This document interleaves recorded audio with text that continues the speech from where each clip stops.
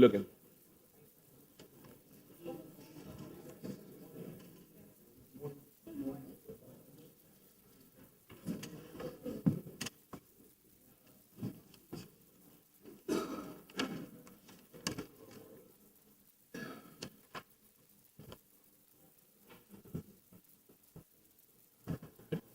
We're waiting for Commissioner. Okay.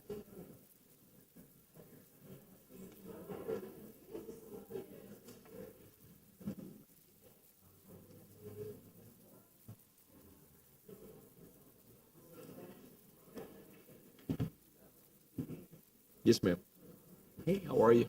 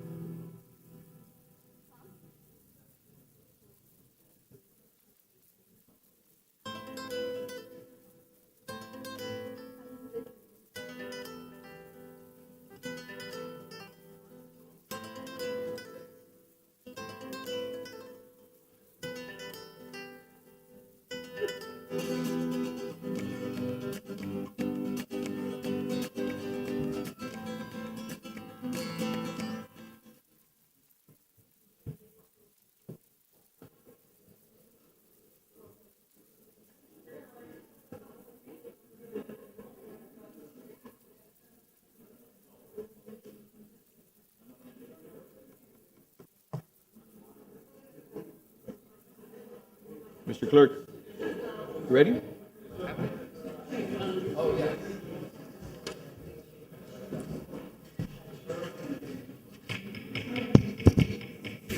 Good morning. Good morning. I'd like to take this opportunity to welcome everyone to the September 13th, 2023 City Commission meeting. It's always a pleasure to have you here. As we've said in the past and we continue to say, it's an opportunity to voice your opinion, to listen to the residents and the business owners, to listen to everyone who has an interest in engaging with the city on all matters. Before we get started, I'd like to thank Chaplain and Leadership Coach Jason Burris from the University of Miami. Please join us. Please join us. It's always a pleasure to have you back here in the City Beautiful. Front and center. Thanks, Mayor Lago. Good morning. It's an honor and a privilege to be here with you again. More importantly, to take a moment to start our day in this meeting together in prayer, which is one of the most powerful tools we have. So as we begin in prayer now, let's pause and be still, breathe slowly, and just recenter our scattered senses upon the presence of God.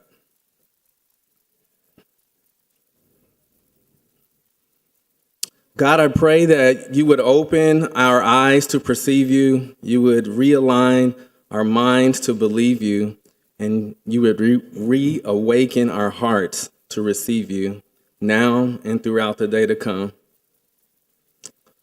James 1:5 in Scripture says, if you need wisdom, ask for our generous God, and he will give it to you. He will not rebuke you for asking. But when you ask him, be sure that your faith is in God alone. Do not waver, for a person with divided loyalty is as unsettled as the waves of the sea that is blown and tossed by the wind. Such people should not expect to receive anything from the Lord. So today we're here for 7 reasons, right? God, I pray that you would bless us with the breath you've given us in our lungs and the blood that's streaming through our bodies, that we would enjoy life, that we would live purposefully, because today is a gift from above and tomorrow's not promised to anyone. Also, I would like to take a second to encourage everyone in this room that's full of leaders and decision makers. God, give us the ability to be effective leaders today. In the words of St. Marshall, the CEO of the Dallas Mavericks, reminded us that effective leadership listens to people, learns,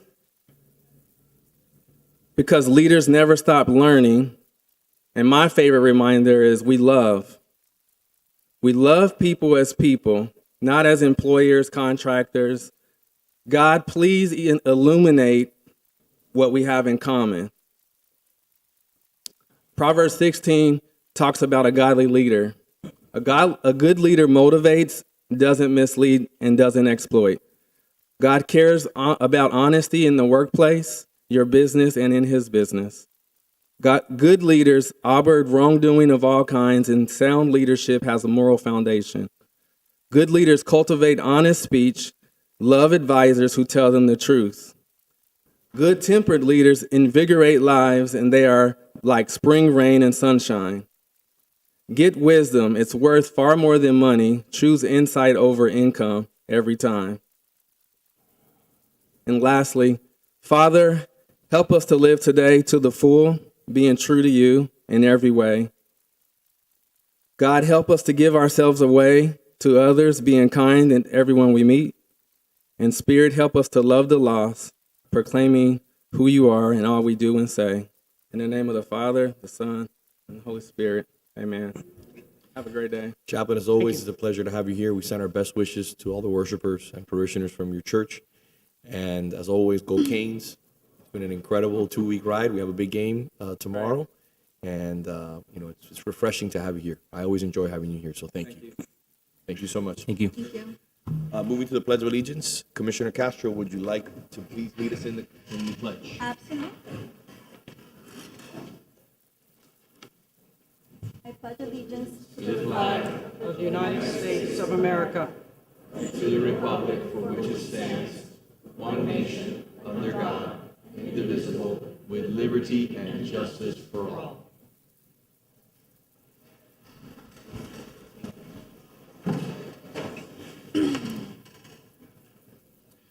I'm going to take a few things out of order just to see if we can speed things along and make sure that certain people are here, have the opportunity to say what they need to say and move on to the next item. Item A1 was going to be at 10 o'clock, but I'd like to see if we can have our senator come up and speak really briefly, if possible. Thank you, Senator. It's always great to have you here. Before you say anything, I want to say thank you for the last 2 years of work. Have been incredible. They've been record-breaking years for the city of Coral Gables in regards to appropriations. The previous commission, has made multiple visits over the last 2 years, along with staff and our lobbying team, 4 times over the last year and 4 times the previous year. And you have been a constant stalwart on behalf of the city.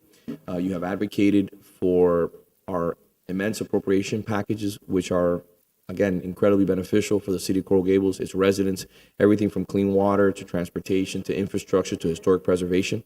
So I want to say thank you for your advocacy. I want to say thank you for always having your door open and, taking my calls at 10:30 at night, 11 o'clock, right before the budget. Likewise. Right before the budget, and the veto pen could potentially come down. I just want to say thank you for that.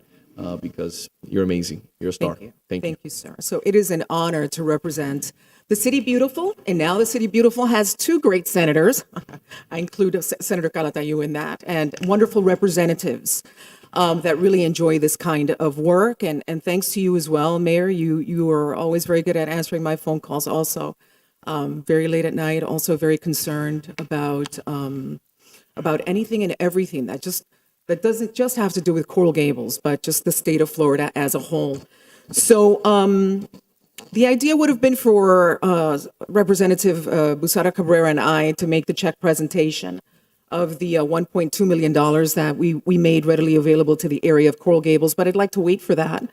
She's away on a trip, and I, they say it takes a village, so I'd like to be able to do that once she returns.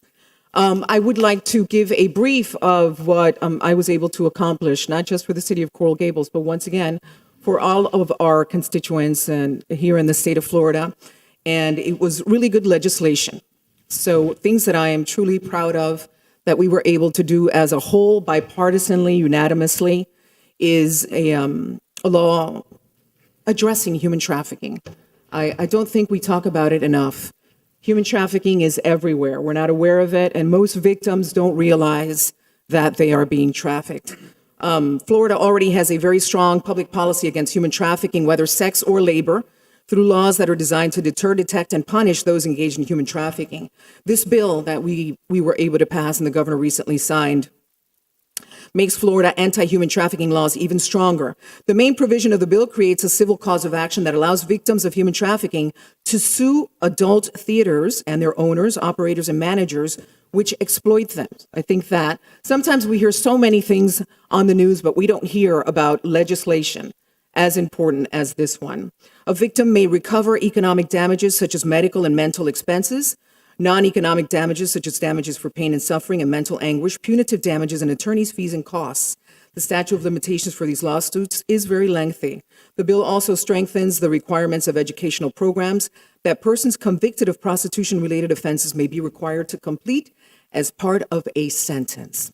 So once again, we cannot emphasize enough how relative, how important it is to discuss human trafficking, because you just never know when you might be innocently participating by not stepping up and saying something about it. So we've come into an era where either we're afraid or we want to be politically correct, and sometimes politically correct doesn't save lives. So I wanted to make that point that we were very proud of passing this bill this year, and hopefully the work will continue.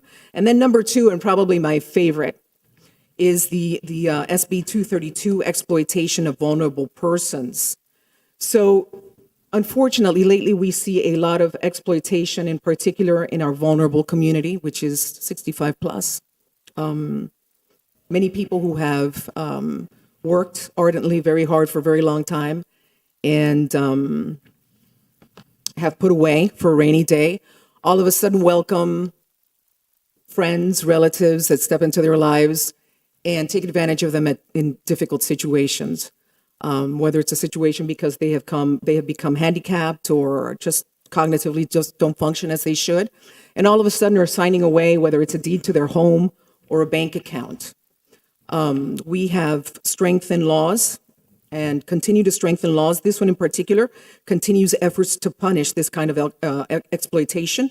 It provides enhanced punishment against a particular population which was only covered before due to cognitive disabilities or physical disabilities. Now the bill provides for enhanced punishment against persons 65 or older. The bill extends the time period for charging elder abuse and elder exploitation, which can be discovered many times, many years after it happens. The bill provides that if the current 5-year limitation period has expired, prosecution of the fraud may be commenced within the 5 years of its discovery. It also authorizes the state to move the court to advance the trial of elder exploitation on the docket and provides for a petition for an injunction for protection of a person 65 years of age or older who is in imminent danger and currently being exploited. Once again, we go back to sometimes being politically correct, and we shouldn't be. Sometimes there are times where we need to step up and just question what's going on. And now, fortunately, we've been able to put in place strong legislation so that we can react to it faster, because it is very difficult to start over after you are a particular age, 65 plus, and it's only fair. It's only fair that we, as legislators, step up and make sure that we take care of our vulnerable community. Also, I continue to do the work in another vulnerable community, which is the foster care system, which I enjoy doing very much. I'd like to extend my help to the community here in Coral Gables if they're still having issues with homeowners insurance. We understand that it is a cumbersome situation. Often I get phone calls from constituents in Coral Gables. They're like, they dropped me. Citizens just dropped me. I don't know why. I can't find anything to replace it, or it's twice the amount of money. If that should happen to you, please feel free to reach out and call my office and use me as a bridge to help you navigate very complicated waters. And they are very complicated and very disheartening at times. We will be working also on some type of property tax relief, trying to find a way to look for caps, once again, in particular for people that are already retired,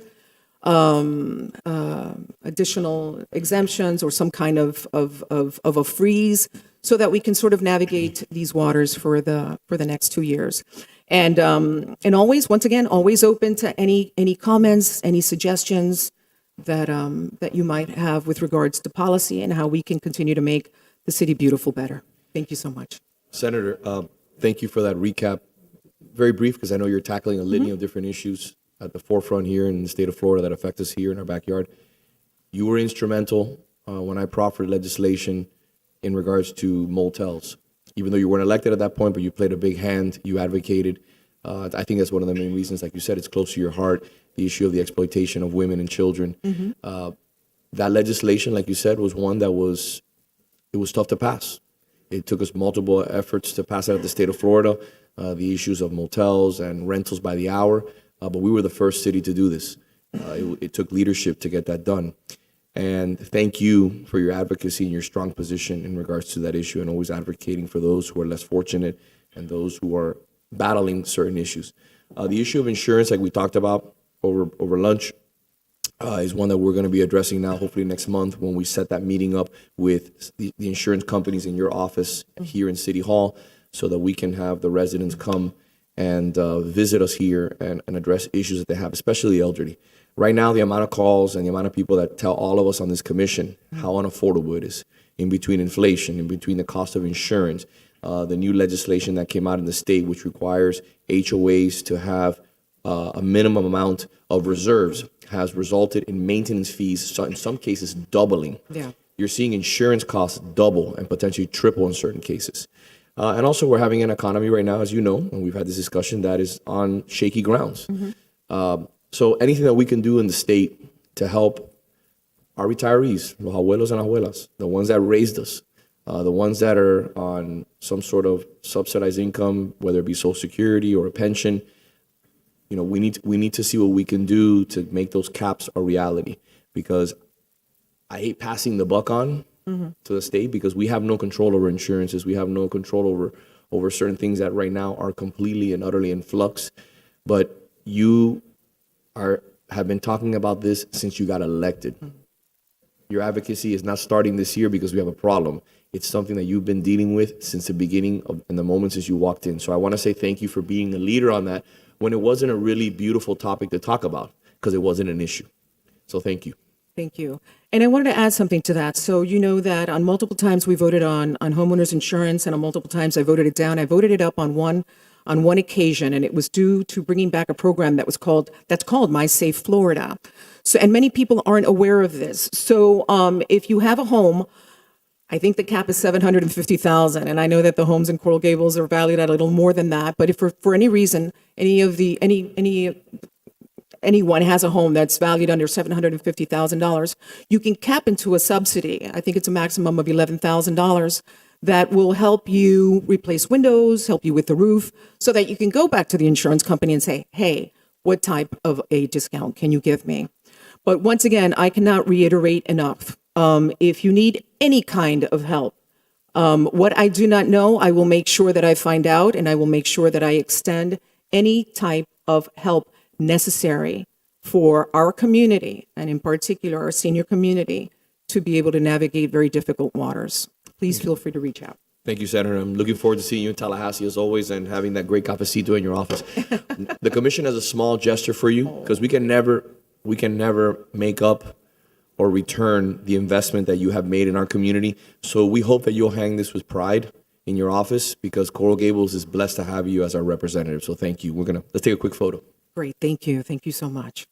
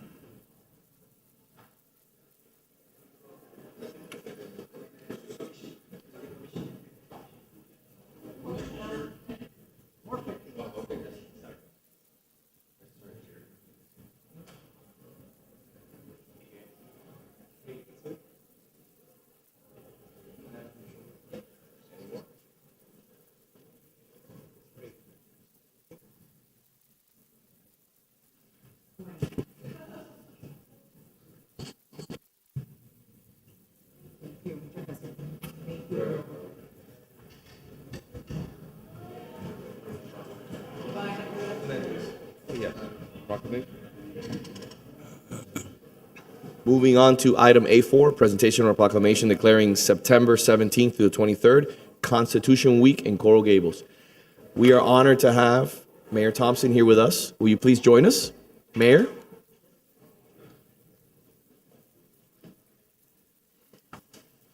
Vice Mayor? Good morning.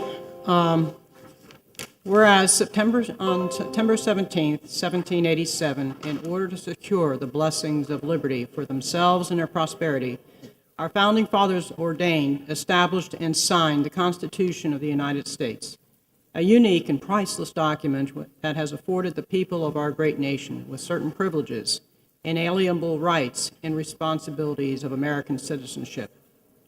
And whereas it is the utmost importance that all citizens understand that the provisions and principles embedded in this priceless document, our Constitution, in order to effectively support, preserve, and defend it against any and all wanted intrusions by the independence which is guaranteed to American citizens, whether by birth or naturalization, should be celebrated.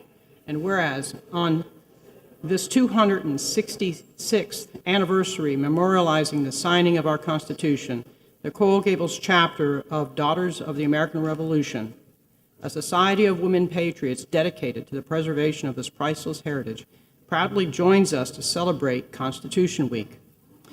And this invaluable legacy left to our founding fathers, whose wisdom and remarkable vision made possible the creation and preservation of this historic document. And whereas emphasizing citizens' responsibilities for protecting and defending the Constitution and encouraging the study of those historical events which led to the framing of the Constitution in 1787 are only two of the reasons why the Daughters of the American Revolution petitioned Congress in 1955 to set aside September 17th through 23rd annually for the observation of Constitution Week. Now, therefore, I, Vince Lago, as Mayor of Coral Gables, along with the members of this City Commission, do hereby proclaim the week of September 17th through 23rd, 2023 as Constitution Week in Coral Gables. Vice Mayor, thank you very much. You know, it's always a pleasure to have Mayor Kaysen, Commissioner Withers, and Mayor Thompson here. I think there is no more important document that frames our liberty and our democracy in this great country, especially as children of immigrants, than the Constitution. So I know that we're here to talk about different things, but celebrating the Constitution today is something that Mayor Thompson, you've always advocated for, and Mayor Kaysen, you and I have had a multitude of conversations about the importance of our liberty, our faith, and our democracy. So thank you for being here.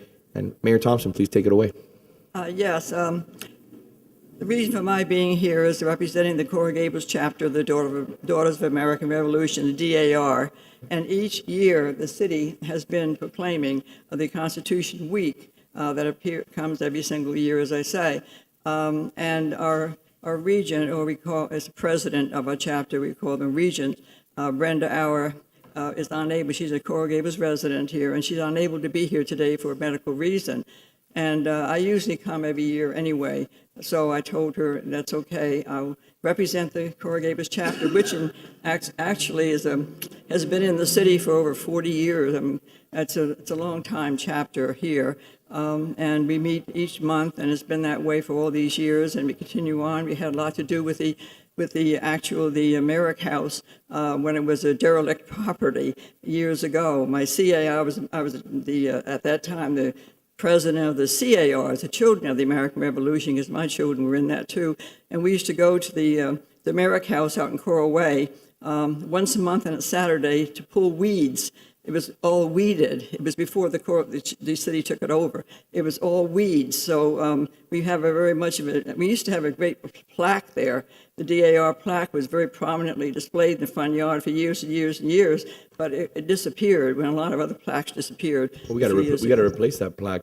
I don't know where it is. We looked for it. We can't find it, but it was there. Let's recreate it if we can with your guidance. Yeah. So anyway, so I'm representing our Coral Gables chapter today. Great. No, I only say that having been a career diplomat and American ambassador for 38 years, I really recognize the importance of the American Constitution. One of the first things we do is we were sworn in by the Senate to defend the Constitution. And when you're overseas and you see the constitutions, which read like encyclopedias around the world, and ours are so simple and basic and has endured without very many changes so many years, it's a testament to the quality of the people that wrote that document. And it's a wonderful thing that the city every year recognizes Constitution Week, because it's the basis of our democracy. Thank you, Mayor Thompson. Send our regards to your board, and more importantly, thank you for always reminding us. Well, thank you very much. Not that we need reminder, but we always could use a little reminder in regards to how fragile our democracy is and the importance of the Constitution. Well, it was by design that I wore red, white, and blue today, of course. And also, I think it's a very appropriate day for you and me to be here, because this commission is facing a lot of problems and decisions, I should say, and problems. And there's going to be a day today that a lot of decisions are going to be made right on target of the Constitution, our democracy, and you can agree with one group or disagree with the other group, but it's all together. And I'm, being former mayor of the city and a former regent, also the DAR here, I'm proud of our city, because you have remained united no matter what. Decisions are made, some are not to the likings of one group or another group, or the citizens come out, it's wonderful. But always be very, very collegiate and very respectful, and that's where I feel too. I will not be here, not that I'm the cop out, when you discuss any of the decisions today, because I have another meeting to go to in a few moments. But nevertheless, I want to say thank you for all your service. A lot of time and effort put into it. I know from personal experience. Thank you all. Thank you, Mayor. I appreciate it. Thank you. Let's take a photo. Thank you. Mayor Kaysen? Mayor Casey, join us. Commissioner Withers. Commissioner Withers. Commissioner Withers, join us. Come on. There you go.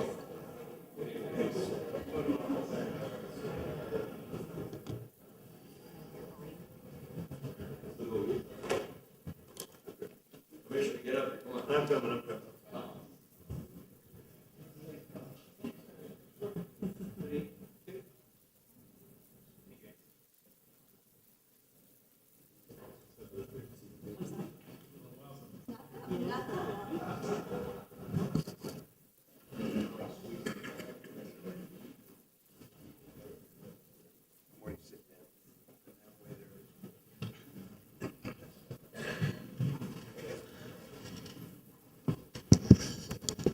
Mayor Thompson, you still got it.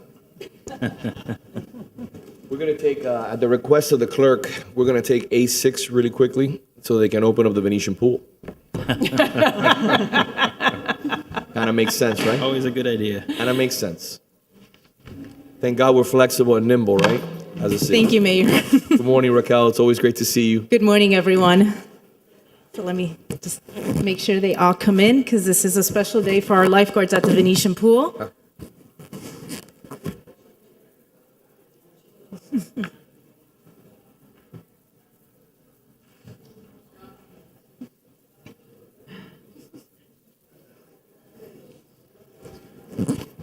So Mayor and Commissioners, as all of you know, we have great employees here at the city that are dedicated and committed to public service. Today, we want to take some time and recognize the lifeguards at our beloved Venetian pool, in particular, the 10 lifeguards that on August 13 sprung into action and their quick thinking and teamwork saved a life.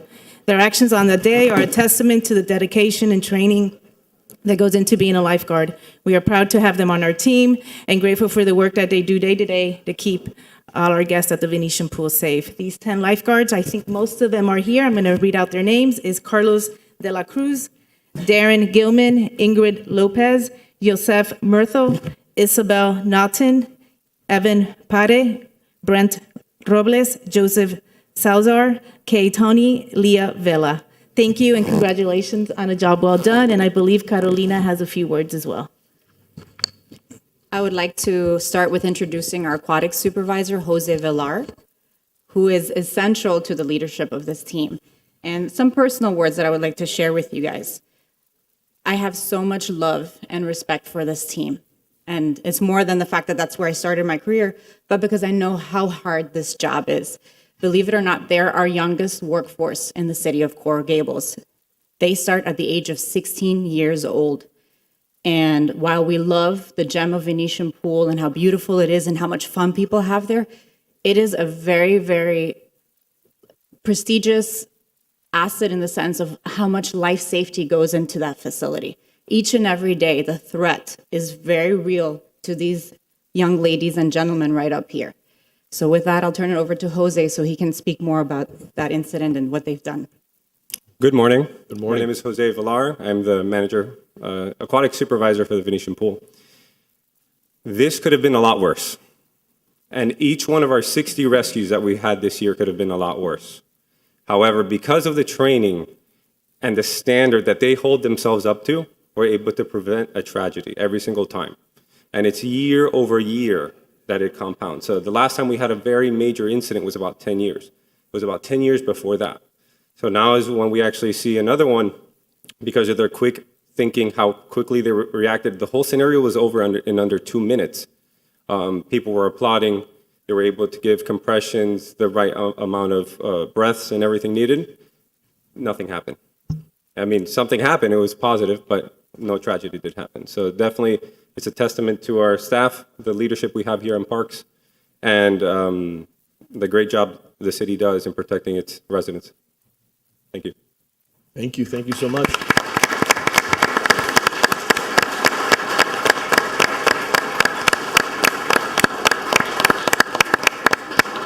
I also just really quickly wanted to give out a recognition to Darren Gilman. He was the supervisor on site that day that responded as the leader of the team.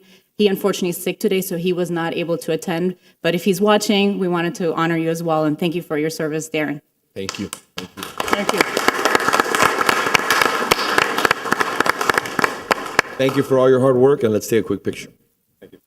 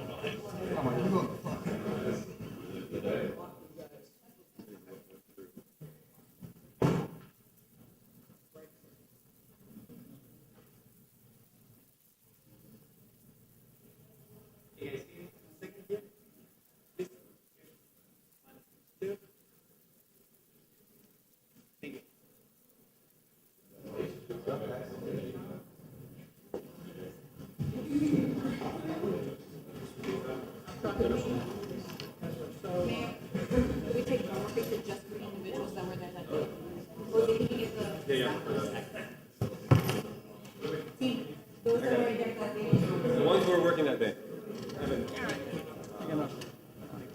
Is this a photobomb session? Photobomb or no? I think there's enough that Yeah. you won't be able to There's see. enough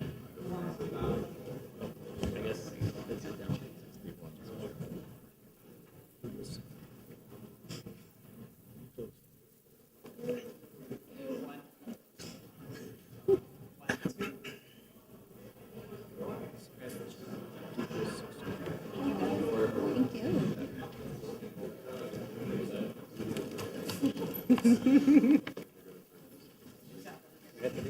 Thank you, thank you.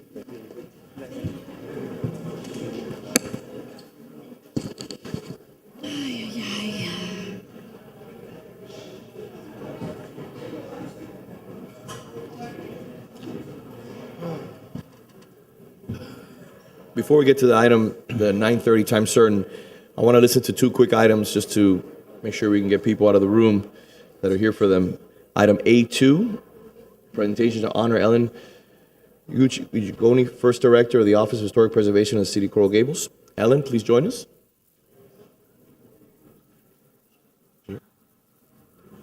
Item A2, for Ellen, for the First Director of the Office of Historic Preservation of the City of Coral Gables. They're not here? All right, we'll come back to that one. We will move on to item F5. It's one of the items that I brought forward, and I wanted to give a little quick update of something that I've been working on with the incredible staff from Miami-Dade County. So please join us. Come up here. Item F5 is an update regarding the Coral Gables Courthouse. So every day as we drove by the courthouse over the last few years, you would notice that it had seen better days. It had seen better days. So I got a contact from a mutual friend of ours, and we reached out and we started having conversations about how can we bring it up to a certain standard, a Coral Gables standard. So I wanted to say thank you for joining us. I wanted to take this opportunity to thank you. Thank you for your hard work. Thank you for listening. Thank you for engaging, and also the county, all the individuals that were involved in the process. And I'd love for you to give us a quick update in regards to where we stand in regards to the upgrades that we've seen currently at the courthouse. Will do. Thank you, Mayor and members of the commission. Thank you for allowing us to be here and to give a little update on this. And as the mayor noted, he did reach out and was concerned about the appearance of the courthouse, and rightfully so. I myself had recently started in the department at the time, and some of the sequencing on that project was out of sync. And so we had the opportunity there to move stuff around and not wait on some of the aesthetic improvements. But in addition to aesthetics, there's also other improvements that have taken place. So without going into too much detail, and you do have, I believe, an attachment to your item that shows the listing of these projects. So what we set out to do was to advance the facade work so that the appearance would look better immediately. There were cracks and other work that needed to be done. So it has been painted and cracks were repaired. Part of the sequencing included the roof. The roof project was a major project, got caught up in all of that supply chain stuff and delays, but over $500,000 worth of work on that roof, plus design. So those are improvements you really don't see, but they're there, right? And it was a major significant improvement. The building, I believe, is from 1950, 1951. In addition to that, now you'll start to see some of the more aesthetic improvements that have to do with the parking lot. And so we're working on those, drainage, signage that is significantly needed. And then finally, landscaping, which is in permitting here with the city already. And we're working on making sure that we comply with everything that's required by the city. And it's something that we definitely want to do. And I think the landscaping will be a significant improvement. That's what's really needed. There's so much you can do to that building. So the landscaping is something we're definitely looking forward to. And also new lighting, which is going to help, and reworking the interior of the alignment of the parking and the curbing in there as well. And we might have worked on it hard, but it's our responsibility to do that. Our mayor as well supported this and making sure that we moved it quickly. So Mayor Danilo Cava was informed, and we made sure to move it up as much as possible. And we'll keep working on it. And if there's anything else we need to address, we're happy to take a look at that as well, Mayor. No, listen, I asked you to come today because I just wanted to share with my colleagues and share with the city that even though this may be a county project, the mayor and I work collaboratively. We had dinner. We talked about issues that are facing the city. I wrote a memo to my colleagues on the commission asking for them to get engaged and to also address and find any other concerns. I mean, I don't catch everything. Trust me, I'm far from perfect. We all are far from perfect. But this is an opportunity with 5 members on the commission and our staff to address issues, for example, that we talked about the landscaping, we talked about the bridges, painting bridges, cleaning bridges, streets that are responsibilities of the county that are seeing issues with asphalt, issues under the underline, a litany of different things that we outline in that memo from my office. And this is one of those examples. And I just want to say thank you to the mayor, and thank you to you, your team. I see Danette, your Yes. friend who's here from the county, was involved a long time ago here in the city of Coral Gables. And she's an incredible asset. So congratulations. But this is for us very important. It's a main thoroughfare in the city. So I know that, just addressing the cracks, painting the building, you don't really see the roof. But now the money that's being spent there and the upgrades in regards that's forthcoming for the landscaping and a few other issues are going to pay huge dividends. And that continues to really set an example of what we expect here in the City Beautiful. That no matter if it's a county, if it's a city's responsibility, or a resident or a business owner's, we have certain standards here, and we need to continue to elevate those standards to hold up our property values. Absolutely. So at the end of the day, the higher our property values are, the city of Coral Gables benefits, but also the county benefits. We pay to the county over $100 million a year in taxes. So I think it's really beneficial, and it's a great thing what you did, and I look forward to seeing the outcome of the exterior work. Do you know when the landscaping is going to go in? It's a matter of just getting the permit approved. We do. From not from us, right? Yes, but it's working. It's fine. We have a meeting scheduled. It's no complaints. We have a meeting scheduled next week on the 19th to sit down with your reviewers to go over the actual plan. We're fine. So if I may ask on behalf of the commission, and Mr. Manager, will you do me a favor? Will you assign somebody from your office to make sure that they attend that meeting? Maybe the ACM or Anami or anyone to make sure that somebody's in that meeting so we can push that forward. And Yes, we will, Mayor. all right. Additionally, the permit for the parking is also in the works too. So we want to sequence that parking first so it doesn't mess up the landscaping. So parking first and then the landscaping. But yes, so we can reach out to your staff as well and coordinate on that. All right. Well, thank you very much for being here. Thank you so much. Good luck today. Thank you. Thank you. Moving on to item E3, which is time certain for 9:30. Mr. Clerk. Mayor, Yes, Mr. Mayor. may I read it please into the read it record? into that. E3 is an ordinance of the City Commission amending Section 1, Creation, Composition, Election, Terms, Vacancies, Qualifications, and Section 1.1, Runoff Election of Article 1, City Commission and Mayor of the City Charter to change the date of the general election from April 8, 2025 to November 5, 2024, and to change the date of all subsequent elections, providing for a 4-month reduction of existing terms of office, moving the runoff election to 4 weeks after the general election and moving the swearing-in date to 5 weeks after the general election, amending Section 3, Election to Office, Commission as Judge of Qualifications, Requirements, Ballots, Canvassing, and Qualifying Periods, amending the qualifying period, adopting such charter amendments pursuant to Section 100.3605, 101.75, and 166.0214 Florida statutes, providing for repealer provisions, severability clause, codification, and providing for an effective date. This is a public hearing item. Thank you, Madam City Attorney. Mr. Clerk, Yes, Mr. Mayor. and we hear from the public, please. Okay. First speaker is Maria Cruz. If I may ask, as a courtesy to the commission, we have a really long agenda today, and to all of the speakers who are here today, I called for a 9:30 time certain because I wanted to make sure that it wasn't in the middle of the day and that everybody had an opportunity to speak maybe before they headed to work. So if we could try to be as brief on both sides of the issue, whether you're in favor or you're against, because I want to make sure that everybody has an opportunity to speak whatever they may want to say, and that they don't leave as a result of us going over the time. We also have a 10 o'clock time certain item and further issues that we have to address. So thank you. Ms. Cruz.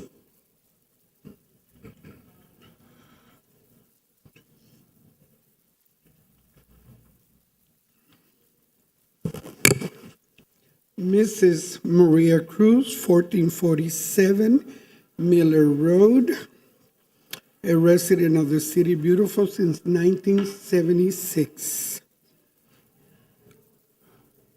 Sometimes I wonder why we promise and don't deliver.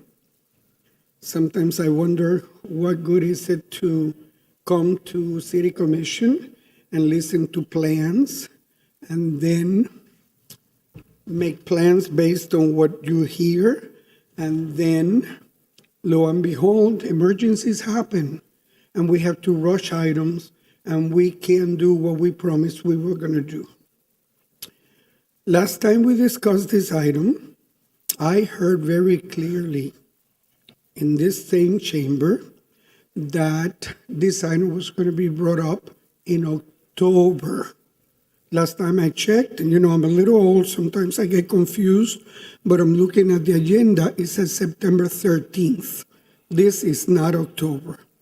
And the reason for that, if I remember correctly after watching the video, was to give an opportunity for people to have, I think they called it a sunshine meeting or some kind of town hall meeting, so we could listen to the population, to the people that happen to pay the taxes in this city, the people that go to elections, the people that expect election results to have consequences. And something must have happened. I don't know whether we had an earthquake, a hurricane, or something major happened that now we have to address it without doing what we said we were going to do.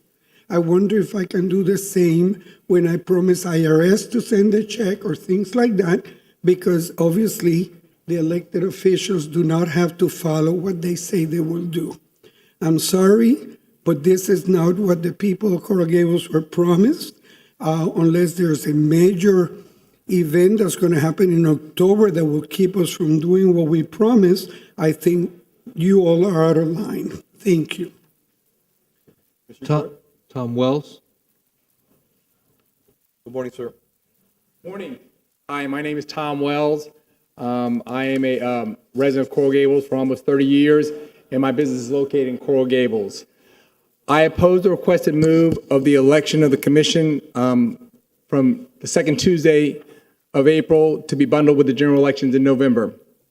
I've exchanged emails with Commissioner Anderson as the reasons for my disapproval, as well as including some of those comments in a recent Gables Insider article. To summarize, I'm against the change because I'm in favor of informed voters, not quantity of voters.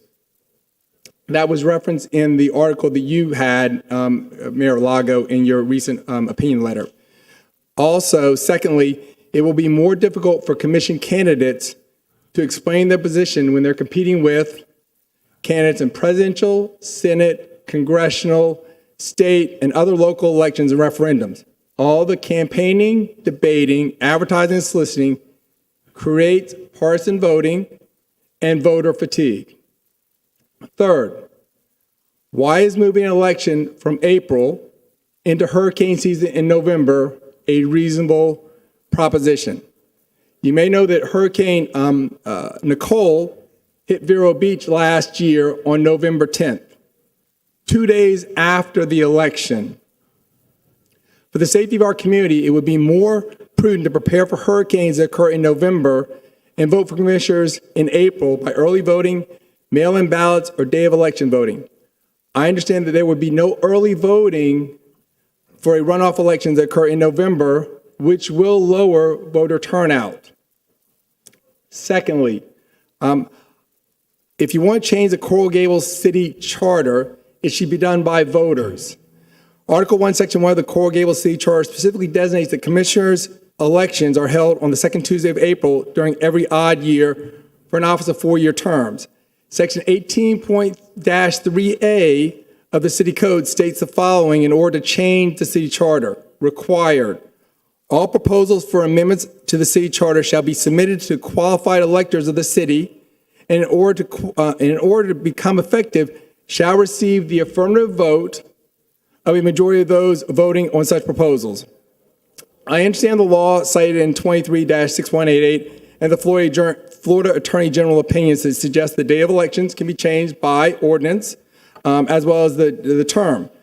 However, Section 166.03 Imparend 2 of Florida statutes titled Charter Amendments provides that a charter can only be changed by a majority of the electors voting in referendum on such amendment.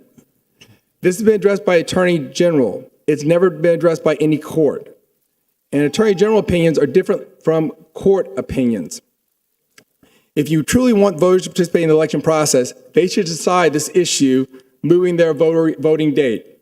Finally, The voters in South Miami were given the opportunity in 2020 pursuant to a special election to determine whether to change the election day of their commissioners from February to November and increase the term of those commissioners by 9 months. Despite assertions that there is unanimous approval or nearly unanimous approval to change the day of the election, over 1/3 of those voters, 2,050, voted against changing the date of the election. Why is this commission treating Coral Gables voters differently than South Miami voters, and unilaterally seeking to move the election into hurricane season and shorten the terms of commissioners? If you must change the day of elections, I would strongly prefer the right to vote with the Coral Gables residents on this important issue. Thank you very much. Thank you, sir. Very informative, thank you. Nicolás Cabrera. Good morning, sir. Good morning, members of the commission. Morning. Good morning. For the record, my name is Nicholas Cabrera, and I reside at 45 Antia Avenue, Coral Gables, Florida. And I am born and raised in the city of Coral Gables. I'm sure many of you already know that. Prior to the August commission meeting, I sent each of you a letter expressing my concerns regarding agenda items E8 and E9, both of which pertain to the change of date for the Coral Gables municipal election. To be clear, my concerns do not lie with changing the date. In fact, I am unequivocally in support of moving our city's municipal election from April to November. My concerns at the time pertained to the extension of terms, which would have come because of item E9. I applaud Vice Mayor Anderson and Mayor Lago for their leadership, for their leadership and for taking the charge in supporting the more ethical choice, electing to reduce their terms by 4 months instead of extending them by 20. I would also like to extend my gratitude to Commissioner Menendez for voting in favor of this item with his constituents. I feared at the time that some of the members of this commission would attempt to extend their terms. This is not only an ethically wrong decision, but an undemocratic method to hold on to a position of office. I'm glad our commission made the right choice in the end. However, over the last week, an opinion editorial has been published multiple times through different media outlets titled, "The Battle for Coral Gables, Protecting Your Voice." This letter, written by Commissioner Melissa Castro, makes the argument that by changing the election to November, our voices will not be heard. I'm curious, why won't our voices be heard?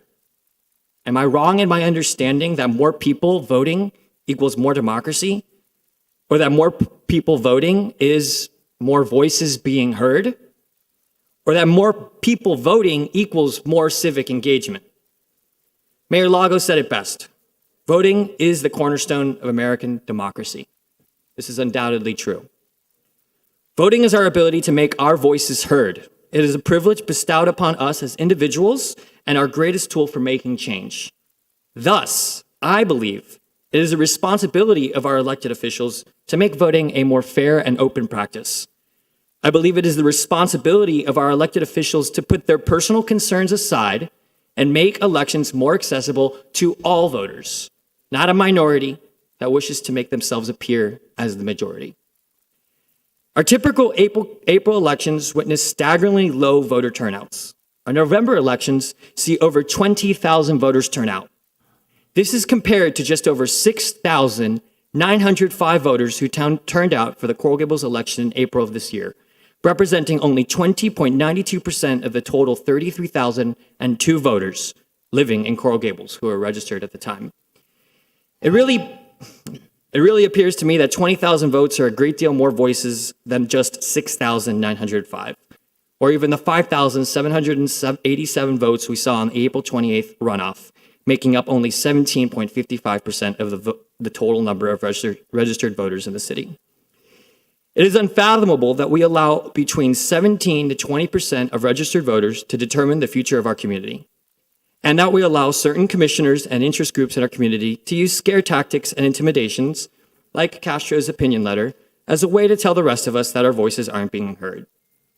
There are countless reasons for moving the election to coincide with the midterm and national elections in November, none of which will become a detriment to our democratic process.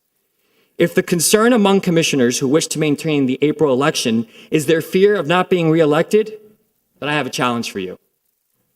Commissioner Castro, there are 4 years left in your term. You have 4 full years to demonstrate to the city voters why they should reelect you.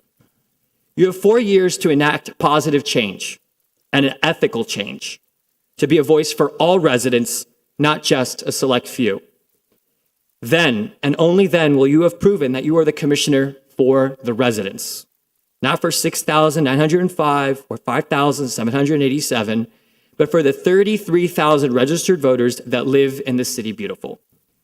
That's when our voices will truly be heard. You have 4 years to make the difference. Some of you have 2. But that's what true and honest democracy is built upon. Having the faith in your electorate to choose you again when the time comes, and for them to have faith in you to make the difficult choices that will create a brighter future for Coral Gables. Thank you. Thank you. Thank you. Attorney Torrey. Thank you. Before we move on to Mr. Torrey, I'd like to be clear again, please, let's try to keep it within the 3 minutes. 'Cause again, I don't want to hear that one side got more time than the other. The previous gentleman got a little bit over a minute. Mr. Cabrera got over a minute and 40 seconds. So let's just be respectful of the residents' time. Mr. Torrey, I apologize. Good morning, Mr. Mayor, Commissioners, City Manager, City Attorney. I think Nicholas said everything that needed to be said. His statement will be much broader, but basically I'll be saying the same thing much more succinctly. This is a political item coming forward, and I think you guys need to, or you should, look at this as what's best for the city and what's best for the long term of the city. To have 25,000 voters never show up or be there, it's not a good thing. I think Nicholas said exactly what needed to be said. There's 7,000 people determining the outcome of every election.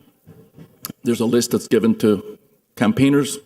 You walk the same houses every year, doing the same thing, trying to get the 4,000 votes. That needs to break. It's not just, it's not the best way to do this, in my opinion. So I'm in total favor of this change. I think it's a good thing.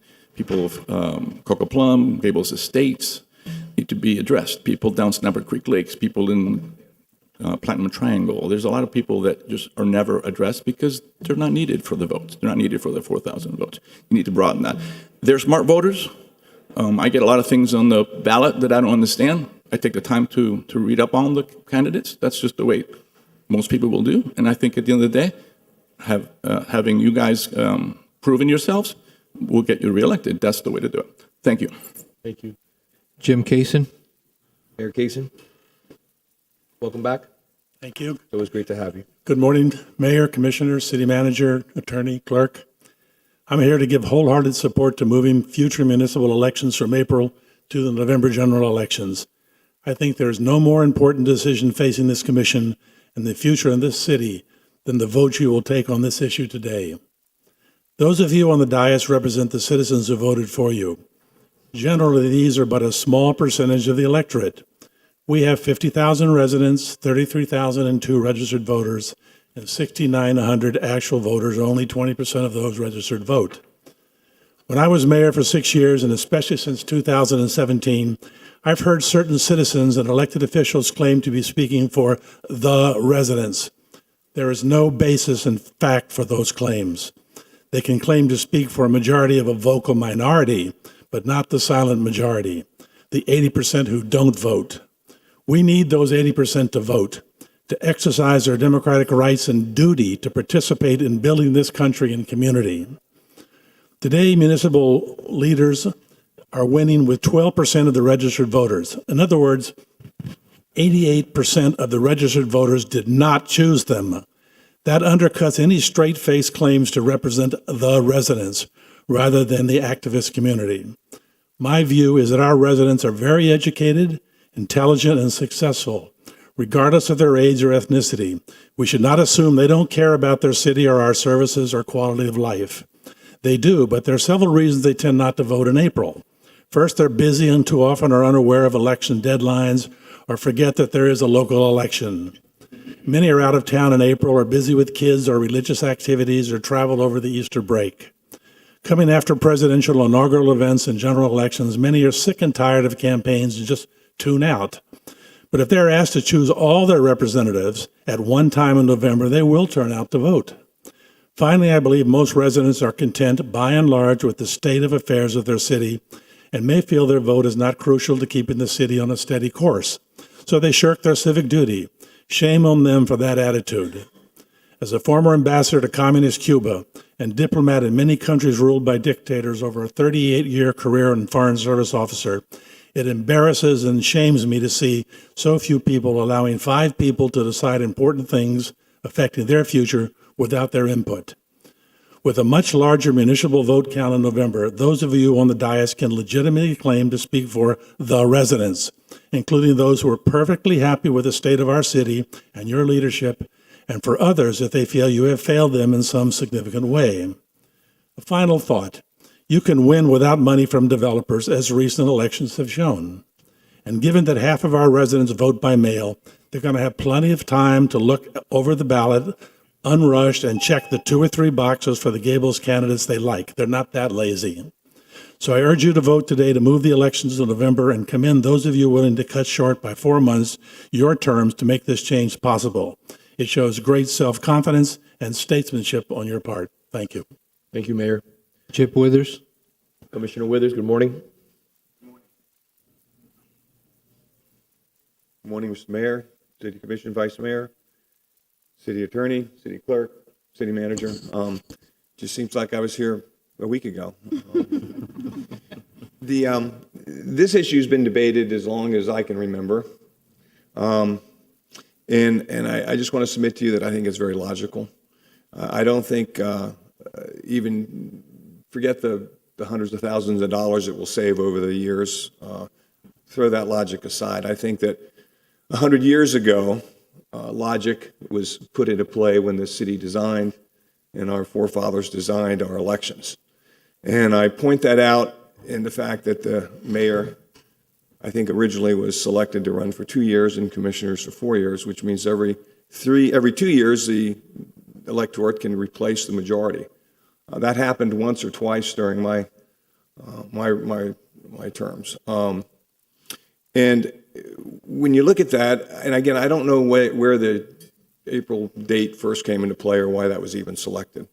But I certainly believe that people support the fact that the reason the mayor runs for 2 years and the commissioners runs for 4 years is that means every 2 years the population will turn out to vote. It's very obvious that in the years that the mayor is really not up for re-election or runs without opposition, that the turnout is very low. So logically, I think if there's any way at all possible that, and I, go back to our forefathers again, to increase voter turnout, whether through staggered terms, or in this case, being able to move the date to a time when we're going to have the largest voter turnout. I think that's the logic that was put into play many, many years ago. I support it. I understand the previous speaker's concern about voter fatigue. I suffered it. After the third day of receiving 4,000 pieces of mail in all different shapes and sizes and photographs, pictures of families and dogs and kids, which are great. I think after the first couple, you just kind of put in the back of your mind that those that come in the future are not the ones you're going to look at much more anyway. But I do firmly believe that the citizens of Coral Gables, the residents of Coral Gables, have the intelligence, have the concern, and definitely would turn out in record numbers if we move this election to November. Thank you, Commissioner. Thank you. Appreciate you being here. Mr. Clerk? Annie Betancourt. Good morning, Ms. Betancourt. Thank you for being here. Is it okay here? Good morning, Mr. Mayor, Vice Mayor, Commissioners. My name is Annie Betancourt. I'm a resident of Coral Gables, and I first registered to vote here in 1972, so this is very dear to my heart. I'm here today to present an argument in favor of moving the date of the municipal election. Coral Gables has a population of roughly 50,000 people, and it enjoys a healthy and open government. Economic indicators for the city show that it has a highly educated population. According to demographics, data from the American Community Survey of the U.S. Census, 72% of the residents have completed college degrees, college education, and the median household income is that of $115,000 annually. Just to compare statistical data of educational attainment and income level with other cities in Miami-Dade County, this is not a banana republic. We have an educated population who understands the difference between local, state, and federal government. Do not underestimate the voters of Coral Gables. They are informed, but they forget to vote in April. There are 34 municipalities in Miami-Dade County, from Doral to Pinecrest to Homestead. Recently, the city of Doral and Miami Lakes moved their elections to November. And to the best of my knowledge, voters have not suffered any depression or psychological trauma because of the change of dates. In speaking with the supervisor of elections, a change would make sense, and it would likely increase voter participation in the election if the elections were held in November. Do not be fooled by flimsy or weak arguments. Voter turnout would increase significantly in November because there is enthusiasm to participate. The key to a healthy democracy is citizen participation. Access to the ballot box is the cornerstone of our form of government, while apathy and voter suppression denies our most basic freedom. Please facilitate access by moving the date to November. Thank you so much. Thank you very much. Madam, Mr. Clerk? Samuel Lawson. Morning, sir.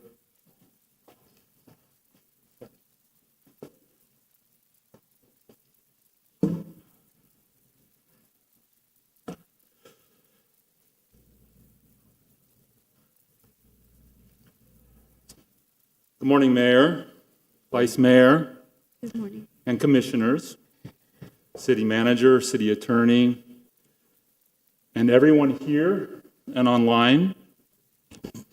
My name is Samuel Lawson. I'm a Coral Gables citizen. For over 10 years now, I reside at 450 Camilo Avenue. Some of you here know me, as I've been here to speak several times on pressing matters. In the past, I represented a fairly significant consortium of homes and the church that directly abut the Coral Gables Youth Center, where I live. I've been here fighting off potential tax rate increases and advocate the opposite, a lowering of tax rates as a mechanism to increase growth and literally increase overall tax revenue to the city. A lesson I hope by now we have learned after 200 years of U.S. economic data. And now I see in your last email, Mayor, you have come out and publicly stated you advocate a millage reduction. I thank you for initiating this bold push. You are again correct and inspiring in your leadership. I've also been here fighting with Rhonda over where to build a dog park. And I didn't want it built directly across the street from my house. Rhonda and I actually bonded and became good friends over that. And I'm serious. Rhonda, you are one of the best, most dedicated people and public servants I've ever met in my life. And you'll be happy to hear the irony. My wife now has 2 new puppies coming in a couple of months, so I cannot thank you enough for the new dog run you pushed so hard for at Salvador Park. But with all that said, like the other speakers recently before me who all said it in their own individual eloquent ways, I come here today to speak on a matter far, far, far more important. In fact, it is the most important matter that could ever exist in a free society, which is the right to vote and the fairness of a clean vote. And what we always aim for under that front to nourish a strong, thriving democracy is very simple. More voters. The more voters, the better. The more voters, the greater the Democratic input.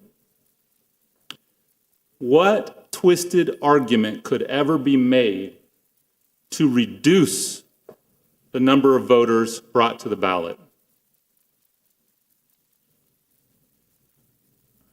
In fact, what is more American than having, if we could, every single eligible citizen in the United States show up and vote for national and local elections?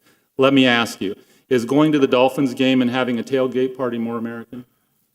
No. How about the Thanksgiving holiday? Is that more American? No. What about the entire American military? Is that more American than having every citizen possible come out and vote? Absolutely, unequivocally, no. A strong military not governed by a free democracy would only become a corrupt police force employed for tyranny and fascist gains, as we've seen, unfortunately, all over the world.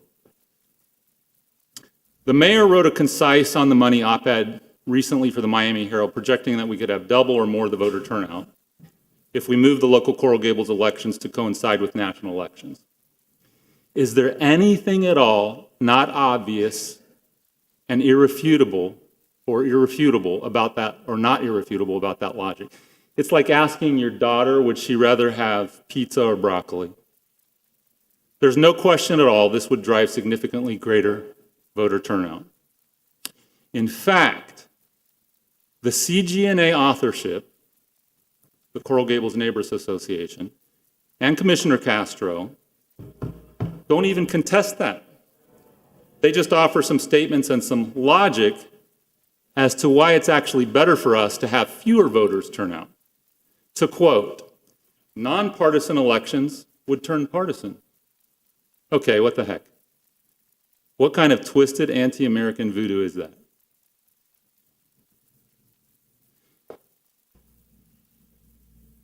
I'll tell you what it is. It's a watered-down version of election interference designed to minimize the local voter turnout and load it with those that digest the CGNA's very partisan, inflammatory propaganda, which is exactly, by the way, what happened in the last election when Commissioners Hernandez and Castro, with almost zero political or professional resumes, got elected. But it gets worse. I wrote an email last night to the commissioners and with a copy to the city clerk last night. My concern and adamant position that we need to take action as a community against the recent email that went out from the CGNA authorship, which asserted that Mayor Lago and the other veteran Coral Gables leaders, so I would suppose that to be Vice Mayor Anderson, Commissioner Menendez, and whoever else, city manager, who else? Police, are corrupt and dirty and trying to get more voter turnout in order to stay in power. And I quote from the email, this is nothing but a ploy by the already dirty to stay in power and keep the residents from having a voice. That statement reached how many people? 15,000, 20,000? How many people did it reach? In my email to the mayor and the commissioners last night, I wrote, under 18 United States Code, Section 1001, it is a federal crime to make false and fictitious or fraudulent statements or representations. Now, while the First Amendment protects speech criticizing public officials against even civil defamation liability, it does not protect against an actual malice and knowingly making false public statements or recklessly disregarding that a made statement was false. The efforts by the CGNA authorship and their recent email distribution associating dirty money with the idea of moving the elections to November is thus, hello, those who would promote it, Mayor Lago, as per his op-ed, is, in my opinion, very clearly intentional, thought out, though amateurly veiled, jab, attack directly against Mayor Lago, in effect, associating him and his team, his supporters, and his constituency with dirty money, which is harmful and reckless. So according to the CGNA, those who are in power and who may vote yes for this pragmatic rewriting of democracy in Coral Gables are already dirty. Where's the proof that the mayor or the vice mayor and all the veteran commission or Commissioner Menendez or the city manager? Where's the proof in court that they're dirty? Has anything been proven? This is not speech protected by the First Amendment, in my opinion. It's not. In fact, these intentional, unfounded, slanderous representations on the scale of the CGNA readership is therefore quite magnified, dangerous to the community and its perceptions and its vote. So, I also ask if there were any commissioners complicit in that message, that unfounded, unproven, and harmful statement, that they come forward. I know that Commissioner Castro's picture and statements about the election were front and center, only an inch below this attack. My question is, was Commissioner Hernandez complicit in this messaging as well? Today, I'm asking all 5 of you to vote in favor of moving the elections to November. But in reality, Commissioner Menendez, may I say, Kirk, I'm looking to you. I think it's pretty clear how the mayor and the vice mayor will vote, and it seems pretty clear how the other 2 commissioners will vote. So I think you'll be the tie-breaking vote, though I hope it's 5-0. We need you, my friend, now more than ever, to enable a true democratic process. In my opinion, this is not a ploy by you or by Vince or Rhonda or anyone to corruptly stay in power. I've seen the 3 of you give your lives and blood to this city. In my opinion, this is a strategic move on your part to bring more voters who are out there busy as hell working every day, who pay the bills around here and who don't have time to pay attention and to be glued to local politics, but will in fact show up in droves at the national election cycle. My parting comment is this. If you have not noticed, I'm wearing today a lapel pin, a red lapel pin. I got it at the Memorial Day ceremony at the Coral Gables Youth Center a few years ago, which you've done so much to build and cause to flourish. It's called the red poppy, or the remembrance poppy, and it's been a symbol of lives lost to war since World War I. I bring today their memory to bear. I don't believe for one moment they laid down their lives and died for nothing less than the complete freedom to vote and the possibility that as many people as possible could vote and should vote. Thank you for your time. Thank you. Gordon Sokoloff. Before Mr. Sokoloff, Doctor, please come up. I ask you, everybody, to please respect the time. I'm keeping tabs up here in regards to on one side and the other and how much excess time has been granted. So I just ask you to please, and at the end, I'll recap so that you can't say later that we weren't fair. We try to do this as fairly as possible. So, Doctor, come on up, please. Nice to have you. Good morning. Hi, good morning. I'm wearing my CGA button. I hope I don't get stabbed in the back. I belong to the CGNA because I had founded the Ponce Leon Neighbors Group, which in my mind, those are grassroots efforts for neighbors and residents to coalesce around local causes. And those residents and those groups have campaigned for many of you, all of you, as a matter of fact, at one time or another, walking the blocks. And I can tell you that partisanship is not a part of community politics. It hasn't been historically. And the other thing that you're forgetting about is if we're trying to do something nefarious or covert, is no one is trying to do anything. We just want to keep things as is. You're actually looking to undo something that's been historical to Coral Gables since its inception. So you can look at George Merrick and you can ask, why did you have these elections in April or in the spring?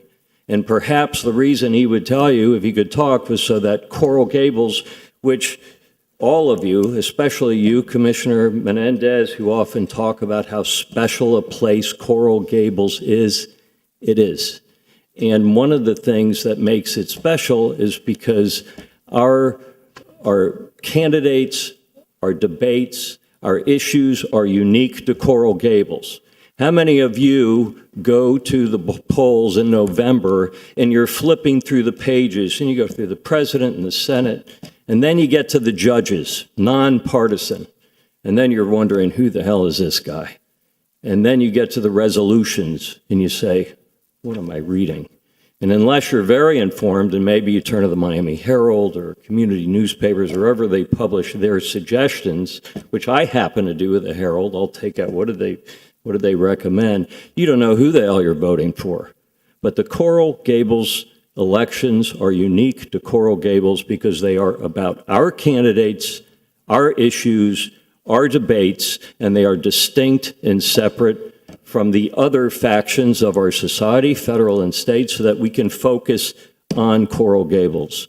And while other municipalities are falling into line with many others that align themselves with federal elections, Coral Gables remains distinct and it remains separate.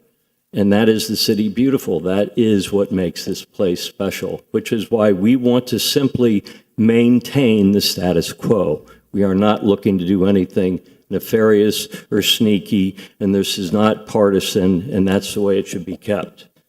I want to make sure I didn't miss anything. Thank you.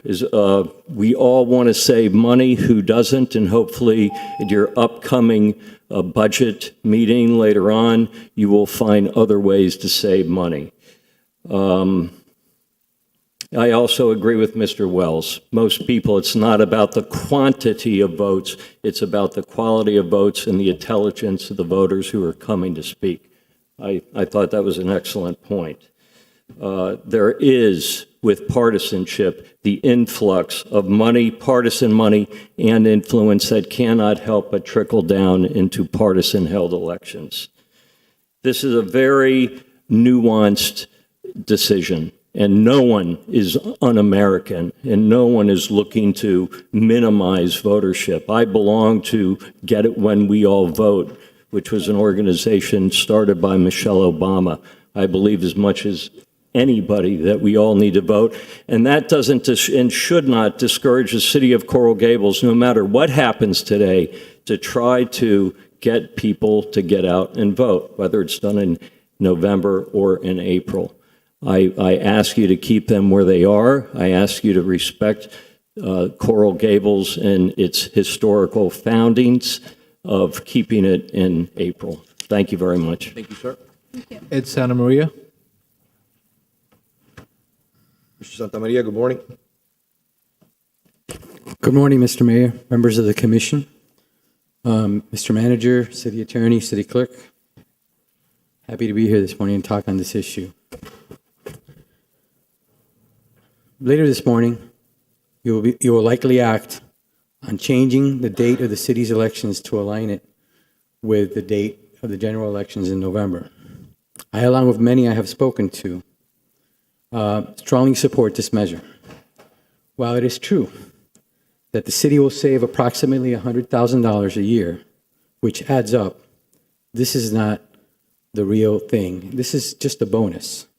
The real win is the increased civic engagement by way of greater participation and significantly increased voter turnout that moving the elections will generate. The principles of our representative democracy hold the vote as sacrosanct. Clearly, when more of the electorate participates, the community benefits. Greater participation in our elections means greater community input into this fundamental process. I have heard the arguments of those that stand in opposition. They say that the electorate will lose focus on issues germane to our city, that our city's political processes will degrade, that poorly informed voters will be given a voice, that moneyed special interests will dominate, etc., etc. These beliefs are misplaced. The Coral Gables electorate is comprised of educated individuals that have the bandwidth to focus on election cycle issues, wherever they may be on the ballot. Our political processes will only strengthen with greater civic engagement. When you make any vote undesirable, be they well-informed or uninformed, you raise the specter of voter suppression. Lastly, with greater voter participation, the potential influence of special interests is diluted. In closing, I urge you all to cast a vote in favor of November elections. It is the right thing to do. It is the right thing to do because it will generate greater voter participation and promote community engagement, which are undoubtedly in the best interest of our great city. Thank you. Thank you, sir. Lourdes Sabadin. Good morning, how are you? Thank you for being here. My pleasure. Good morning, Mayor, Vice Mayor, Commissioners, Mr. Clerk, and Attorney. My name is Lourdes Abedin, 55 Merrick Way. I'm here to speak on behalf of item E3 and moving the election to November. To not waste any of your time, I'm going to tell you that I agree with all the speakers that have been pro-moving the election, but I did want to tell you a small story. I was born in Cuba. I was a young girl and lived under a communist regime. When I came to the United States, I was very taken aback about the lack of patriotism I saw with my fellow students. While the allegiance was going on, everybody was talking, sitting, nobody was paying respect. And I was very alarmed about this. So I think whatever we do to get voters to come out and vote is something we need to do. We need to hear from the people. Otherwise, we're going to end up like many of the communities where we have people fleeing into Miami-Dade County to run away from places where they don't have a say in their government. There is nothing special about a city that only has a 17% voter turnout. Thank you. Thank you for being here with us. Thank you. Alicia Fernandez. Fernandez, good morning.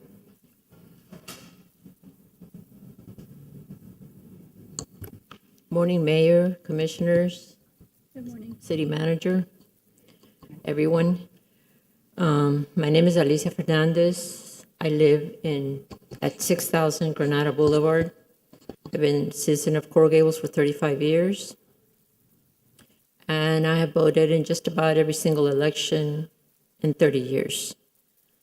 I'm going to keep it short. I agree with many of the previous speakers that are in favor for the November, moving the elections to November. I have a few things I would say. Many residents do not even know elections are going on when held in April. The move to November elections will allow more residents to vote and will result in much more awareness that there is in the city elections going on now. I know many residents that do not vote unless there is a mayor in the ballot in the city of Coral Gables. Why are you satisfied with fewer residents going to the ballot rather than more residents being able to vote? And that is our democracy, freedom to vote or to elect who we want. November voting will definitely bring more voters out and enthusiasm will be higher. I know I have been at the precincts and seen the difference in number of voters, April versus November. Residents should be involved and more exposure to the awareness of city elections, more residents will go out to vote. Changing elections to November does not disenfranchise those that can't go and vote. They will vote in November. Who cares if someone raises more money than others? You really think that will change the outcome of an election? What are you scared about? The ones that don't want to change to November. Nothing to be scared about. Everybody deserves to be heard. And I urge you to vote for the change in the November elections. And thank you very much. Thank you very much. Mr. Clerk? Laureano Cancio. Mr. Cancio? Good morning.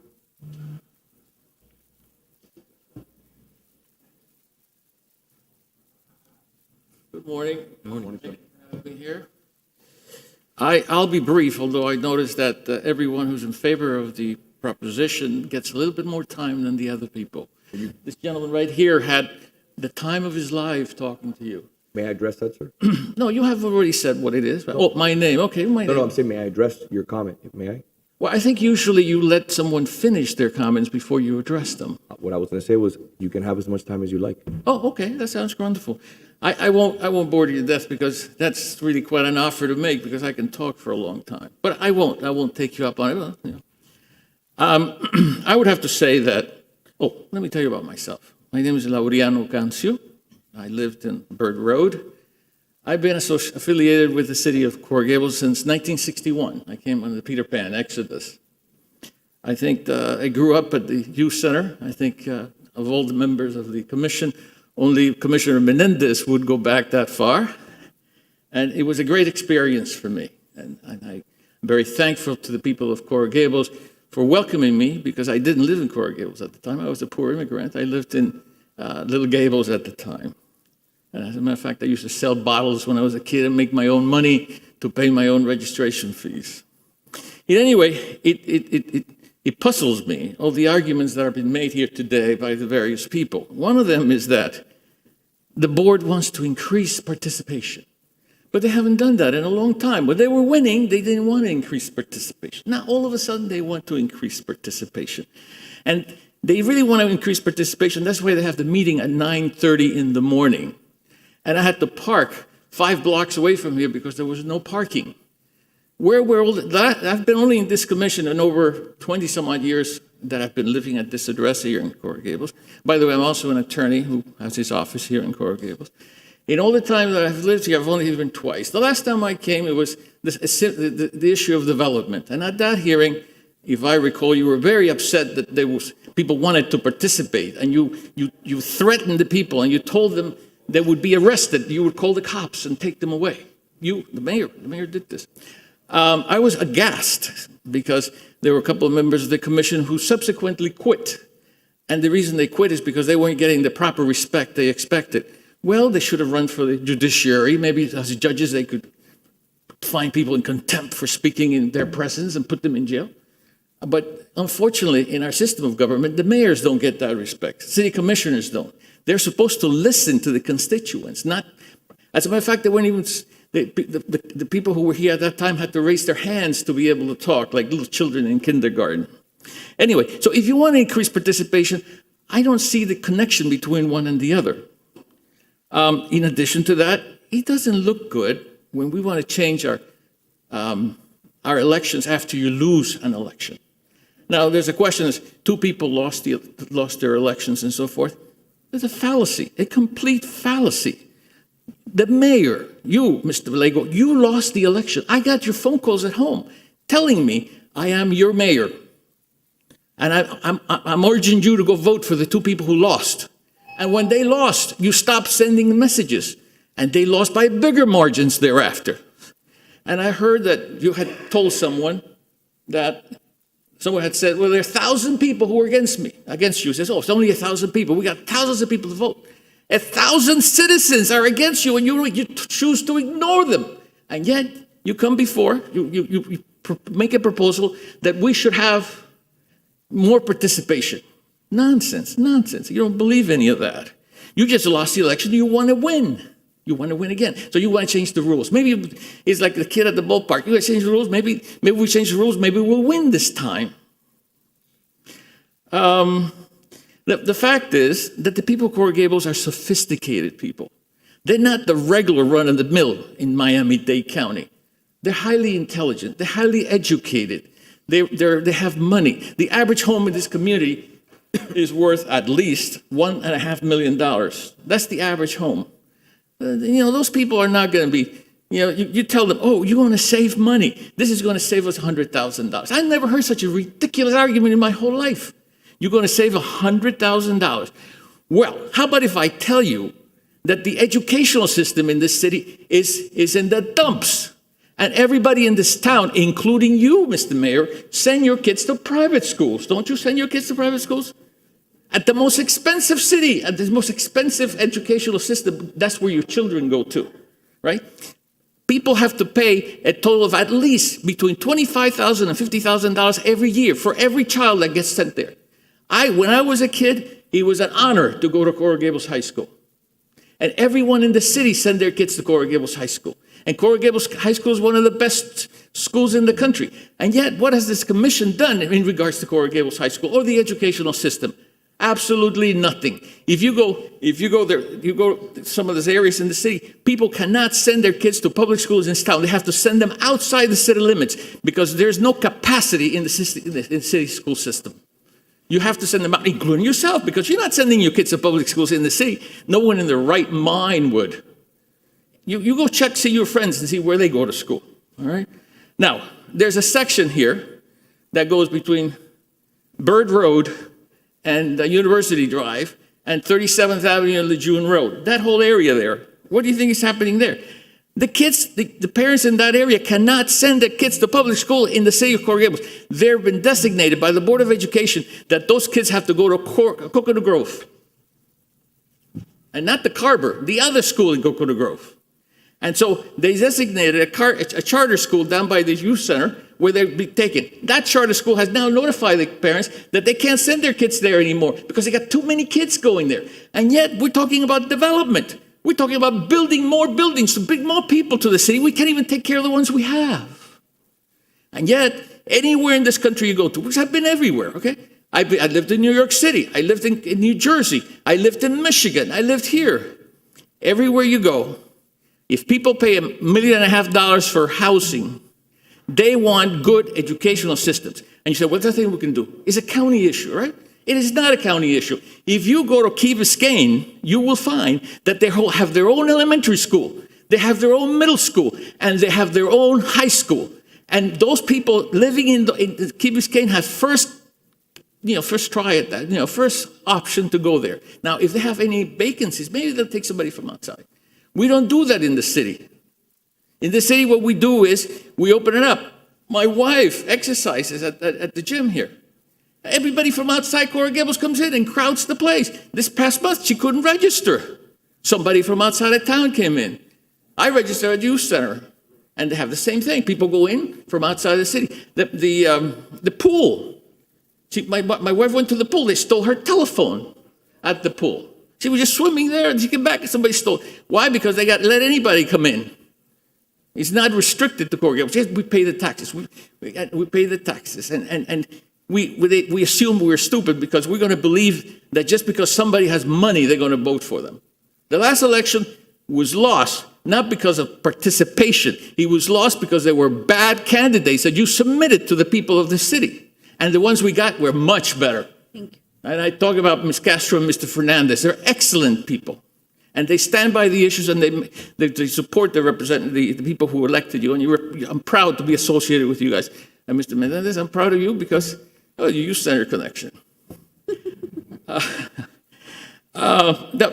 So let's think about the other. Let's talk about the septic tanks. That's another issue that Ms. Anderson has proposed. This one about changing the election dates, that's a wonderful one. Let's talk about the one that you want to propose about septic tanks. You know why they want to build septic tanks? Because Coral Gables has protected itself since it was founded by septic tanks. That has saved this community because the septic tank prevents those big developers from coming in. If you have a septic tank, you can build a huge building and have a little septic tank to take care of you. And yet, I bet you that area that we're talking about between Bird Road and University Drive, those are the first ones that are going to go with the septic tanks. You know why? Because the big developers want to move in there. They want to move in there. And as soon as they take away the septic tanks, that's where they're heading. That's where they're heading. And they want this election because as soon as they replace the commissioners, they're going to come in and they're going to continue their development. So I think the issues, I think it's always been that people confuse the issues. And the issues are really, they talk about democracy and electing people, which is nonsense. It is nonsense because for years and years and years, when the people in power, because in the Miami Herald, if you read it, it tells you that the issue here is that it was the first time ever that the people of this community have stood up and fought back and said, we're not going to take the people you nominate for us. We're going to take our own people. We're going to take people who believe in us. We're going to take people who believe in our issues and the people who gave the money. I don't really know this, but I mean, realistically speaking, Mr. Lifeguard, you're a vice president of a good company, right? You make good money. Why would you want to sit here and listen to me tell you all these things? Why would you want to put up with all this nonsense that goes on? You make a lot more money. Why are you here? What's the motivation? I'm a 72-year-old guy, Hey, I'm an old guy. Who cares? I mean, I'm retired. Who cares? I mean, I don't know. I work part-time. I shouldn't say I'm retired. I work part-time. So I can afford to do something like that as a hobby. But why would anybody be interested? Because there's lots of money here. Because this is the last frontier. Because there's no place to build. And this is where you build something and you know is going to make a lot of money for you. And everybody wants to get into the money.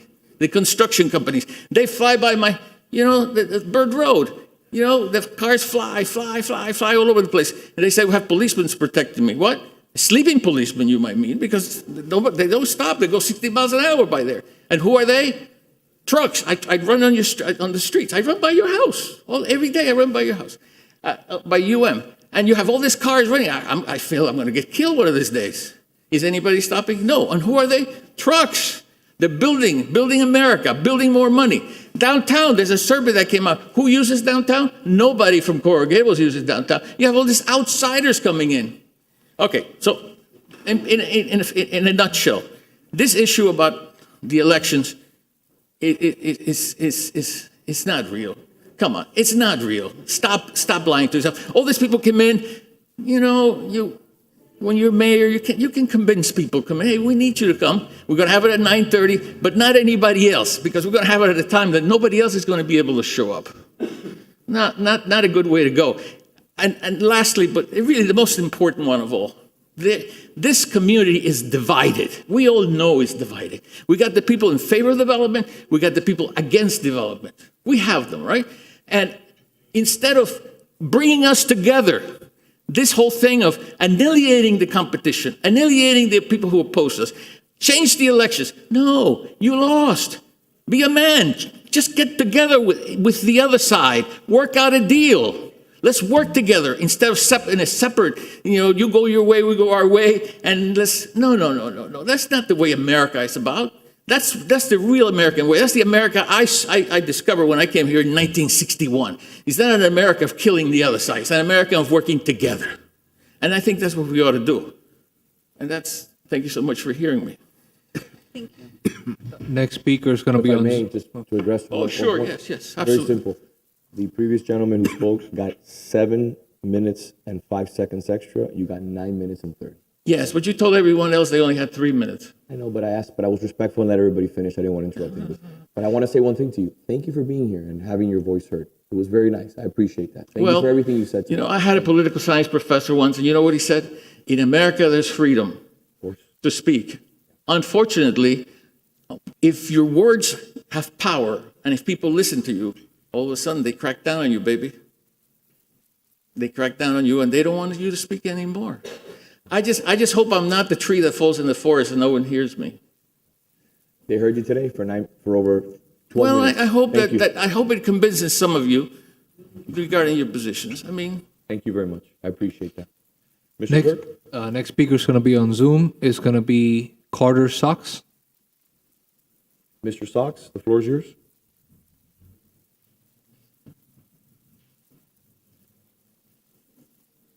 Go ahead, ma'am.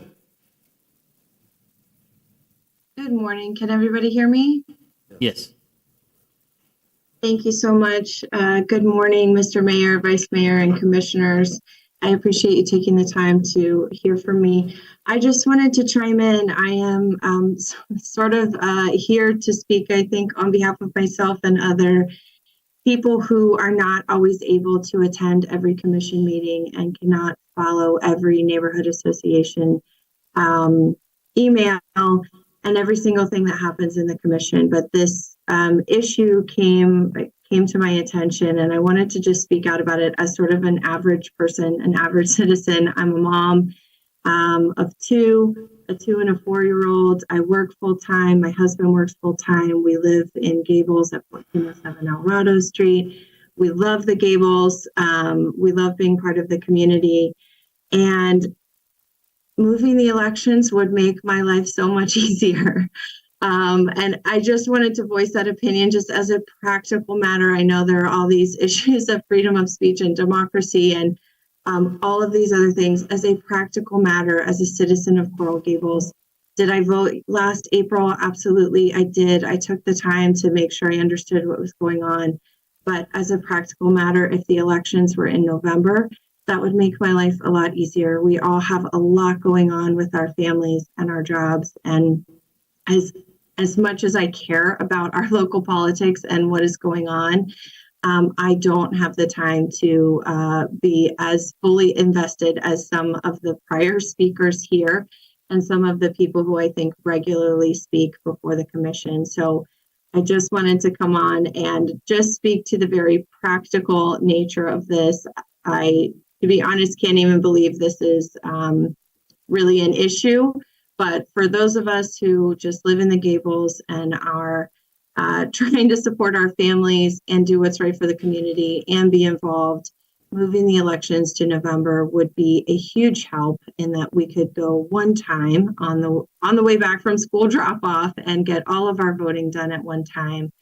Obviously, saving money for the city is an added bonus. My kids will be going to the public schools here in Coral Gables, the A-rated public school down the street from us. So I appreciate the money saved, the practicality, and just as a mom, as a working parent, any practical solution like this just seems like an obvious win for everyone in the community. So thank you so much for considering, and I urge you to vote to move the elections to November. Thank you. Thank you. Thank you very much. Mr. Clerk? Okay, next speaker, I only have a first name, and it's James. James, the floor is yours. Yes, hi. My name is Jaime Salamanca, living Monegro Street, Coral Gables. I love the last participation. I'm a regular resident here. I'm fully support moving the elections to November.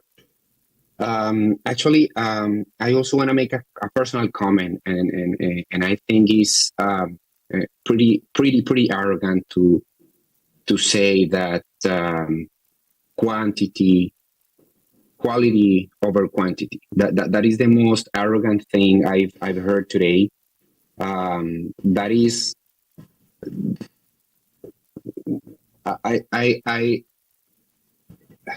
I can express how offended I was for our democracy, and listen to anyone saying that publicly is pretty offensive.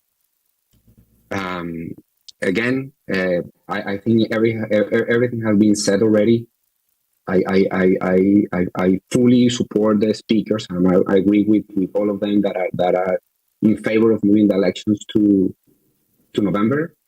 And I hope those people who are just bringing some issues that actually just for the sake of speaking more time are not even related to this, just to create confusion and chaos and whatever it was, septic tanks and traffic, and that is not the purpose of the meeting. So let's focus, be on topic, and that's all. I love the latest participant. I totally relate to her, and I think it's very practical and it's gonna be better for everyone. Thank you. Thank you, Mr. Clerk. Next speaker is Carelia Carbonell. Ms. Carbonell, good morning.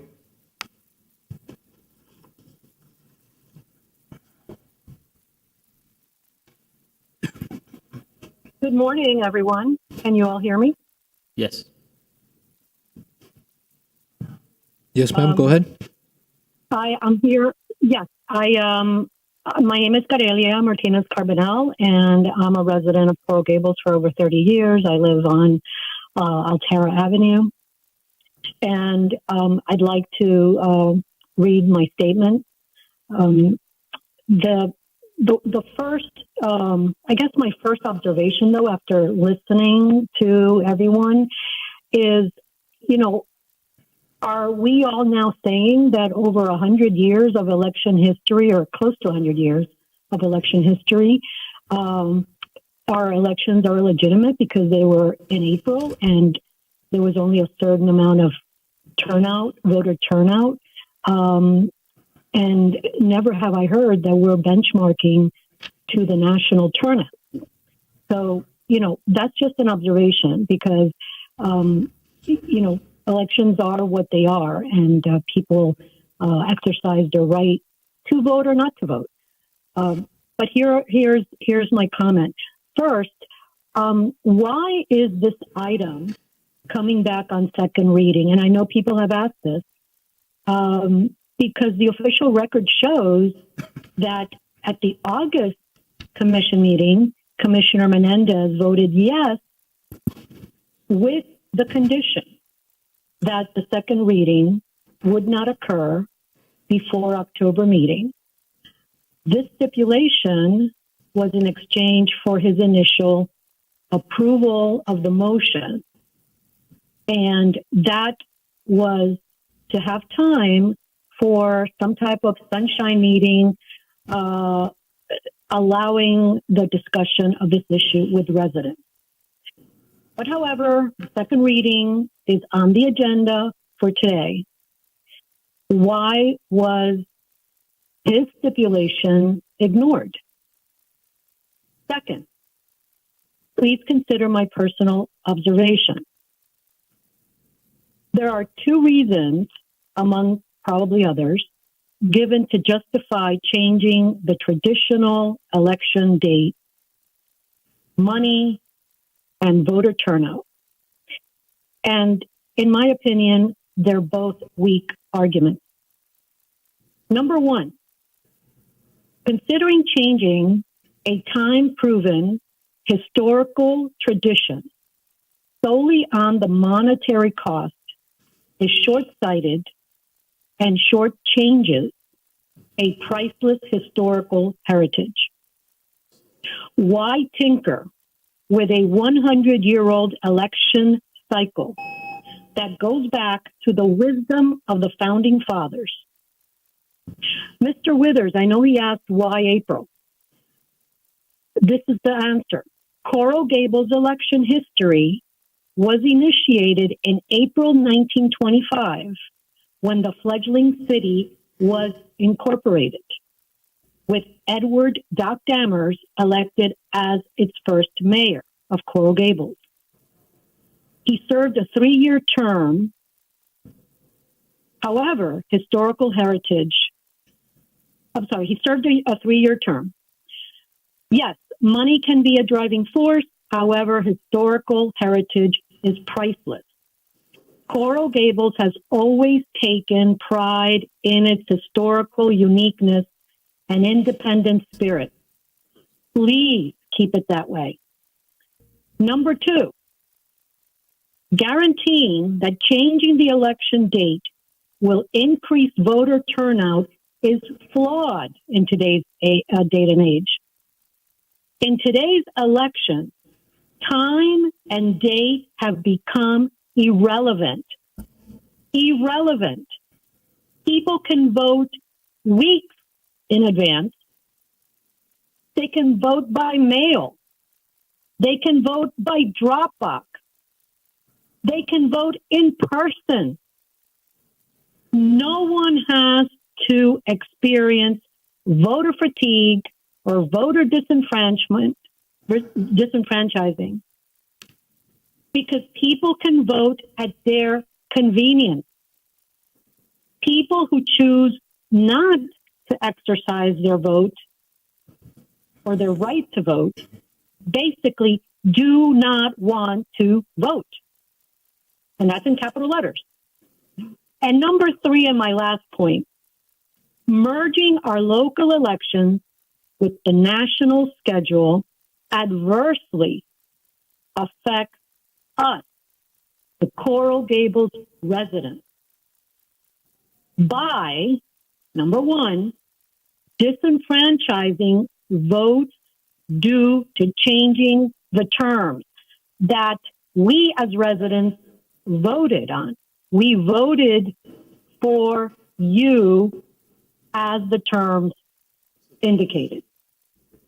Number two, it would insert partisan politics in the mix. We would be losing home rule. We would be rejecting the founders' purposeful plan and most importantly, giving elected officials the power to create their own election rules should not be accepted by the electorate. Please consider all of the above. Respectfully, thank you for listening. Bye-bye. Thank you. Thank you so much. That's it, Mr. Mayor. Perfect. We will close the public comment. Thank you for everyone's input and guidance. It's been refreshing and appreciated. I asked the clerk very briefly for his background and if he had a little bit of information, or maybe he could recall if I had ever thrown somebody out of a meeting here in the commission. And Mr. Clerk? Not to my knowledge, Mr. Mayor. So, not as of yet, and hopefully that'll never happen, God willing. So, moving on. I'd like to hear from the commission, their guidance, what they would like to talk about this issue. Maybe we can start with Commissioner Castro. Well, Vice Mayor was the one sponsoring this item, right? Well, the mayor runs the meeting, so he's asked for you to speak first. I would pass. If it's okay with you. Yeah. I would love to hear you if it's obviously okay. Mayor, your direction, what do you want to do? Colleagues, I put my points very clear on the record in regards to my op-ed. I can speak, but I don't want to take up the entire meeting. I'd like to hear from my colleagues to see what they would like to say and what their intent of in regards to this legislation that we're proposing. So I think the Vice Mayor sponsored the item, so she should be the first to speak. I'd be glad to be the first one to speak. I've noticed, Ms. Castro, you have a stack of emails in front of you.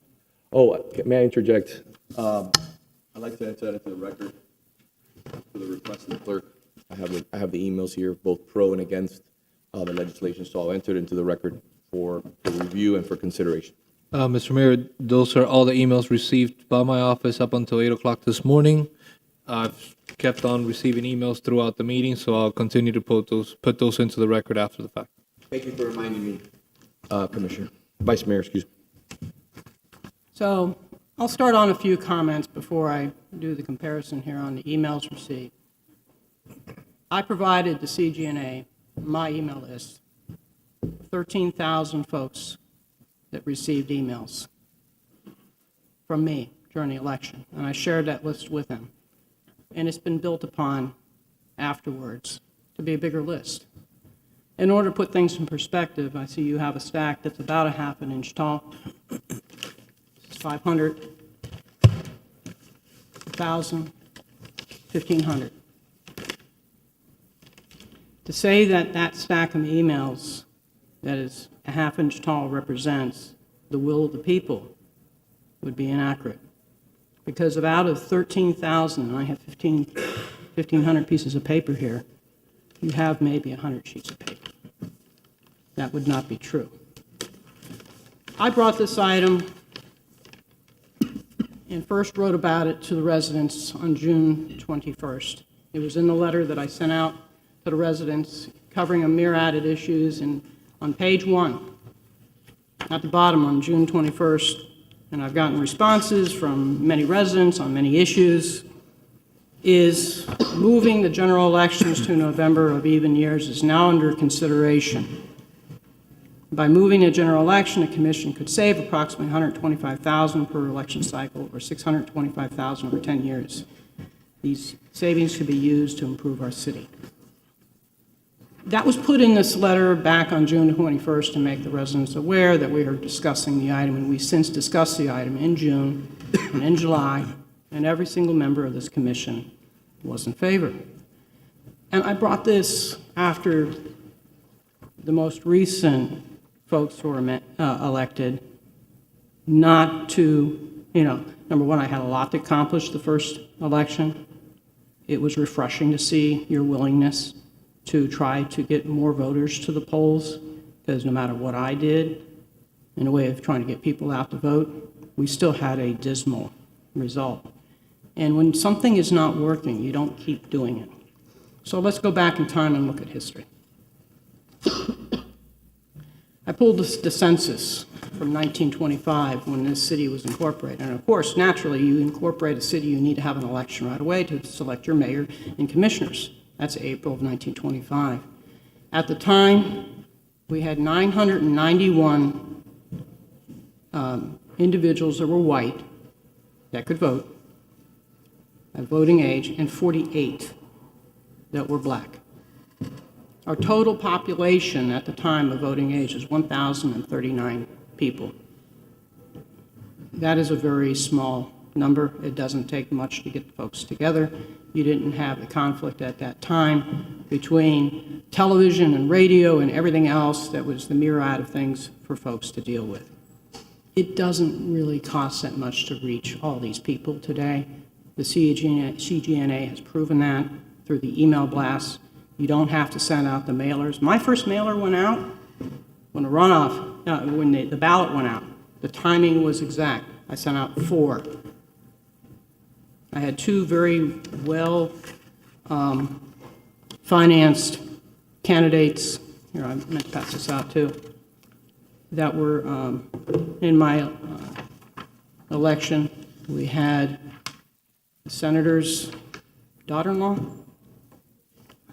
Tanya Cruz Jimenez. I had the former mayor's brother. Both had much deeper pockets than I did. I was still able to reach residents. I was still able, with volunteers, knock about 8,000 doors so people could see what the difference was and what I did before I decided to run and why I decided to run. So, an answer to some of your questions about why would someone choose to do this. At 60 years old, I had to make a decision because I was getting tired of coming here and asking for things. I decided I either needed to shut up or run to get some of these things done. I'm 63 right now. I haven't decided whether I'm going to run yet again, but I do want to leave as part of my legacy that we improve voter engagement. So we've covered the census. We also need to cover some facts. So I did some research on voter fatigue, and I found out that both parties tried to suppress voter turnout in order to try to have their interests heard and get their voters out. That's not what I'm interested in. I'm not interested in trying to just bring out the elite voters or the most informed voters. I'm trying to bring out all voters. I practiced as a trial lawyer for over 37 years now. I know what it's like to be in trial and make time from your busy schedule when the judge is telling you you have to have a memo on the desk the next morning or their draft jury instructions the next morning. I'm aware of my colleagues that I try to urge to go to the polls and vote, how busy they are, and when they say they're sorry because they missed it. But my letter went out to every single resident that voted. And every single resident that voted in this last election knew that this was an issue when they received that letter. The calls I got didn't even relate to that.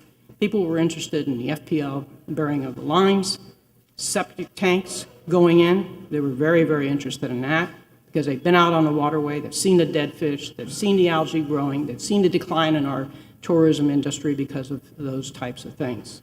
And I've also seen the water quality tests from FIU that shows that once you get past the golf course, the human fecal count in our waterway climbs.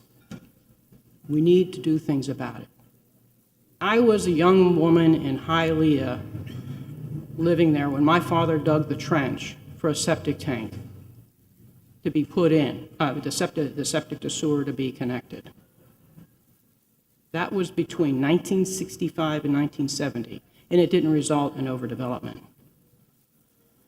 If you're concerned about overdevelopment, you need to pay attention to some of the things happening in the state legislature that preempt our zoning code. It would behoove folks to be learning about these things at the same time they're selecting their commissioners. Because their commissioners can knock on the doors and have an intelligent conversation with them at the time. So let's go to some writings, and let's see why people want to have elections one way or another. This is the New York Times. Why does no one vote in local elections? October 22nd, 2018. America is facing a crisis on which, for once, Democrats and Republicans can agree. Low voter turnout in local elections nationwide. Only 27% of eligible voters vote in a typical municipal election. And I'll footnote that our turnouts are less. Why would we want to continue doing things the same old way when it doesn't work? The result, the Times writes, is that extraordinarily unrepresentative set of residents determines how local governments distribute service and spend almost $2 trillion the local governments control. In some places, that means politically active, conservative, wealthy, older, white voters have a disproportionate sway over the local government. In others, it means that organized and energetic unions can move policy their way. Seldom is that control shared across the spectrum, and democracy suffers as a result. Fortunately, there's a fairly equally simple solution, and it comes at little cost. Move the dates of local elections to coincide with statewide and national contests. And I could go on to read here, but I'm going to go to the bottom of the article, and I'll give the rest of these to you all. Remarkably, in these days of partisan polarization, Democrats and Republicans both overwhelmingly favor the same solution. The only national survey done on this subject shows that 73% of Democrats and 61% of Republicans favored on-cycle over off-cycle elections. And despite the obvious gains to our democracy, many do not want change. Incumbents, these people up here, who have one office under the old low turnout system, often fight the shift. And interest groups that have been allowed to dominate sparsely populated elections won't want to give up their power. That's what we have here. So why 9:30 in the morning? And I've been to this commission, I've been to the county commission speaking on items, having to wait a long time, taking my computer, trying to get some work done in the meantime, whether it's jury instructions, motions, et cetera, that I have to comply with for my clientele, or paying my rent for my office. 9:30 is a convenient time because you don't have to wait around all day to the afternoon, and I've done that before while here. This was out of courtesy. And why did we bring it now? Because the reason there was a delay was to give staff an opportunity to run a poll. Upon further research, I was advised that we can't do that without disclosing someone's date of birth, or their name, their demographics, where they live. It's because we have this thing called the Freedom of Information Act that doesn't apply to other types of polls. I'll talk to you briefly about education. Sorry, I'm jumping around a little bit, but since you brought it up, I thought I'd bring it up too. I was born and raised in South Florida. I'm a product of public schools. My children are products of public schools. One is an air traffic controller and one's a water quality scientist. So it doesn't take a leap of logic to understand why I care so much about our waterways. You do not have to go to an elite, expensive private school to get a good education. What you have to have is the dedication and desire to work hard. I put myself through school. There was no golden spoon that helped me get there. And history has told us that this doesn't work. So why should we keep doing it?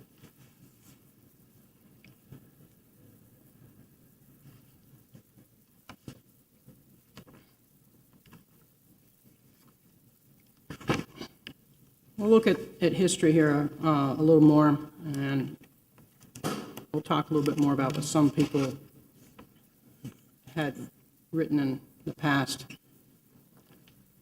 History of this country has gone through various stages of voter suppression, whether it's literacy tests, poll taxes, and other means to restrict voting. It is clear, based upon the statistics of the voter turnout in this city, that having the elections in April has operated as a poll tax, has operated as a literacy test, has deprived people of the ability to vote. And for when I'm employing people, I make sure they have the right to vote and get out in November. But when Coral Gables has it, their elections in April, some other city has it in March, and whatever month another city wants to have it in, employers are not able to accommodate these schedules for folks. Ms. Castro, I did look at your memo. I had asked you for the articles you cited. I never got them. So I looked at the abstracts of these articles.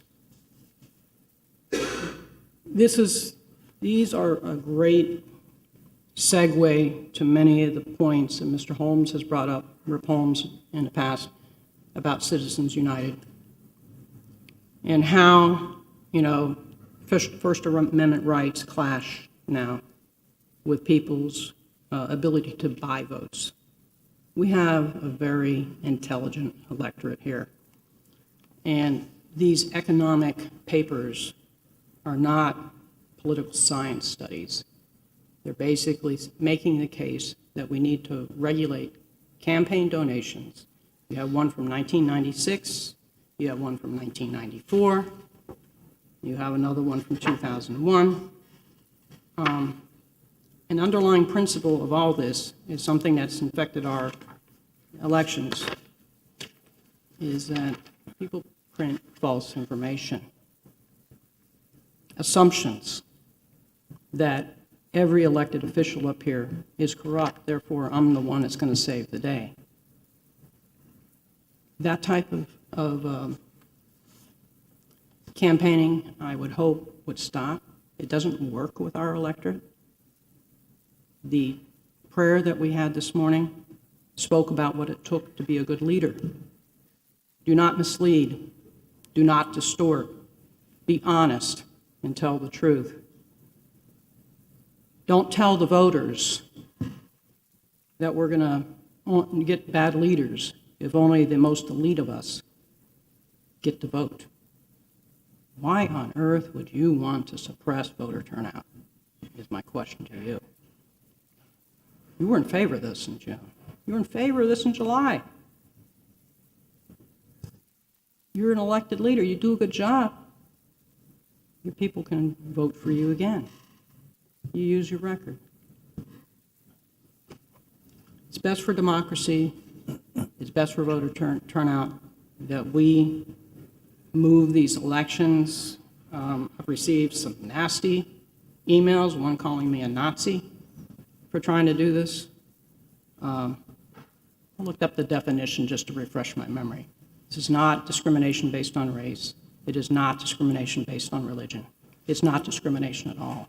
But if we leave them in April, it is discrimination on those who have children, that have busy lives, that have jobs, and need to be able to get out there and vote for their leaders while they're making selection of their state leaders, so they understand what's happening to our zoning code, so they understand how preemption works from the state, and select the leaders that can best lead them in Tallahassee as well as here.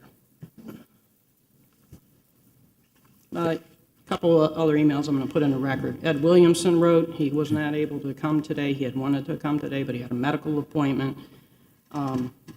Jose Pepe Cancio from Coco Plum urged you all to be thoughtful and to move the election to April. That came in 8:41 p.m. If you haven't had a chance to read the letter that was sent by Albert Rodriguez, President and COO of Spanish Broadcasting System, he responded directly to a lot of the claims that were made by the CGNA. In response to those statements, that it fails to identify the mechanism by which national partisan politics contaminates the civic well. It conveniently ignores the hundreds of thousands of cities who have their elections held in November and do not encounter any of these problems. There may be a drop-off from the top of the ballot, but you still expect at least double the number of votes is more successful in an April election, and placing local questions on the same ballot in a November election is and will be an easy way to increase civic engagement and reach voters when they are most politically motivated or informed. So, those are my closing comments. I think you all know where I stand on this item. I hope that this one in my bucket list can get done. Commissioner Castro? I respect 100% your opinion, and I respect everyone who was here speaking on behalf of moving the elections to November. Can everybody hear me? To November. I was elected. I could see a lot of the establishment was here, and this past election, really, it was establishment against residents. And as much as I like the establishment, I'm here to represent the residents, okay? Therefore,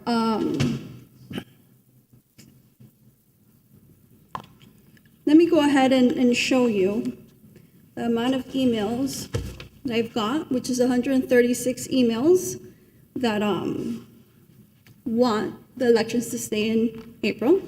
And these are the emails that I got. I mean, we can compare. Let me go ahead and just show the difference. Can you see the difference? This is 34 emails that I received. And sadly, I didn't request anybody to come here and speak on my behalf, as probably some other people did. But I think this is pretty clear, right? Everybody can see this. I'll go ahead, and since I do represent the residents, I'll read some of them into the record. I have to say I agree with you. I was all for it at first, changing the election.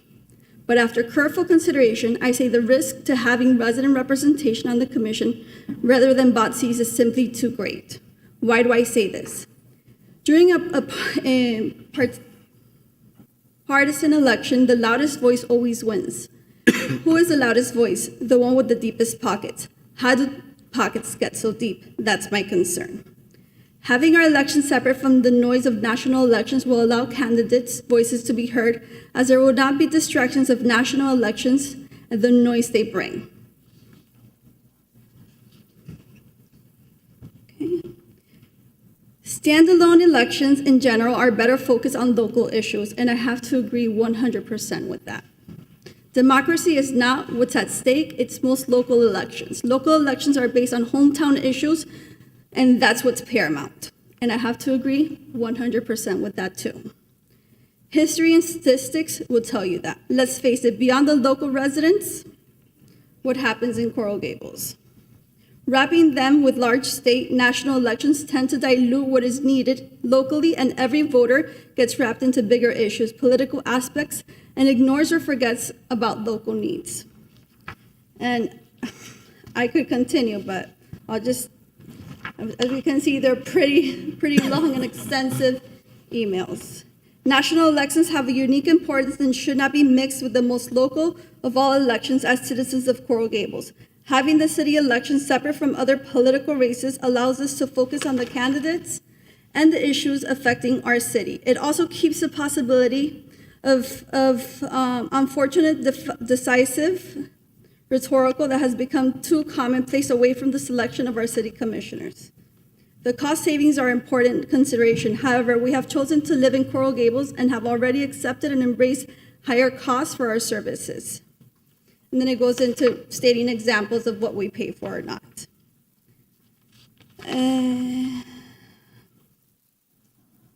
Please allow our elections to remain our elections. We spend $3 million on parking garage design, $100,000 on police Teslas, and keep millions in sidewalk bonds that have not returned to the residents. We can afford to keep having our own elections. I could agree with that too. Your proposal to change the election date is unreasonable and unthoughtful.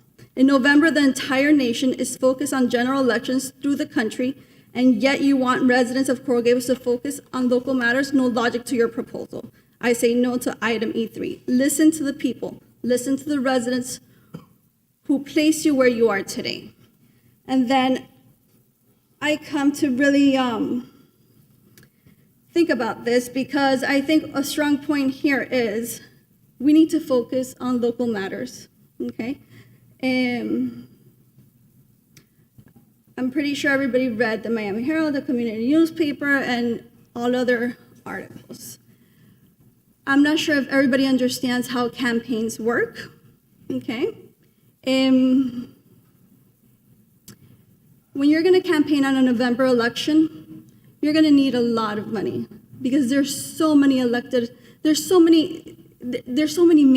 and thousands of things that are happening during the campaign, and we're not focusing on what local elections really are, okay, on the local matters. And in order to at least stand out when you're running on a November, you're gonna need a lot of money. And a grassroots campaign, you're not gonna get seen. You're not gonna get seen at all. We're not gonna be choosing the correct candidate according to their qualifications and skills. We're gonna be choosing the candidate that has the most money, because has the most money to send out mailers, to be on magazines, to send mailers to their counterparties. So I ask myself, what is the rush? Why was this moved to today instead of October as we had agreed to? Can somebody please give me that answer?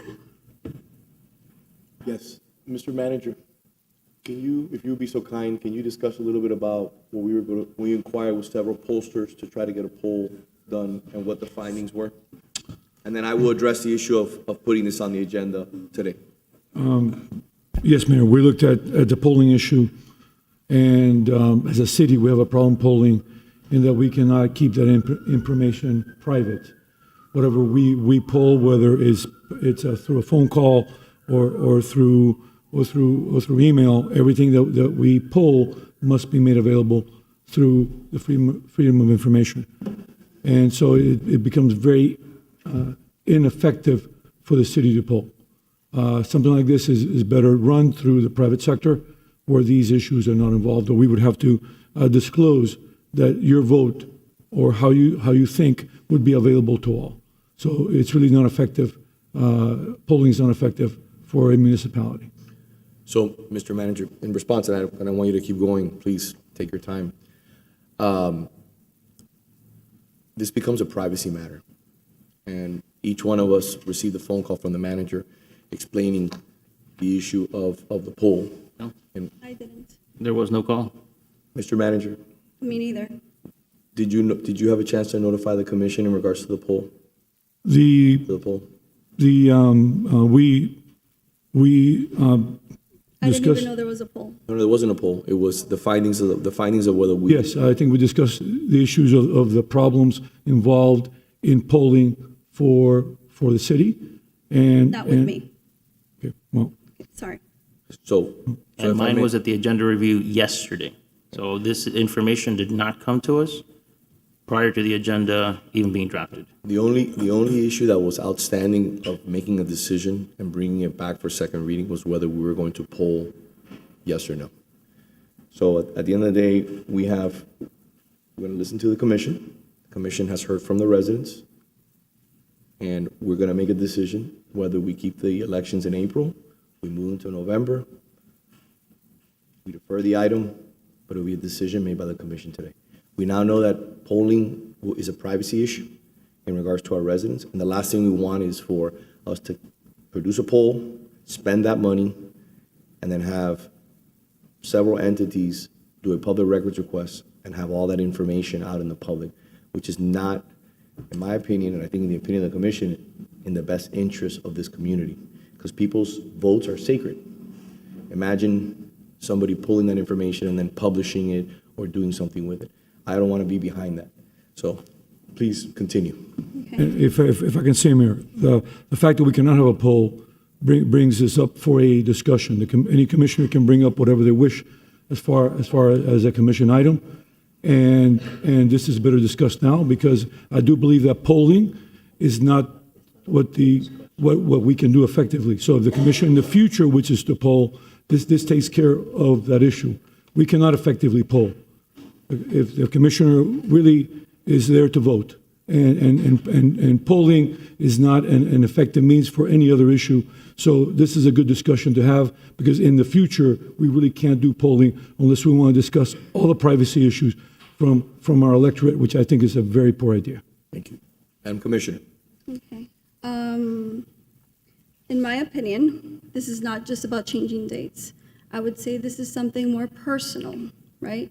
This is something that maybe a loophole, something going on in the background. While I was doing my research, I realized, okay, this makes sense.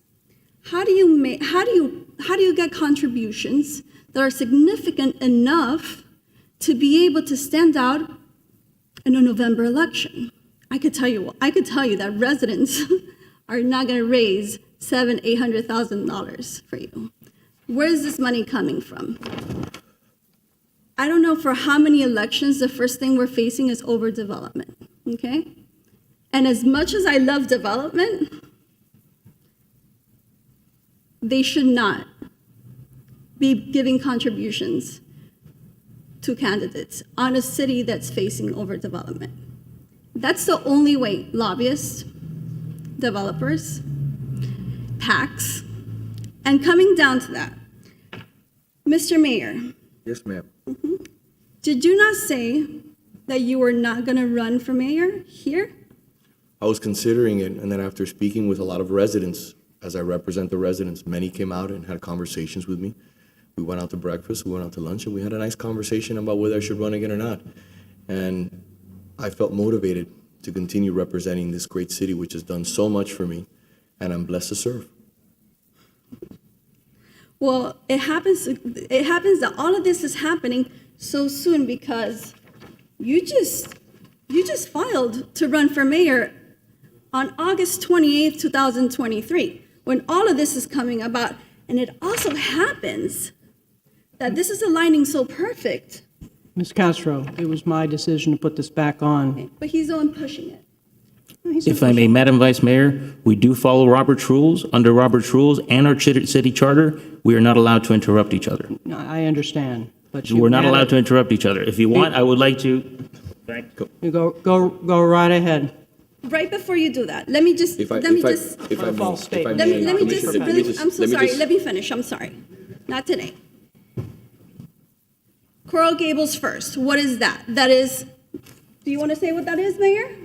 That is my PAC. Okay, that has right now $685,000, $229.63. I mean, I think, point proven right here, what's happening. You can continue. Or, I'm sorry, you run the meeting. Tell him to read Robert's rules. Okay, thank you very much, Commissioner, I appreciate that. Commissioner Fernandez, what would you like to say? Just following up on that last point, under Robert's rules and under our city code, under Section 281, Section 2, a member once recognized should not be interrupted when speaking unless said member is being called to order. So we cannot interrupt each other. And that was part of what the mayor provided to us at the May Commission meeting. So just wanted to bring that up. In addition to that, I have brought copies I personally purchased of Robert's rules for every member of the commission, for the clerk and for the manager. These are the same copies that were provided to the board members when they first start serving on boards. If I may, Commissioner, I'm giving it to whoever wants one because nobody this was else already left given. here. You can give us someone in the. I think the city attorney doesn't have one. Attorney, I have a copy of Robert's have a rules, copy. thank you. All I right, already have a perfect. copy of this that was given to me by Jeanette Slesnik, so I have, Great. and I have that pamphlet from parliamentary. But rules. again, you're interrupting me once again. So it's against our own charter. This is also parliamentary procedure as given to me by the Florida League of Cities. It's a helpful guide that is presented to newly elected officials on how to observe Robert's rules. And since we're on the topic of interruption, if you go to page 111, it enumerates the role of the presiding officer. And I think it's important to bring it up here following the last incident. The presiding officer should never refer to himself, should always refer to himself as the chair and never in the terms of I or me. The chair cannot take part in debate or interrupt members who are not violating a rule. Therefore, the presiding officer must not comment or motion during the course of debate unless he first vacates the chair, although he may respond to factual questions when asked vacating the chair. If he vacates the chair, he should not return until the assembly has disposed of the motion at hand. A presiding officer should rarely, if ever, vacate the chair to take part in debate, and nothing can justify it in a case where much feeling is shown and there is a liability that there will be a difficulty in preserving order. The unfortunate habit many chairmen have of constantly speaking on questions before the assembly, even interrupting the members who have the floor without vacating the chair, is unjustified and cannot be condemned strongly enough. A person who expects to debate should not accept the chairmanship. The presiding officer should not only be familiar with parliamentary rules, but also set an example of conformity to the rules. A chairman requires exceptional ability, and most of that ability must be in the nature of controlling. But to control others, the chairman must show he can control himself. And I want to thank Mayor Kaysen, who's here today, because during his time as mayor, I don't think he ever interrupted one of his colleagues. He always served with distinction, sat up here, he was the last one to speak, and he always allowed for the discourse and the dialogue to continue without antagonizing other members of the commission or without talking down to other members of the commission. So I wanted to thank you for that. To the issue at hand, I want to start by thanking all of those who have come here today to express their opinions on this issue. I know how important it is for you to be here today, and I appreciate you taking the time. Same goes for the over 200 people who have sent emails, text messages, phone calls, advising on their opinion regarding this issue. For over 9 decades, the City Beautiful has held elections that have been specific to Coral Gables voters, with the goal of ensuring that Coral Gables issues are at the center of the discussion. I myself have been a proponent of changing our municipal elections to August. However, over the last few weeks, it has become evident that the residents of our city wish to keep the elections in April. Over the last few weeks, the number of emails, calls, and messages from residents have been overwhelming, and they are overwhelmingly in favor of keeping the elections in April. There have been many reasons stated, but I also wanted to make it clear here today. This has nothing to do with higher turnout and everything to do with the establishment seeking ways to cancel the results of the last election. But residents took a stand and elected us to be here. This has been a pattern by the establishment going back a few years. When residents elected a mayor to a 4-year term the establishment was not in favor of, they changed the terms to 2 years. When residents elected Jeanette Sleznick to serve on this commission as a commissioner, they changed the rules once again to ensure there was a runoff so that somebody like Jeanette Sleznick was not elected again. Here we are today. Residents once again took a stand, and they elected Commissioner Melissa Castro and Commissioner Ariel Fernandez to represent their interests on this body. We cannot continue questioning the results of every single election when it is inconvenient to the establishment. Voters elected us, and they didn't just elect Melissa Castro and myself, they elected all 5 of us.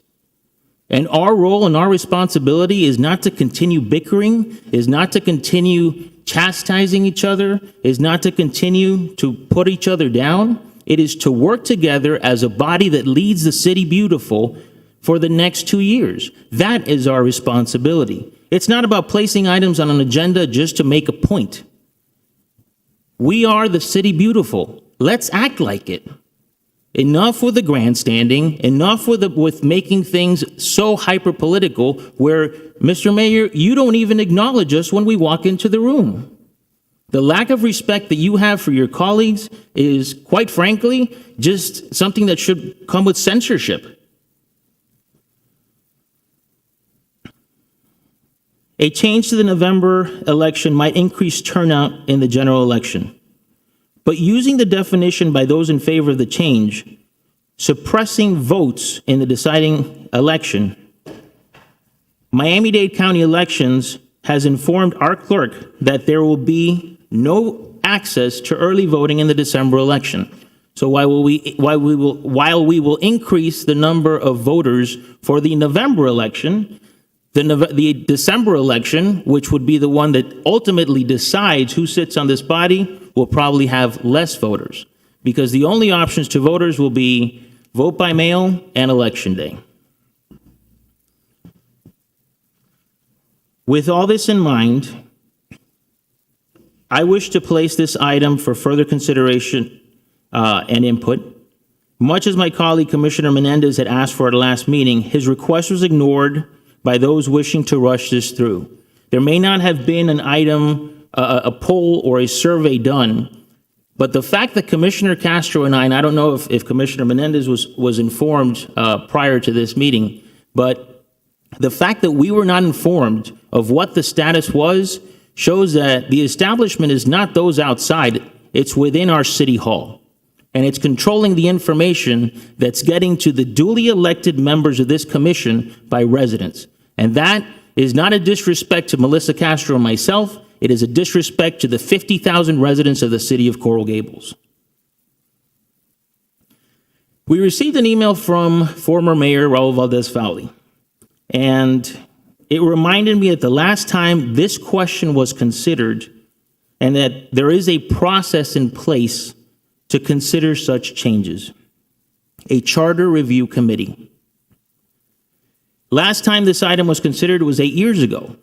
There was a charter review committee that was convened, and they made the recommendation to the commission that a change to the election was not necessary. They considered other options, because at the time there was also a discussion on voter participation. Sitting in this same seat, Vice Mayor Frank Quesada recommended that we consider a Saturday election to see if that motivated voters to come out and vote in April. Yet, here we are today, trying to change the process. Today, I have an item on this agenda for the city to begin a charter review committee. This is in preparation for the city Centennial, and it is a promise that I had made to residents over the last few months. The committee will consider this and other resident-posed questions for consideration, which will come in the form of 2 town hall meetings, where residents can bring up questions for consideration by the Charter Review Committee. Each member of the commission will appoint 1 resident to serve on this committee, and the committee's recommendations will be brought back to us upon completion of the committee's work for us to take action. I'm going to reserve my time at this point to yield to Commissioner Menendez for his comments. I don't have any comments at this moment. So with that said, I could go ahead and say something. So can I run the meeting or no? I apologize. You just tell me if I've reserved my time. No, so I can yield. you want to run the meeting, or tell me what you would like to do? I've reserved my time so I can yield to whoever, to other members. I would love to run the meeting, but I can't. So I'm sorry for interrupting. You're completely I don't. I correct. just want to follow Robert's rules. 100%. Okay, so moving forward, I'd like to put a few of my concerns and a few things that I believe are important and why I co-sponsored this item. So I wrote an op-ed to the Herald, and first off, I'd like to thank everybody for their opinions, their guidance. Everything I think is exceptionally welcome, and it's exactly what we need here. We need a robust discussion, and that's why this item is on the commission. I've been in favor of doing this not for this past 6 months, this past month, for years now. And this is something that was discussed at the last charter review, which should happen about every 10 years. And I think it's important for us to have that process come back before the commission, come back before the voters, and really understand and digest the charter. Like my Commissioner Fernandez said, Mayor Raul Valdez-Fowley did sit on the charter review at that point, and he was opposed to a November election. He wrote an op-ed in the Herald saying that his position had changed and that he was now in favor of a November election. So opinions change. I wrote an op-ed that I'd like to put on the record to the Herald, and that was published, that goes as follows. Voting is a cornerstone of American democracy. Yet when it comes to local elections, voter turnout is often shockingly low. In the last Coral Gables municipal election, only 20.92% of the electorate cast a ballot. One easy reform, however, can significantly increase voter participation. This fall, the Coral Gables Commission will decide whether to move the timing of its municipal elections from April to November to coincide with national and statewide elections. I wholeheartedly endorse this effort. Currently, the Gables holds municipal elections every 2 years on the second Tuesday of April in odd number years. An ordinance proposed by the Vice Mayor, Rhonda Anderson, shifts these elections to the second Tuesday of November, a change that limits repeated trips to the polls. There are several compelling reasons for this reform. First and foremost, national research consistently shows that consolidating elections with November presidential, congressional, and gubernatorial races more than doubles the turnout. For Coral Gables, this would be even more so. In November 2022 elections, 22,262 eligible Gables voters cast ballots compared to 6,905 who voted in April of 2023, our most recent municipal elections. And if looking at a presidential year, the number of voters would more than quadruple, since, for example, we had 29,204 voters turn out in November 2022. The differences are staggering. Low voter turnout is a serious roadblock to true democracy. A spring election not only means fewer voters, but the composition of those voting can be quite different from the more visible November elections. I think it's important, and I'm just going to stop here. This is an actual study. So we talk a lot about studies. We talk about reputable organizations providing information. This is a study from MIT, a very reputable organization, university, who's well respected. So I really tried to find actual studies that digest what would happen if you move the elections. This overwhelmingly states the case for why a November election makes sense. Studies by the MIT Election Data and Science Lab, a Massachusetts Institute of Technology project that analyzes voting patterns, shows that not aligning local elections with national and statewide races benefits large, well-organized interest groups.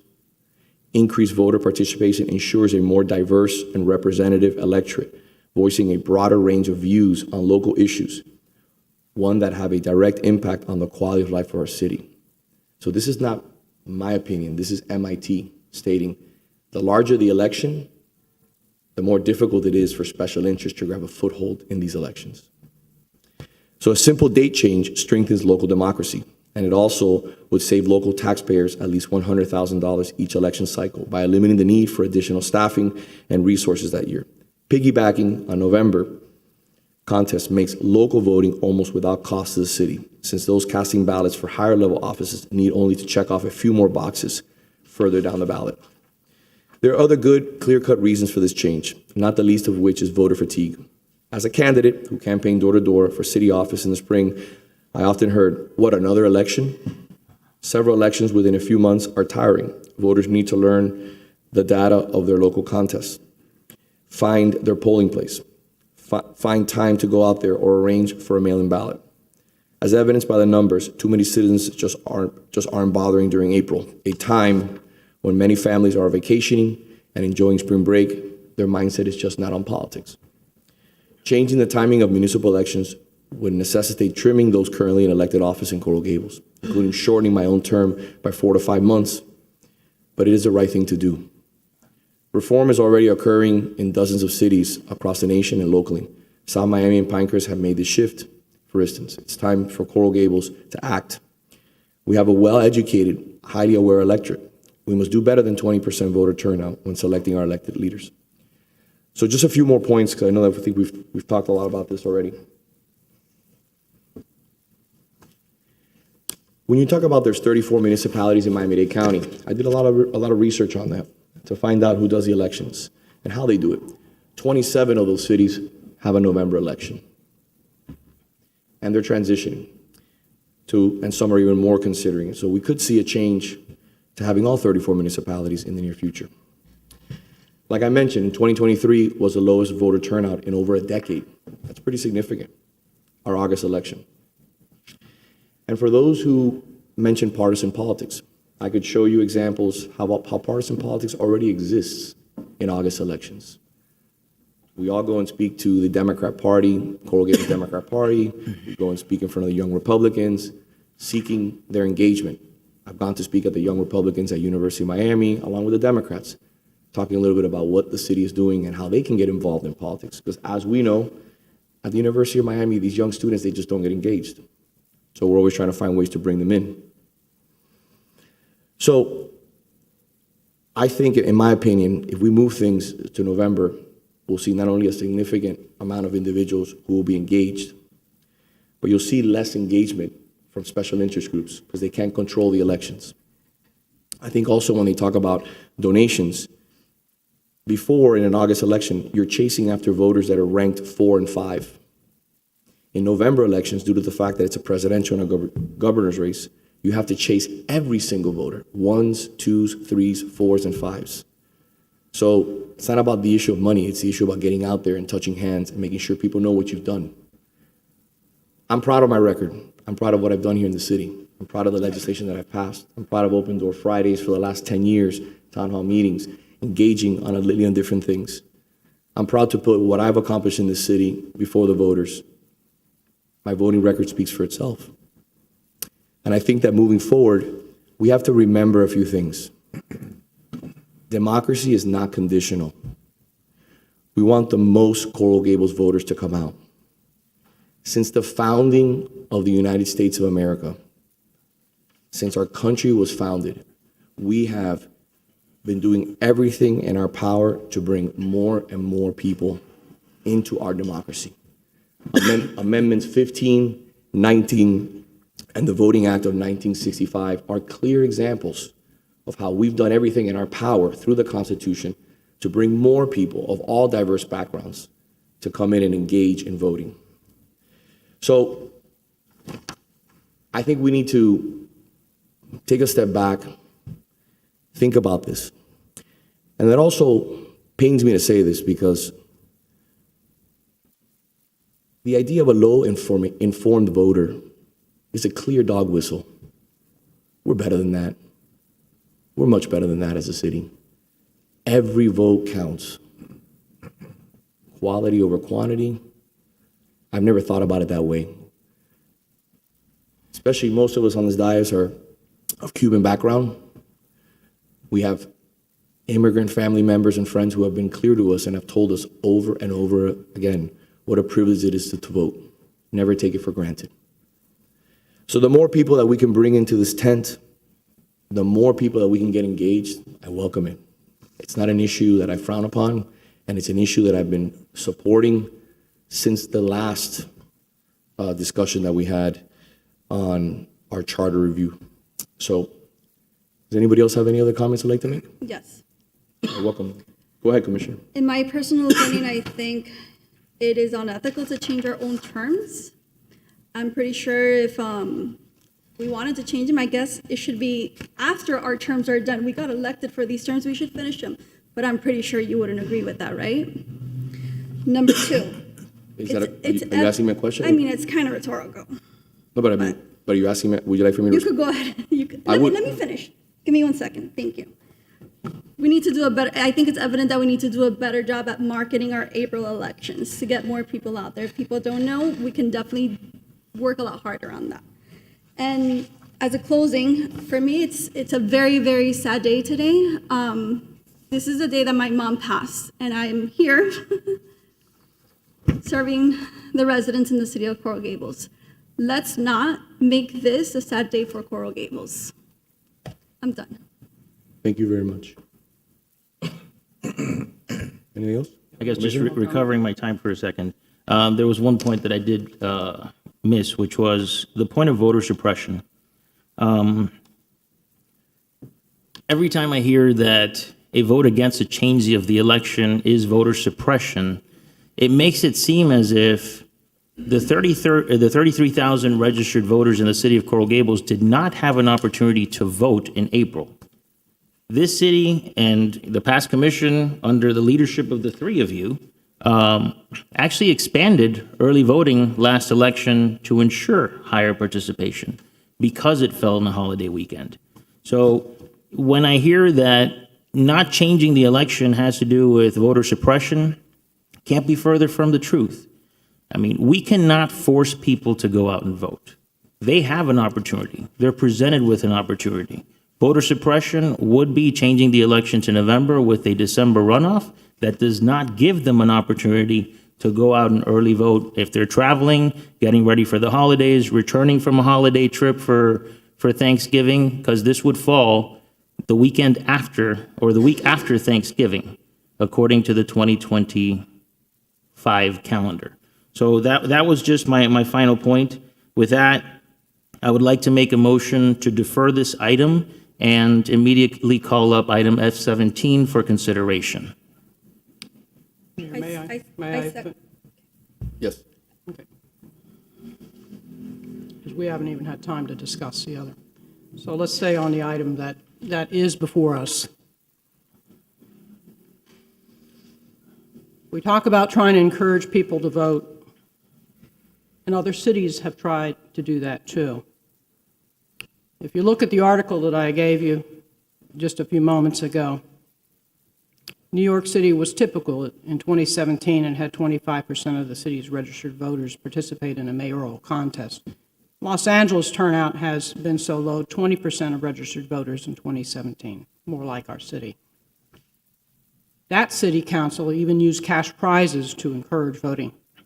The numbers even get worse as you go down the ladder to county, school board, and special elections. So you can use cash prizes. You can post, and we've put out signs. I posted it on Instagram. Everybody else here posted it on Instagram. We put it out in the e-news. I don't know how much more we can do other than to take into account that people have busy lives. And April is not convenient. In April, I literally had to think about going out to Miami-Dade Elections Department to go get my absentee ballot because I needed to get on a plane to go visit my daughter. My kids are not here locally. Other people have children and they want to travel, go see their grandkids and so forth. April is not convenient. It is spring break. That's when the kids are off. There are other issues in April, such as religious holidays and that make April an unrealistic time because families are getting together.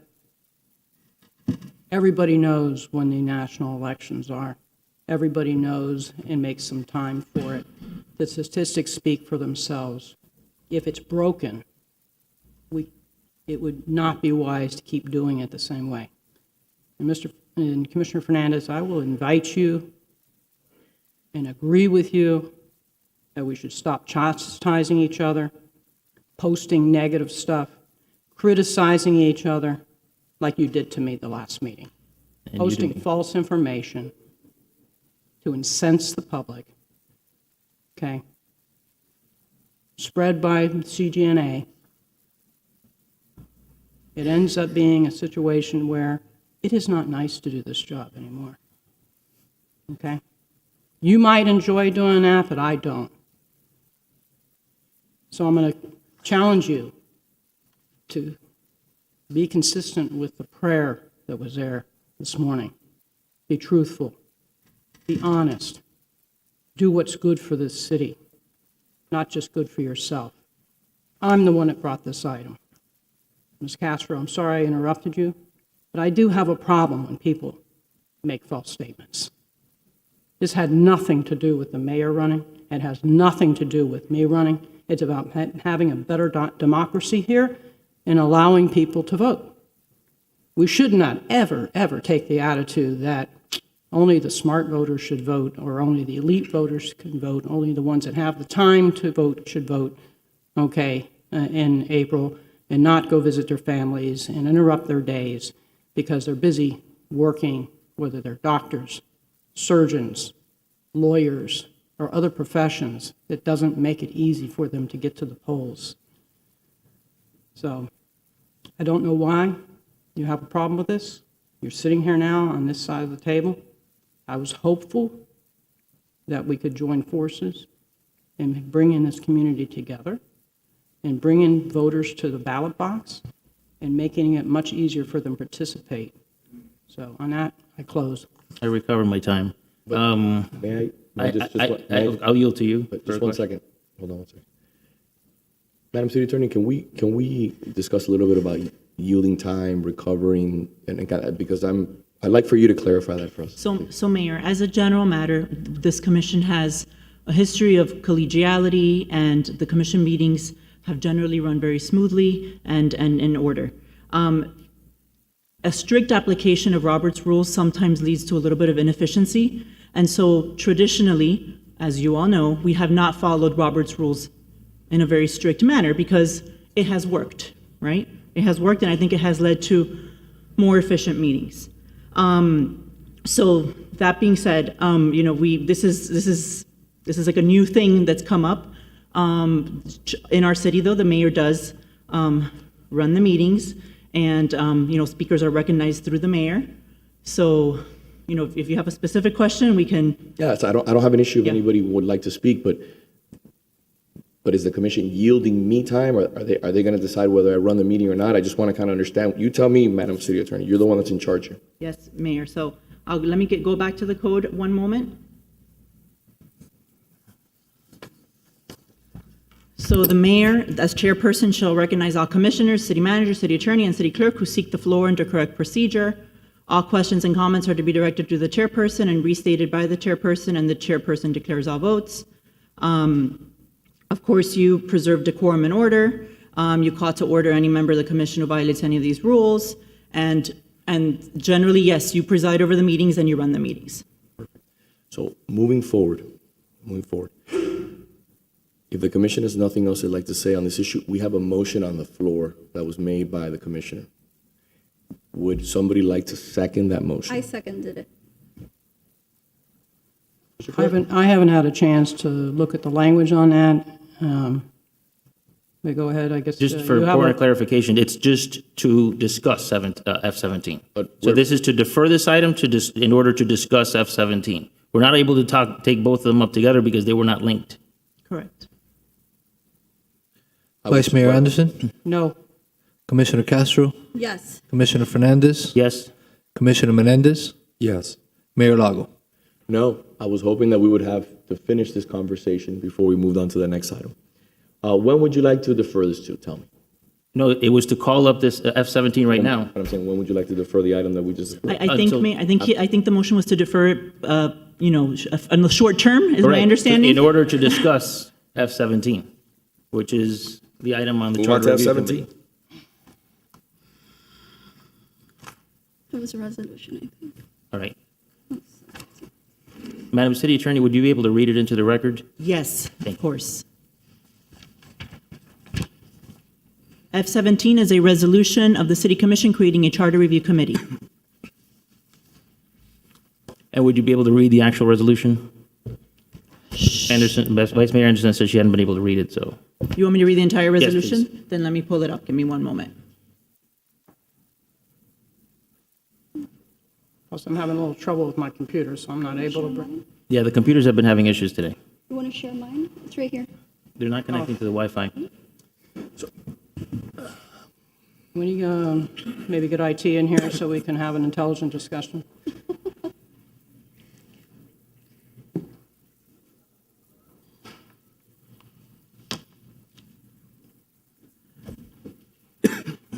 So F-17 is a resolution creating charter review committee, whereas the charter of the City of Coral Gables is a constitutional document for the city, establishing the underlying structure of city government, and whereas the City Commission has in the past created charter review committees to review the charter and make recommendations as to items that should potentially be amended, including most recently in 2015, and whereas the charter has not been subject to a charter review for over 8 years, and the Commission believes it is time to create another charter review committee to conduct such a review, and whereas the City of Coral Gables will be celebrating the 100th anniversary of its founding on April 29, 2025, and the Commission believes the city should review its charter prior to its centennial. Now, therefore, be it resolved by the Commission of the City of Coral Gables, Florida, that the foregoing whereas clauses are hereby ratified and confirmed as being true and correct and are hereby made a specific part of this resolution. Upon adoption hereof, the City Commission hereby creates a charter review committee to be composed of 5 members. The mayor, vice mayor, and commissioners will each appoint 1 member who must be a city resident. The commission shall ratify its appointees to the committee as the October 10, 2023 regular City Commission meeting.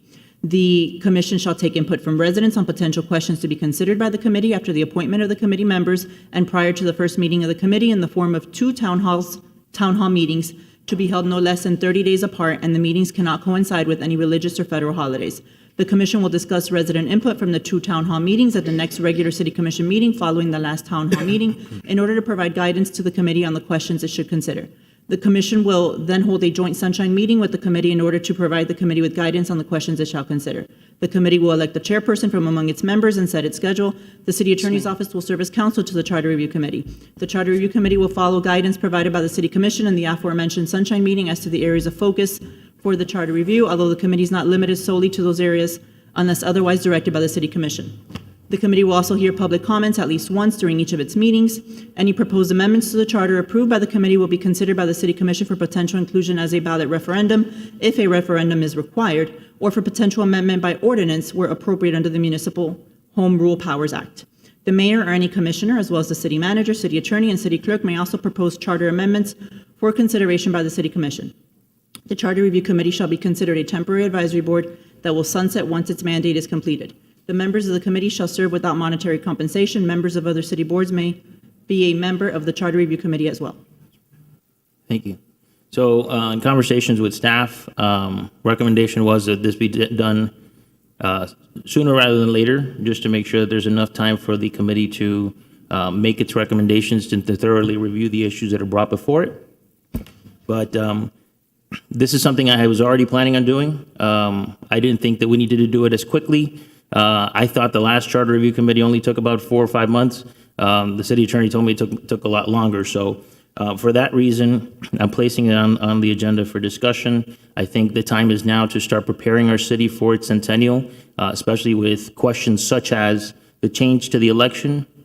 I don't think we should be the ones making that decision. The decision should be made really by residents, but this committee can help advise us as to what the proper course of action should be and how we should proceed. So I know there's other questions that have arisen in the community over the last few years on things that should be reconsidered in the charter. That's why I want to open it up for town hall meetings where residents can come in and give us their opinion on issues that should be addressed in this charter review committee, and make sure that we're getting resident input. Again, we serve at the pleasure of the residents of the city of Coral Gables. This will set us up for the next 100 years as a municipality. So with that, Mr. Mayor, I'll yield back for the discussion. Thank you for yielding. I'm in favor of a charter review. I've been in favor of a charter review before, but I do have some additional comments that I'd like to make. I'd like to hear my colleagues on the commission what they recommend, and then I would give you my recommendations from past charter reviews, how they've worked, the makeup of the individuals, and we usually do them every 10 years. This is now 8. So if the commission wants to do it early, that's the will of the commission. But I think we should discuss little finer details of the makeup of the actual charter review. So I'll leave it up to the commission, and then I'll give you my thoughts at the end. Well, I was going to ask the city attorney to provide us, since this was dropped onto the agenda after my agenda review, some background on prior charter reviews. So if I may, so this was brought in at the last minute, which is perfectly fine. I welcome it. I welcome anything that wants to be put on the agenda. It doesn't matter if it's right at the last moment at the final agenda review.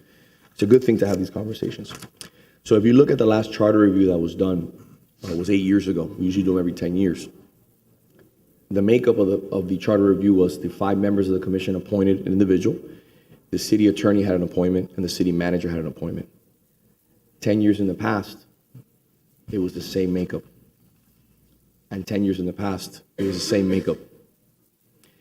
And the chair of the charter review has always been the mayor's appointment, 3 times running, over 30 years. This request by the commissioner is to remove an appointment by the manager and to remove an appointment by the city attorney and not make the mayor's appointment be the chair. It is to be voted by the charter review.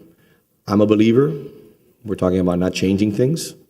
If they worked so well before, there should be 7 people appointed to the board, and the mayor's appointment should be should be the chair of the charter review. I have copies of the resolutions going back all the way to 2004 under the previous mayors that had the privilege of serving here in the City Beautiful. I have it here if you'd like to see it. I can share it with you. Whoever would like to see it. Would you like me to answer to that? Of course.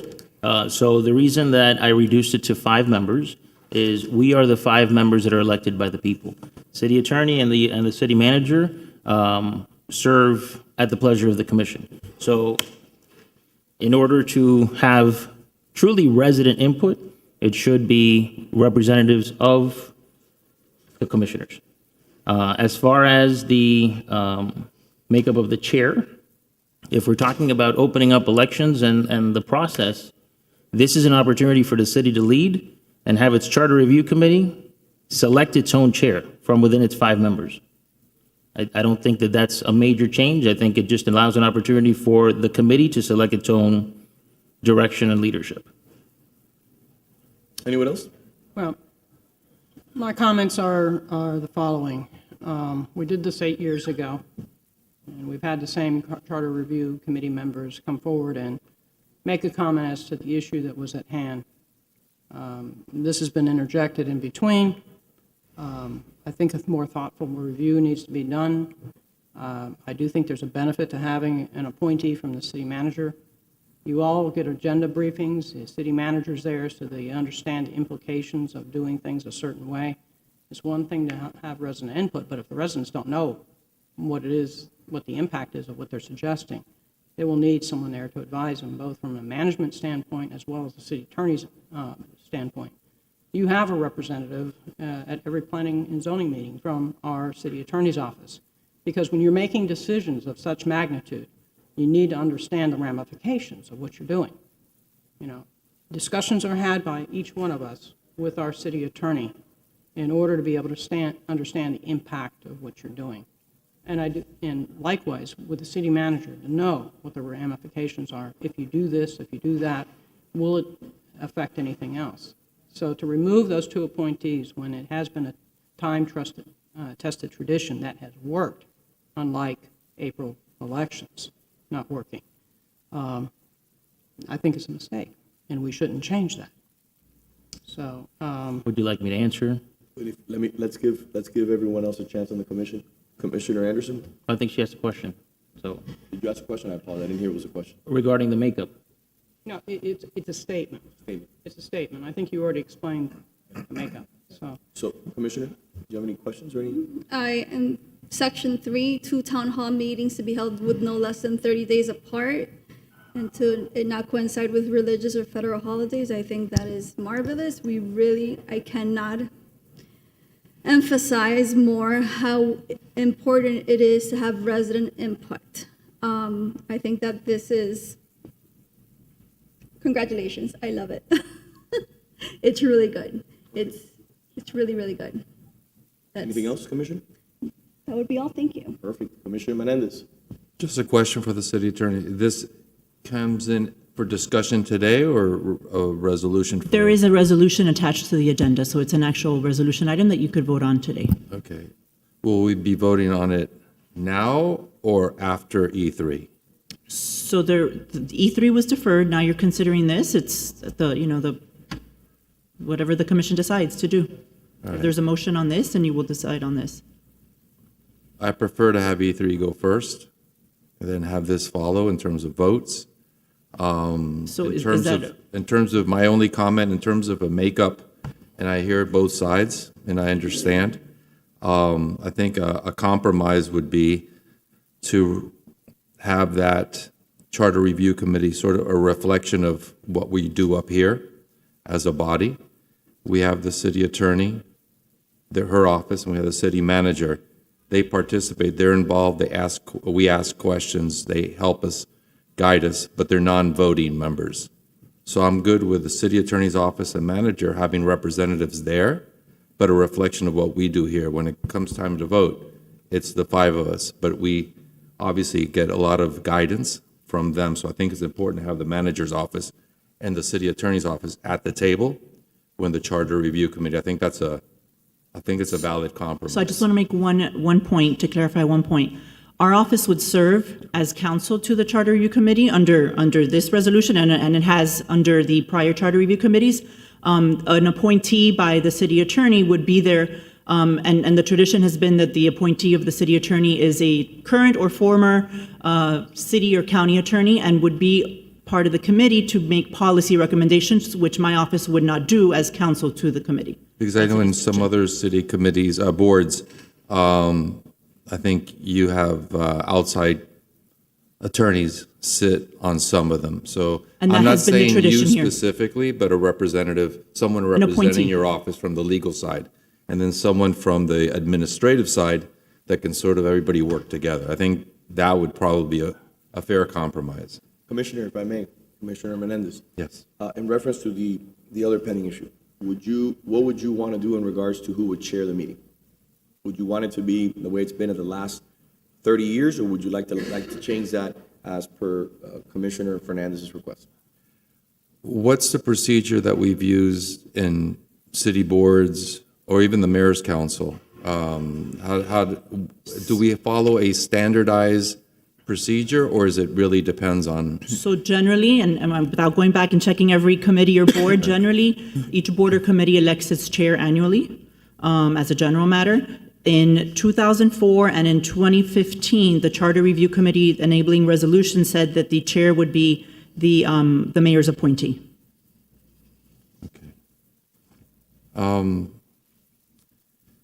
Well, if we're going to go to E3, it gives me more time to think about that one issue. That's the only one pending issue I have.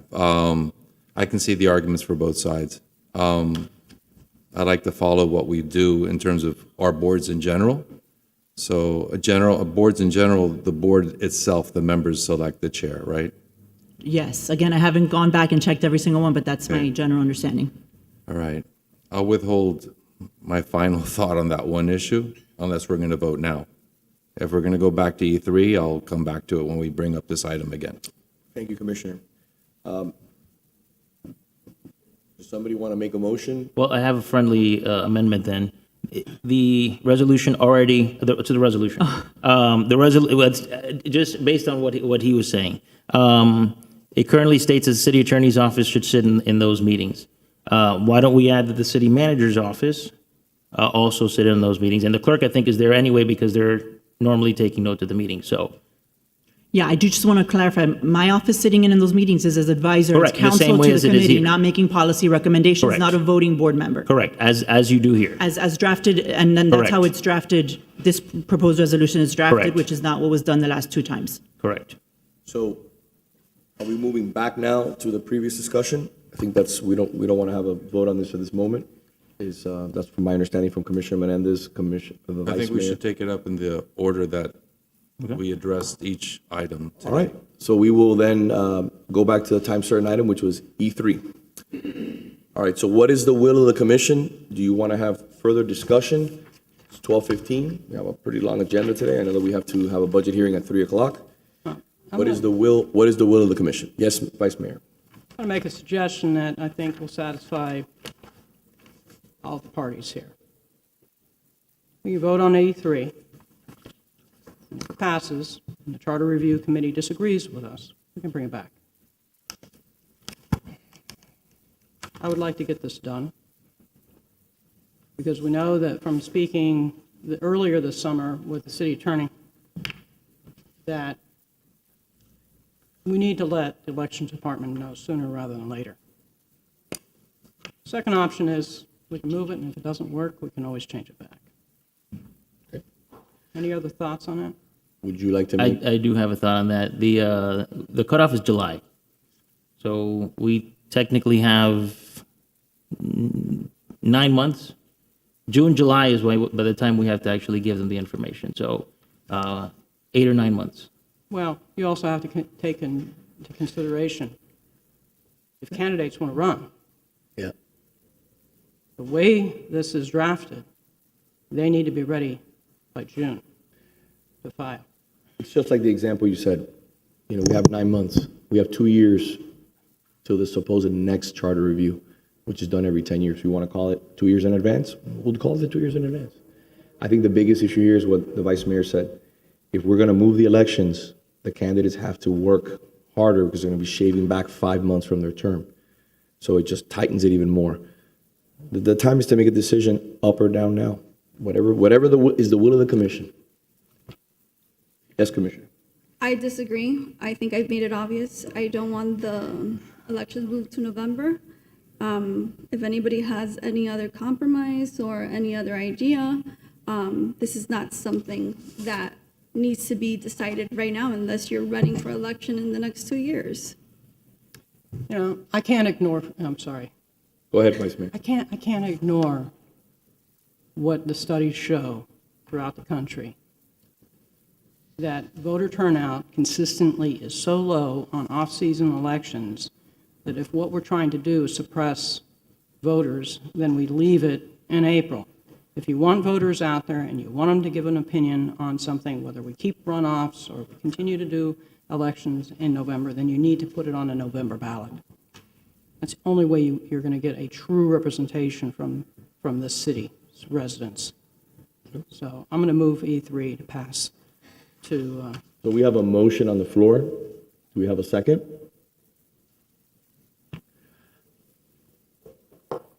I will pass the gavel. You don't have to. You can make a. You can second, Mayor. Second, I got it. We have a first and a second. Mr. Clerk. Commissioner Castro, Absolutely not. Commissioner Fernandez, No. Commissioner Menendez. I'd like to make a comment before I vote. Of course.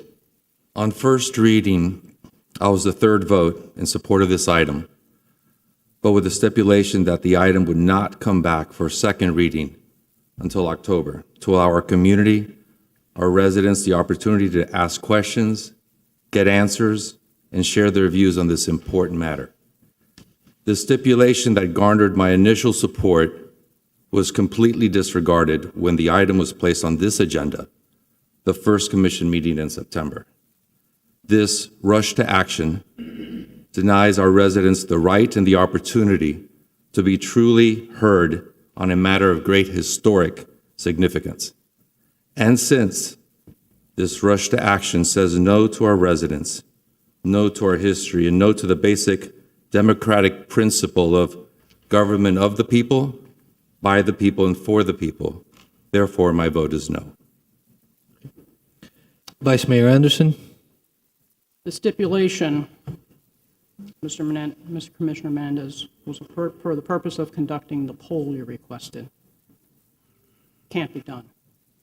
I'll vote yes to ensure that all residents can vote, not just those who view themselves as the politically active, conservative, wealthy, older white voters who disproportionately sway over local government.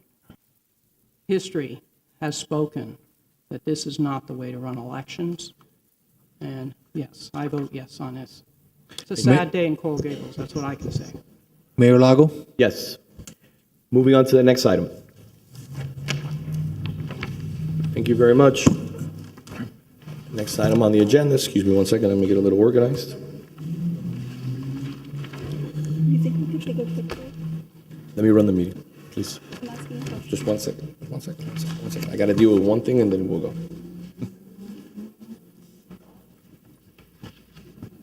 Mr. Clerk, do you know if A3 is here? Is Fiola still here or no? No, sir, and they requested to be moved to the next commission Okay, meeting. perfect. Then we will take a 5-minute break. I just wanted to make sure they were not in the room because they've been waiting a while. Perfect. We'll take a 5-minute break. We will be back at 12:25. Thank you.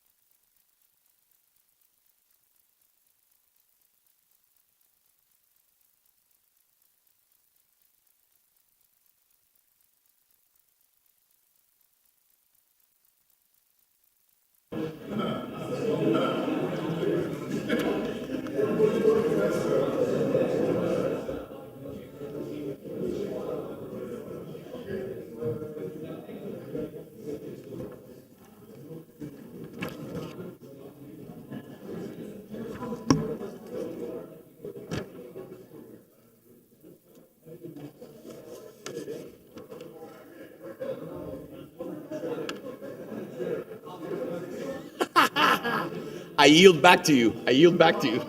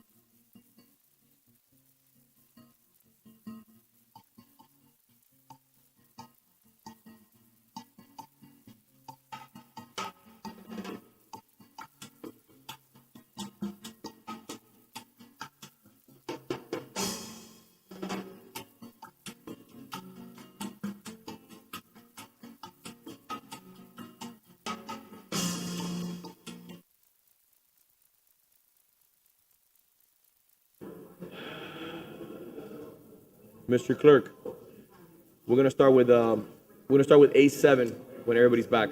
That's you, right, Chief? I know. I'm just saying, let's get going.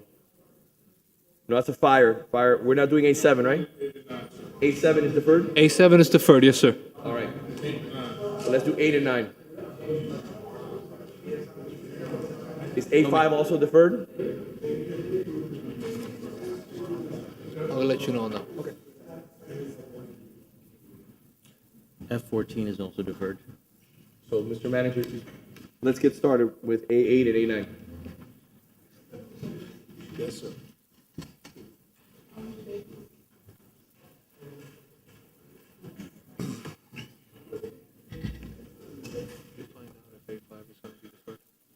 Good afternoon, Chief. Good afternoon. Afternoon. The floor is yours. Thank you, Mayor. As the commissioners know, we started a program, something that we discovered through our training process and looking at newer officers and what we can do to get the best possible officers in the police department out onto the street. We've revised our FTO program since my tenure starting in 2014. We continue to look at other avenues. One of those avenues is what we have found through the training department, and what we've looked at is what the experience an officer finds in training in Jiu-Jitsu. And we saw more and more of our officers were having more hands-on issues with subjects, I would say, and trying to control them. through that conversation, we had a conversation with this body and the manager's office about how are we going to train. We were very specific and taking into some of the legal considerations of mandating the training. So we did not, it is not mandated. However, with the program that we started, we made two really specific decisions. One of them was to make sure, A, as I said, it wasn't mandated, and two, that as much as we do have qualified, trained trainers within the department that are police officers, we wanted to make sure we got the best of the best for our department, for our residents, and for the employees. We therefore enter into a contract with the Valente brothers, obviously a local, probably the best in the world, to be honest with you, in the training of James Robertson and Barack Akili. I'm tried that. I hope I didn't kill that, because if I do, he's going to flip me over the podium anyway. So between you and the manager, you're all trying to get me on the mat. It's just not going to happen. But we did look at this, and we have had great participation. Today, I really want to take, the opportunity to thank this commission, the manager, the commission before that, put money aside in our budgets to pay for the best of the best to train the best. And that doesn't take anything away from the employees that we currently have within the department that are black belts and have shown a high level of expertise in the Jiu-Jitsu, but also it gave us the ability to bring in these great instructors. Some of the things that we found in not making this mandatory is more and more of our employees are voluntarily getting into it. The one byproduct that I did not foresee, but I've seen, is the confidence building in the officers immediately upon getting into this that have had no previous self-defense or jiu-jitsu and training. So the following people have hit a milestone. It may not be a black belt or a blue belt, but it is, they've attended a minimum of 100 classes and have demonstrated proficiency by their instruction. And this, if I'd have the two instructors come up for me, please. And we will run through these very quickly before we identify this. Now, the way these individuals, and what we've set this up is they actually come to the station in our self-defense in our room, and they put on the classes, and they come in the morning, they come in the afternoon, and they come in the middle of the night. So I really can't say enough about what the Valente brothers have done to make our officers stronger, safer, and better for our employees. So the following people have completed 100 hours. First, Major Cordell Atherley.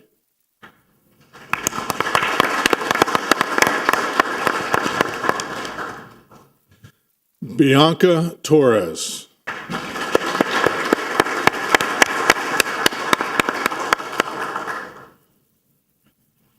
John Luna, Lieutenant Luna.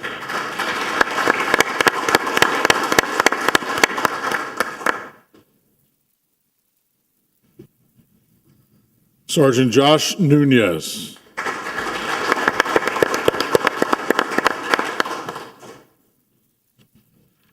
Detective Joel Rios.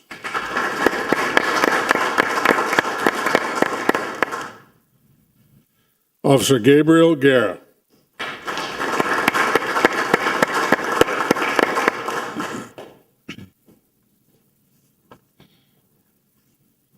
There are some other people that couldn't actually make it today, but I just wanted to recognize them in front of you all.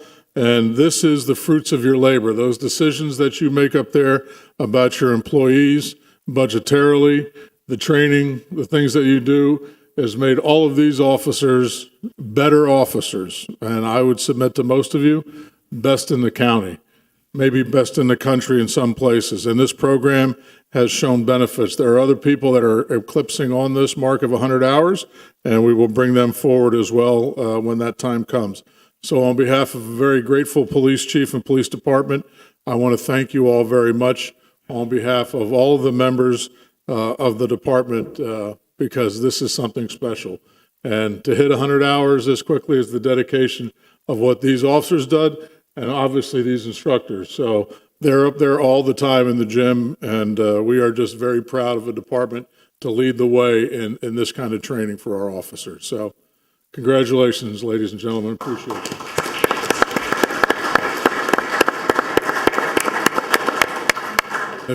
Thank you very much. I just want to congratulate all of you. Incredible work.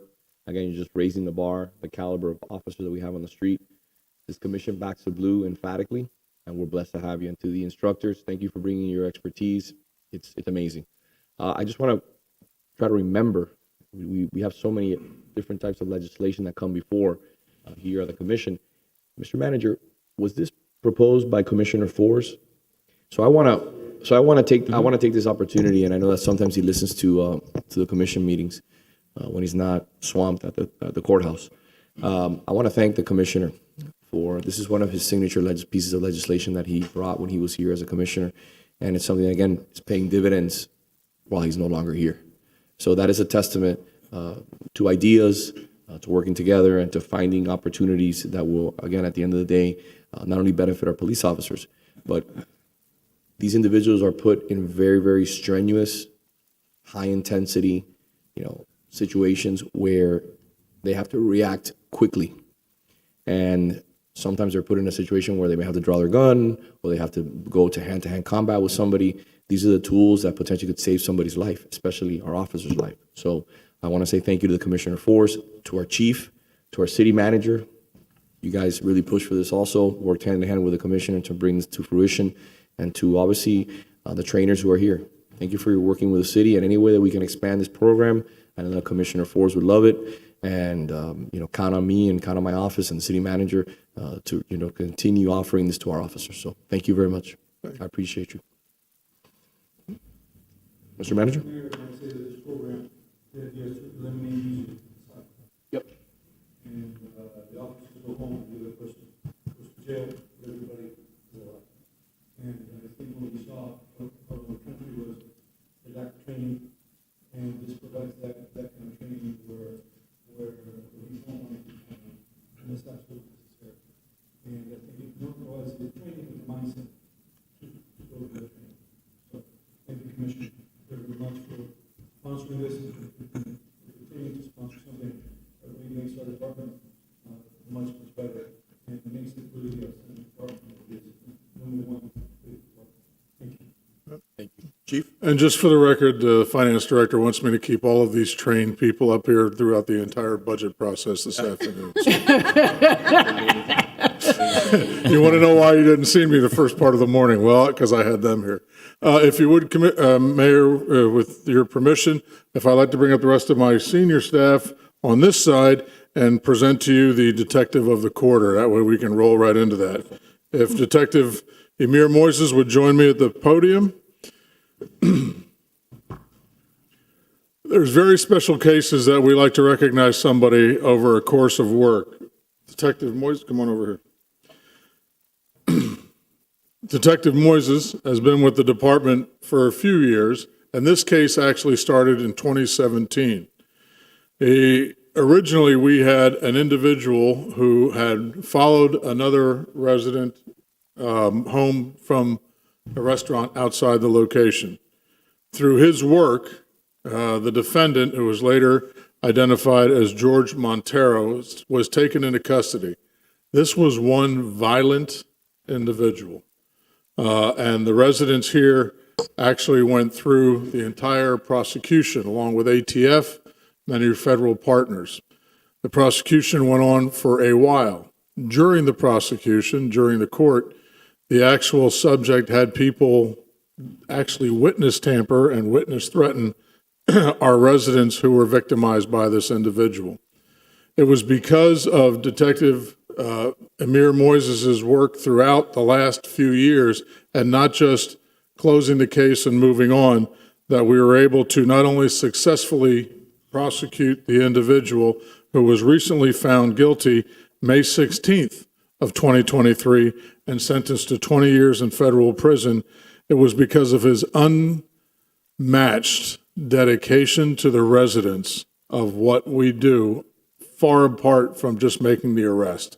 So today it is my honor to present to Amir Moises, the detective of the quarter for the second quarter of 2023. He is definitely the epitome of what we look for, not only in our officers, but our detectives. And I am so very proud of the work that he has done, as I am everybody else. And this needs a special recognition from his peers. So congratulations, Amir.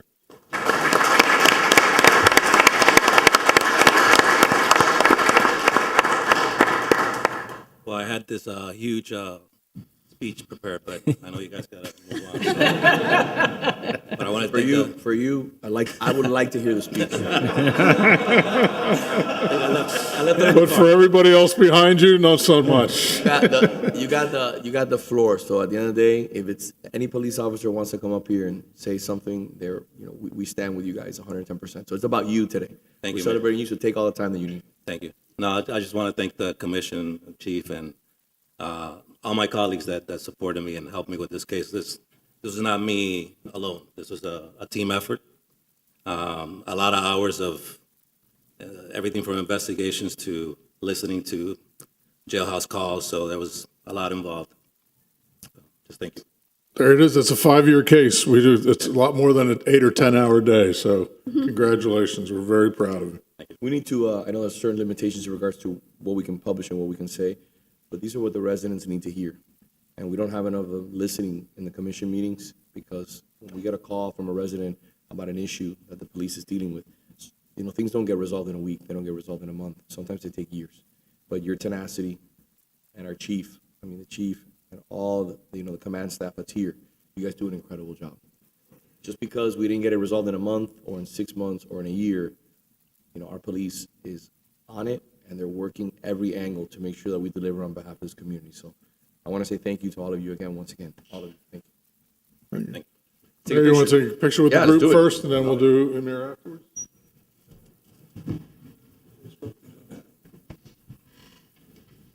Let's go with the commission. We're not good, huh?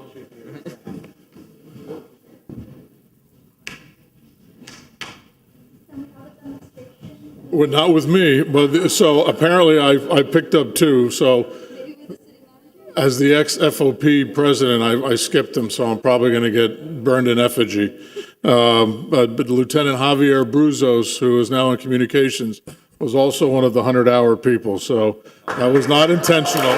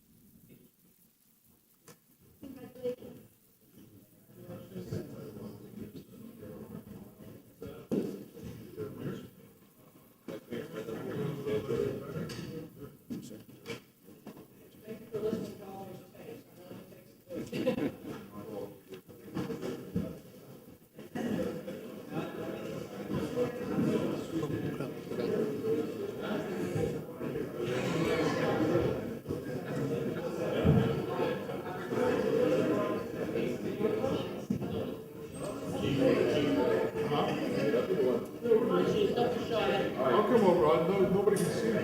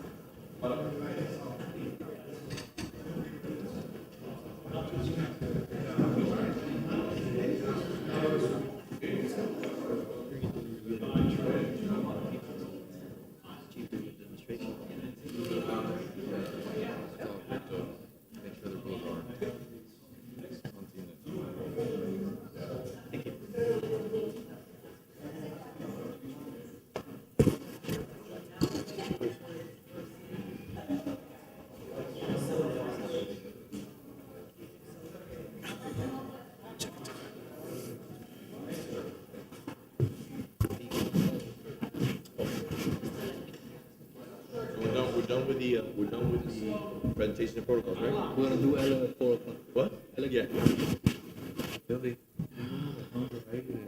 Sí, no, lo vamos a they deferred. All right, A5, excuse me. All right, moving on to public comments. Mr. Mayor, first speaker today is Maria Cruz. Ms. Cruz, the floor is yours. Seems like she stepped away. We'll come back to her. Doug Meyer.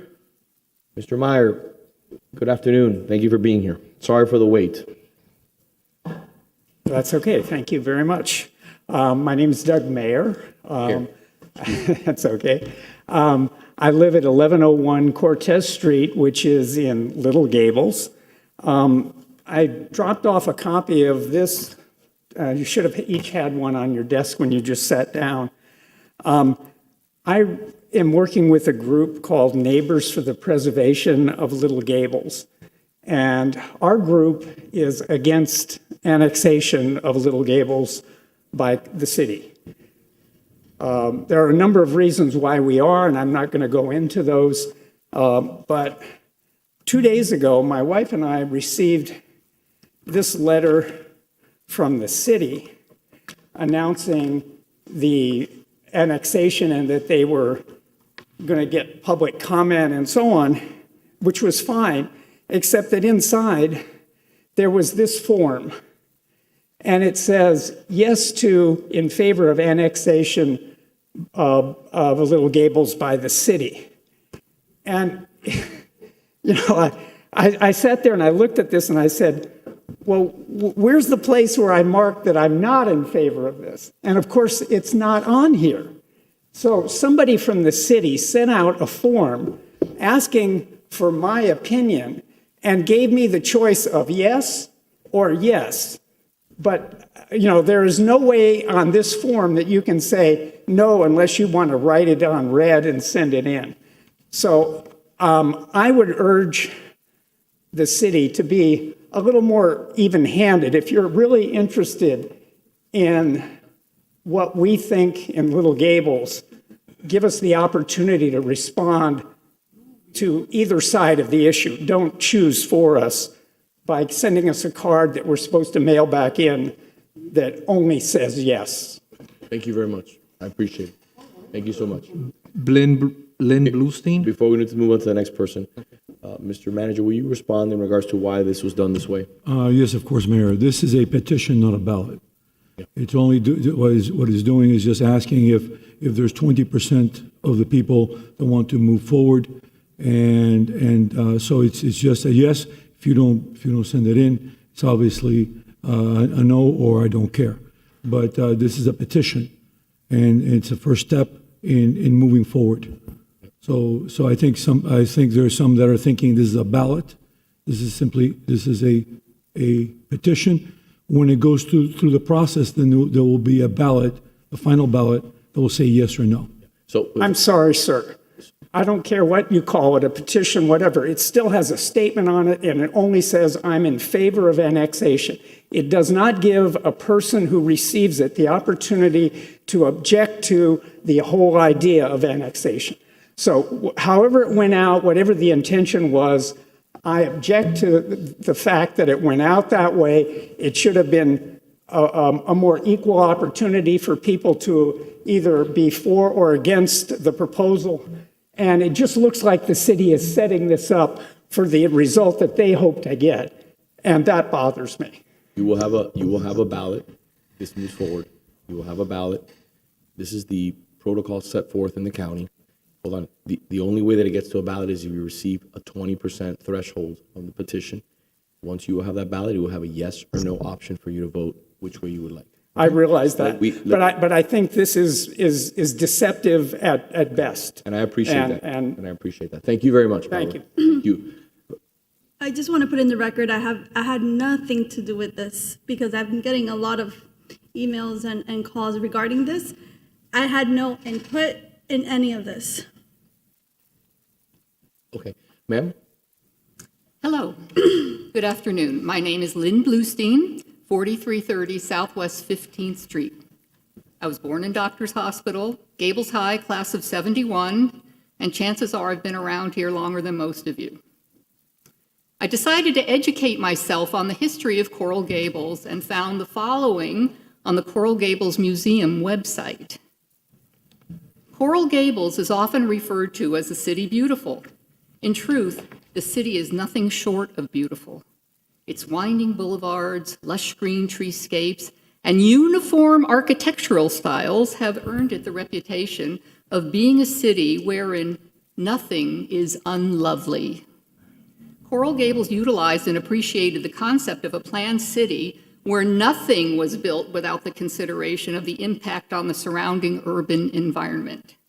While George Merrick did not initially intend for Coral Gables to become a city, he adhered to the concepts which were laid out by the City Beautiful movement, and in 1925, when Coral Gables voted to become a city against Merrick's will, it was coined the City Beautiful. I can only imagine that the residents who have invested their lives and fortunes in living and working in Coral Gables would like to see the continuation of George Merrick's vision. The biggest issue, and perhaps the most important issue, is the issue of 9/11 emergency services. Miami, and when I say that, I mean Greater Miami, that does include Coral Gables and all of Dade County cities, is claiming to be the new tech center of the United States. You cannot tell me that in the year 2023, while we are sending rockets to the moon and Mars, that we cannot create a county-wide 911 system that actually works in favor of anyone who calls. Bottom line, if you're in Miami-Dade County, anywhere, and you dial 911, the very closest emergency service, no matter where it is, should be, excuse me, I lost my place. Take your time. Yeah. Okay, thanks. The very closest, if you dial 911, the very closest emergency service, no matter where it is, should be dispatched to you. If you live in Little Gables and the closest 911 dispatch is in Coral Gables, no problem. If you live in a part of Coral Gables where you're closer to a different emergency station, you'll be better off getting service more quickly from your closest station. I am calling on every mayor and commissioner in all Miami-Dade County cities to put together a 911 system that will serve everybody efficiently and quickly and not be affected by boundaries. It isn't rocket science. Lives are at stake. Show the residents of Miami-Dade County that you are smart, that you care, and that you make a vow to do this. And if you are unable to do it, pass your job on to someone that can make it happen. Thank you. Thank you so much. Maria Cruz. Ms. Cruz, welcome back.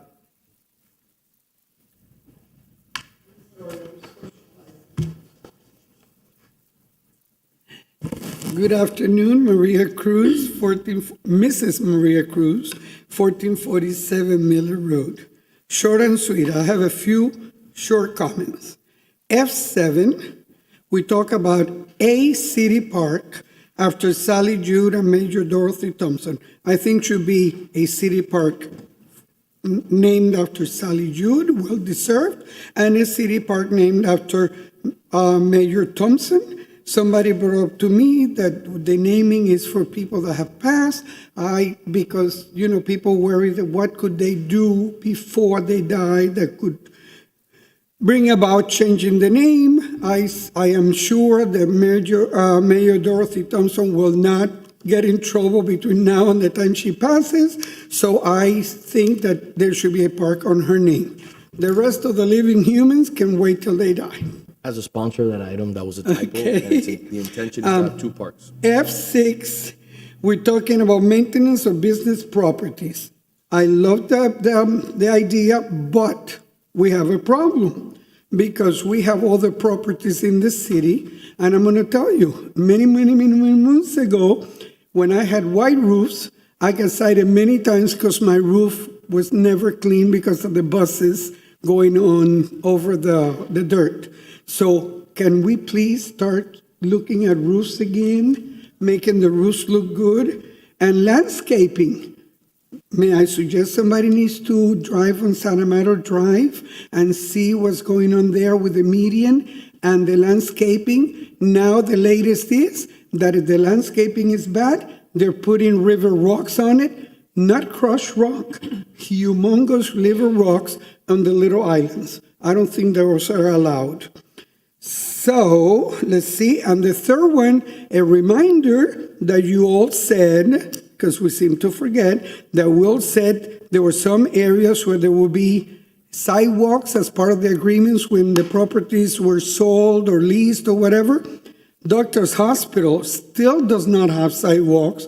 If you try to get in there, you have to walk on the street, okay? And now there are bushes that I don't know where they're going to put the sidewalk because they built there, so sidewalks are not easy to put there, but we do need sidewalk. And an opportunity to go to the emergency room. Once you go there, you have to get on the street or else you have to get a helicopter.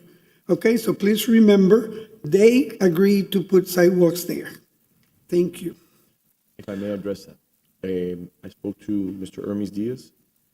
I'm the one that requested when that transaction occurred, that they include all the sidewalks and they pay for the sidewalks and they pay for the street, fixing the street so it looks in uniform with the University of Miami.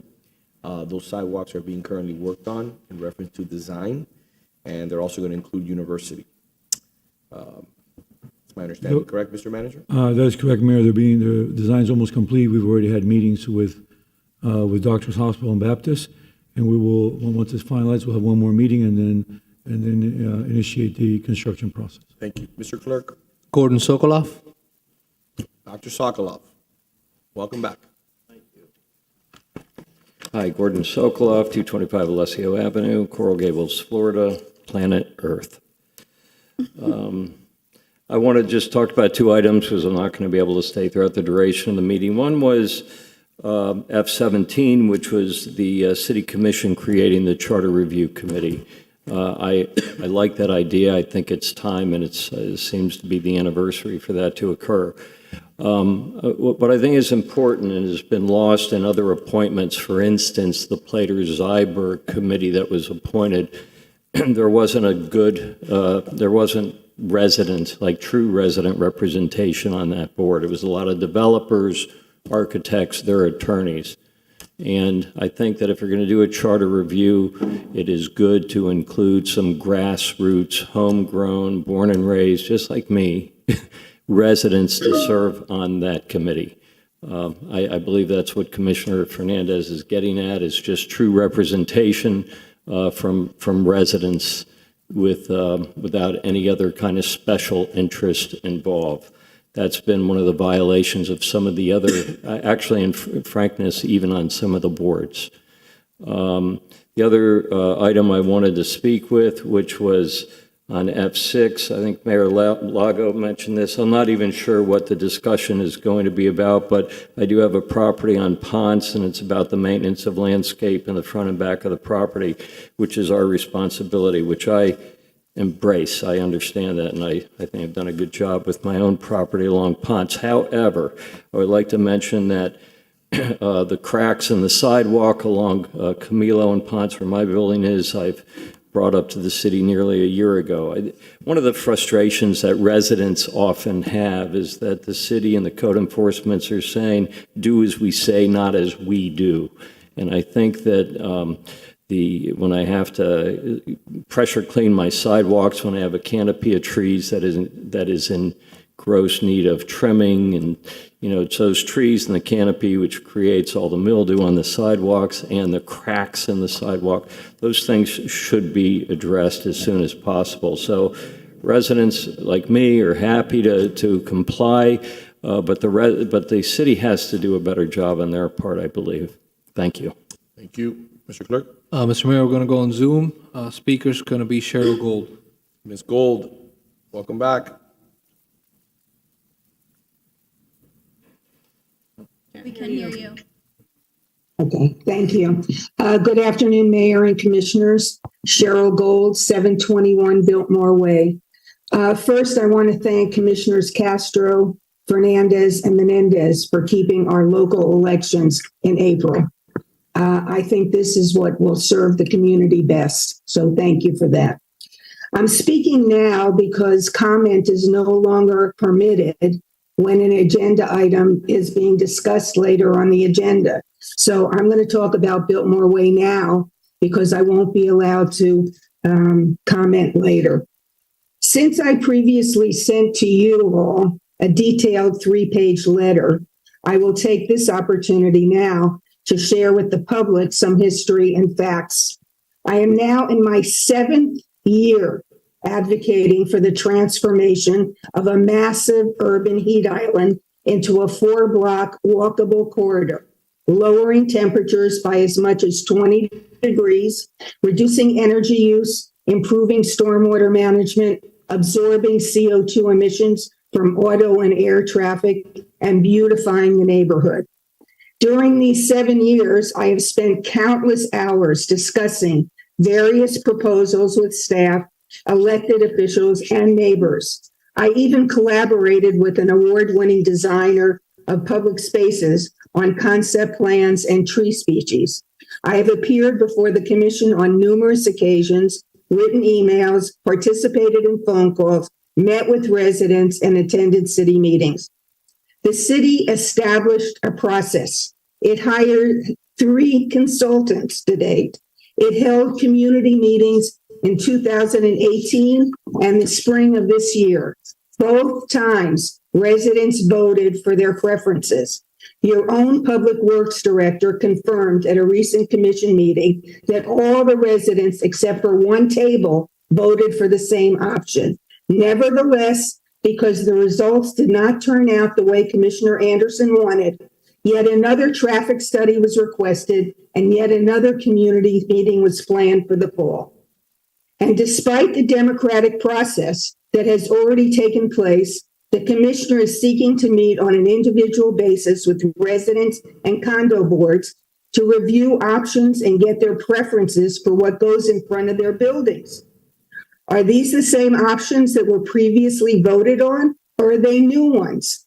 Asking buildings what they want in front of their building is a preposterous approach to a streetscape CIP. One developer wants to eliminate all parking spaces in order to have an Uber drop-off and pickup disguised as a fire zone. Another building may prefer a particular tree species. Another building may want flashing signals at a crosswalk while others do not. This would amount to a streetscape plan conceived by a camel. This long-awaited project should be designed holistically, even if implemented at different times. The vote has been taken twice in a democratic process. The residents want a modest project at a modest cost, planting a mix of shade trees in the sidewalk with silver cells, keeping the parking as it currently exists, adding traffic calming, crosswalks, and lowering the speed limit. No median, no bike lanes for good reasons. Think about the public safety risks due to the volume of cars using multiple driveways and garages, and, of course, extreme heat. $1 million project versus anything up to $8 million with no special taxing district. After all, street trees and sidewalks are infrastructure and the responsibility of the municipality. Enough is enough. Stop the gaslighting. It is time to identify funding and implement the long-delayed project that the residents want and voted on, and the climate crisis demands now more than ever. Thank you. Thank you. In regards to just a quick response, the items on discussion, due to a 4-1 vote, there can be comments on those items if the commission so deems it appropriate. So I just want to make sure Ms. Gold is aware that if there's an item that's being brought forward. Okay. So just that's number one. But I checked with the city clerk first thing this morning at 9 o'clock. I've been on this Zoom meeting since 9 a.m. And I asked if I was going to, if I could put it later or if I had to go this morning in the public comment, which I thought was going to come this morning. And I was told I would be in the queue it would have to be in the public comment. So I just wanted to let you know why I've been here for four hours now. Okay, Ms. Gold, I apologize for you having to wait for public comment. We just ran over on our time certain at 9:30, but you are allowed to make public comment in public comment. I started that a few years ago. It's a good opportunity to speak and get your voice heard. And on the issues of discussion items, I was voted against 4-1, and you're allowed to make any comment you like on discussion items. I actually removed my mayor's comments, and I put them in line, as long as the person who is the sponsor votes on the issue. So, and there's a resolution attached to it, right? Correct? Excuse me, can I have some clarity to that? If there is a resolution. With a resolution attached to it. Mayor, Yes. may I just clarify that point? course The you can. resolution was that the sponsor of the item could request that public comment be allowed on the discussion item. Exactly, that's what I said. So if a person, that's exactly what I said. Exactly what I said. Let me just run the meeting, and everybody can, everybody has an opportunity to talk. Everybody's gonna be free to say what they'd like to say. No one is being held back. We have multiple opportunities to speak here. Everybody just has to sign up. So in regards to this item, no one is being gaslit. We are here to listen on the issue of Biltmore Way. This commission, myself, and Commissioner Anderson, and I think Commissioner Mendez has been involved, has been pushing this item for 4 or 5 years to have a conversation about Biltmore Way. When is our next, Mr. Manager, when is our next public meeting on this? Dover Cole will be setting up a meeting now after September. I'm not exactly sure when the date's coming, next month or so, because we wanted to wait until after the summer when everybody was here. So we engaged over Cole. We wanted to wait because we've had issues before when we've had these public meetings in the summer. We wanted to make sure that everybody was in town, for example, like Ms. Gold, who is not in town for certain parts of the year, and to have a real robust conversation and move forward on this issue. So we can, yes. I'm 100% in favor of doing something there in Biltmore Way, but we have to be honest with ourselves. Depending on the price tag and funding, there's different routes. Either you're going to save, like we normally do for capital projects over a number of years, or you're going to do a special taxing district. What is going to be the actual funding? So what we're trying to see is have different options be brought forward. We price them out, and then we go back to the community and say, look, these are the costs, and this is what we're looking at in regards to a funding strategy. That's my understanding of what we were at. That is correct, Mayor. We need to establish what the scopes are in order to establish costs, in order to establish funding. Mr. Clerk, is there anything else anybody else that would like to speak? Go ahead, Commissioner. Okay. City Attorney, can I have some clarity? Because I believe that what was passed 4-1 was public comment at the discretion of the mayor. And it was going to be on the agenda beforehand. Was that not it? So the sponsor can request it, just like you request at time certain, is that you have that, you can request that there be public comment allowed on a discussion item. That was the resolution. Okay, so does it have to be on the agenda? You should ask in advance. I mean, you could always ask for it now. You always have that, you always have the ability to request it now, but you can also ask for it in advance. Because I think what the mayor was saying is that discussion items are open to discussion or public comment. If I may, Absolutely. I said, was very clear, in a 4-1 vote where I voted against, it's very simple. If you put forward a discussion item and you would like to have that item be open to the public so they can speak on it, which it never has been before. It's always been a commission opportunity to discuss in the sunshine. You just have to request that. That's it. And that was what, it was in the language that was put forth by Commissioner Anderson and Vice Mayor Anderson and Commissioner Menendez. And that was what was put forward and that was passed. So that is exactly what we can do. There's multiple opportunities to speak on every single issue, including public comment. So, Mr. Clerk, can we move on so we can move on to the next person, the next speaker? Mayor, there are no more. Okay, so I would like to close the public comment, and I would like to have a motion in regards to our consent agenda. We have a very large agenda today. We haven't even gotten to consent. Before the vote of We have a resident trying to talk. I'm sorry? We have a resident trying to talk. Can you give her permission?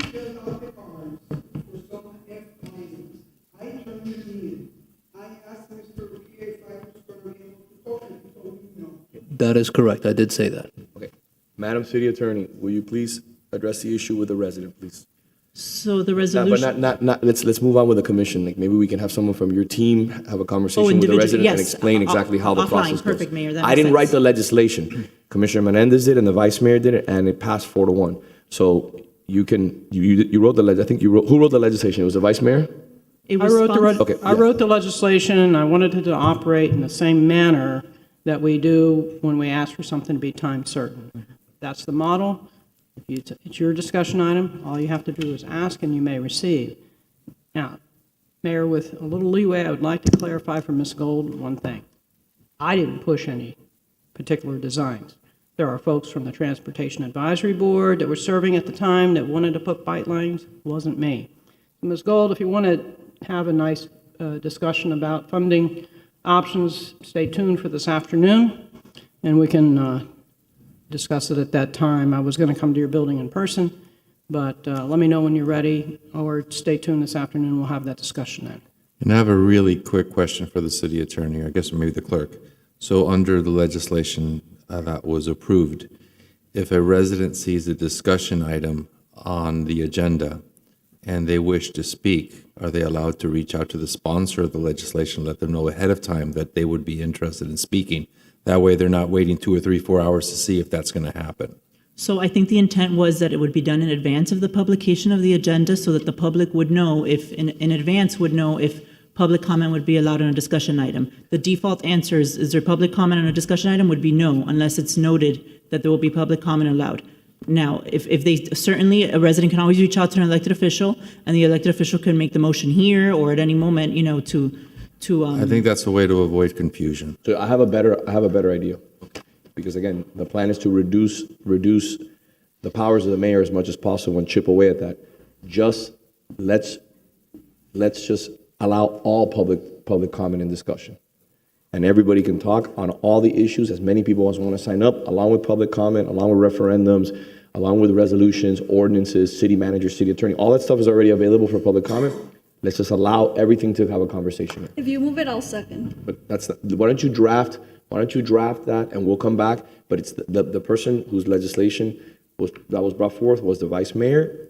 You guys can work on that together. If you'd like, I'm perfectly fine with whatever you guys like to do. Have as much comment as you like. Mr. Clerk, are we done? Yes, sir. Okay, can we have the consent agenda? Before the vote adopting the consent agenda is taken, is there anyone who wishes additional discussion or review of any item on the consent agenda? Can I get If a not, motion, may I please? please have a motion? I'll move it. Second. All in favor? Aye. Aye. Thank you. Okay, perfect. Can I have, is D5? D5 was accepted, right? Yep, that was accepted, excuse me. Moving on to E1. Mayor, E1 is an ordinance of the City Commission granting conditional use for a building site determination approval pursuant to zoning code Article 14 process, Section 14-202.6 building site determination, and Section 14-203 conditional uses to separate 2 single-family building sites on the property zone single-family residential, legally described as lots 21 and 22, Block 3, Coral Estates, 631 Zamora Avenue, 1 building site consisting of Lot 21 and the other 1 building site consisting of Lot 22, including required conditions, providing for repealer provisions, severability clause, and providing for an effective date. This is a quasi-judicial item, so anyone who will be testifying should be sworn in. Yes. Those who will be appearing in this item, please stand and raise your right hand. Do you swear or affirm that the testimony you'll provide today will be the truth and nothing but the truth? I do. Thank you. Madam City Attorney, are there any changes? There are no changes. First reading? And I know staff is here, but there have been no Are changes. there any comments from the commission? Any other questions? Nope. All right, I'll entertain a motion if there's none. I'll move it. Second. Mr. Clerk? Commissioner Fernandez? Yes. Commissioner Menendez? Yes. Vice Mayor Anderson? Yes. Commissioner Castro? Yes. Mayor Lago? Yes. Thank you all. Sir. Moving on to E2. E2 is an ordinance of the City Commission amending ordinance number 2014-05 to increase the maximum student enrollment from 140 to 195 students at the Margot Early Childhood School at Temple, Judea, located at 5500 Granada Boulevard. All other conditions of approval contained in ordinance number 2014-05 shall remain in effect, providing for repealer provisions, severability clause, codification, and providing for an effective date. Madam City Attorney, are there any changes from first reading? There are no changes that I'm aware of. This is quasi-judicial, so if Yes. anyone's testifying, they'll have to be sworn in. Are there any public comment, any requests? No, Mr. Mayor. Okay. Does anybody from the commission have any comments or any other further questions? No. All right, I'll entertain a motion. I'll move it. Second. Commissioner Menendez? Yes. Vice Mayor Anderson? Yes. Commissioner Castro? Yes. Commissioner Fernandez? Yes. Mayor Lago? Yes. Thank you very much. Excuse me, Mr. Guilford, for the long wait. Moving on to E4. E4 is an ordinance of the City Commission amending Chapter 82 Vegetation of the City Code in order to clarify tree protection provisions and associated code enforcement actions and fines, providing for repeater provisions, severability clause, codification, and providing for an effective date. Assistant City Attorney and City Prosecutor Gus Ceballos will present the item. Good afternoon, Mr. Mayor, Vice Mayor, Commissioners, Gus Ceballos. So this item does a few things. It's a lot of cleanup, but I'm going to go ahead and highlight some of the important provisions that there are changes to. So on the first page, we are adding additional language that, defacement of tree, including things like stapling or fixing any sort of document to a tree would be a defacement of the tree. On page 7, you'll find that fruit trees are no longer to be calculated as part of the existing tree canopy if the property meets all applicable landscape requirements. So if you meet the requirements from other trees, your trees are not part of that calculation. If you'll notice on that following page, on page 8, palm trees are no longer to be used as mitigation of canopy loss. There's been a lot of discussion issue. We want to promote shade trees, so that is no longer an option. So if you take down, 2 large oaks and you need to replace 1,000 square feet of canopy, you can't just put a bunch of palm trees everywhere. That is no longer allowed. Additionally, some changes in terms of enforcement. We include that the initial violation for code enforcement board and a ticket will not exceed 1,000. The 5,000 for repeat violations. Obviously, if it is a city tree, the board can take it all the way up to 15,000, but that remains the same. Most of the other changes are we're removing there's a lot of language about court of competent jurisdiction. We don't ever take these items to a court of competent jurisdiction. Doesn't mean we don't have the ability to. We still retain the ability to, if we need to institute some sort of civil action, we can do that. But it's basically just cleaning up the section so that it reads a little easier. And we're also increasing for tree mitigation. So when there's a contribution in lieu of a mitigation, we're increasing it from 1,500 per tree to 2,500 for every 500 square feet that's being replaced. First off, thank you very much for working with me as a sponsor of this item. One of the key things is obviously the palm trees for mitigation. I want to try to remove that as much as possible. We want shade trees. So are there any other further questions, any public comment in regards to this? No, Mr. Mayor. Commissioners, anything? No. Mayor, I appreciate you bringing this, and I'll study a little bit more between first and second reading, but since I have you in front of me, Mr. Ceballos, I have a question. Can we put in a minimum fine? Yep. Can we? We could. Okay. All right, I'll think about it I think between first and second. let's We do can it. definitely look at that and see whether that's allowable. Yeah, Look into that's my suggestion. I'll Between be- first and second, I'll look at it if you. Yeah, I welcome that. I Very welcome good. that. Again, listen, I think the key here is to really start building on our effective tree ordinances and more ordinances, more resolutions, bringing actual items to the commission which are really address issues that are pending and that are outstanding.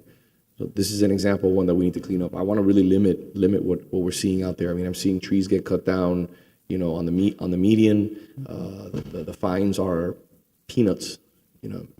People are cutting them down so that their cars don't get stained. I have one of those next to my house on a white wall. I have to constantly address the issue. If this is the approach that the commission wants to take, then we'll just start cutting trees down all over the city. I am adamantly opposed to it. But we need to enforce the fines. So when someone is going to tell one of their landscapers to come on a Saturday or Sunday and cut down a tree because there's too many leaves in their pool, or because there's too many, it's staining a wall or staining their car, there has to be real repercussions to that. And the mitigation cannot be, let's just put up a few palm trees that don't offer any shade. The trees have to be a certain height, a certain caliber, and it has to be in line with our standards here in the city. So, Understood. okay. With that, I'll entertain a motion. I'll move it. I'll second. Vice Mayor Anderson, Yes. Commissioner Castro, Yes. Commissioner Fernandez, Yes. Commissioner Menendez, Yes. Mayor Lago. Yes. Let's move on really quickly before we go to commission items. Let's go to G1. G1 is a resolution of the City Commission approving artists to submit proposals for a commemorative public artwork aligned with the city Centennial honoring Bahamian and Black residents, and authorize an amendment to the fiscal year 22 to 23 operating budget to recognize the transfer of funds from Art and Public Places Reserve and to appropriate such funds to put towards the cost of the proposal process and artwork. So, to my commission, I've been working on this with Catherine for some time now, and we've had multiple meetings on this issue. I want to thank the members of obviously Golden Gate, McFarland, who have also joined us, along with Gabe Bondurant, and I don't want to forget the other individuals. I forgot the nice lady's name from the Mayor Society. Joanne, very sweet lady. She's been involved and really leading the charge on this, and I think this is an opportunity to do something special, an opportunity to really memorialize the people who took George Merrick's vision and brought it to fruition with their craftsmanship and their incredible ability to implement what the city of Coral Gables ended up becoming. So we've been working on this probably for about a year now, and I hope that you will support this. I think it will be something special in our city that we'll look back in years to come as we move towards our Centennial, and it'll be something that this commission will be able to hang its hat on as one of our achievements. But I take a lot of pride in this, bringing it forward to you as a sponsor. Mayor, I'm very pleased to see that this was happening. I gave Ms. Cathers a call on Juneteenth and saying, oh my God, we haven't done it, and it's when I heard there was already something in progress, so I was very pleased that we were doing this. It's long overdue. Let me not forget Carl Prime. Sorry, I forgot Carl Prime. Prime. Who's also been involved in multiple meetings and has been engaged, and he's been a real clear thinker and giving us a lot of ideas in regards to what that community wants and what they want to see. Yes, so we're continuing to meet with the residents of the McFarland and Golden Gate communities. They are very interested in being actively involved in the process. So right now we are considering reaching out to about 10 artists to present proposals and develop proposals and invite them down to the city, see the site, speak with the residents. And once those proposals are submitted, we don't know yet whether we will have 10 or not, but that's what our goal is. We will present them to the residents, and then it will go through our regular process for our public places approval with a recommendation coming forward to the commission. Any other further questions? Any public comment? Mr. Clerk? No, Mr. Mayor. Mr. Mayor, I think this is a great project. Just for the residents' sake, can you explain what the plan is? Sure. So right now we are asking for like I said, we are reaching out specifically to artists that can integrate with the residents of the community to do a project that commemorates the Bahamian community and the Black community of Coral Gables and their contribution to the history and heritage of the city, not only in the past, but also moving forward. So we're looking at artists that are both regional and national. And it's going to be, I think, a challenging and compelling project, one that we hope to site here prominently in the city so that it will have easy access to our residents and visitors. So this all came to fruition because Gay came to visit me at office hours, and we had a long conversation, and Catherine joined us, and we started talking about it over the last year to see how we could pay proper respects and homage to these individuals. It's been a very difficult conversation, to be honest with you.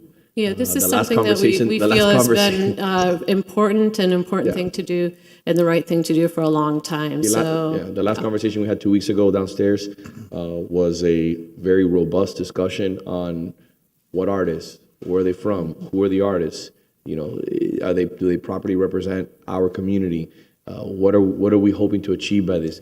So I'm looking forward to more community engagement on this, but at the end of the day, I think this is going to be part of our Centennial presentation. And it's not something that most people are thinking, that they're usually thinking about like a bust. We're thinking about potentially two different things. Number one, a sculpture. Who knows what that sculpture will be?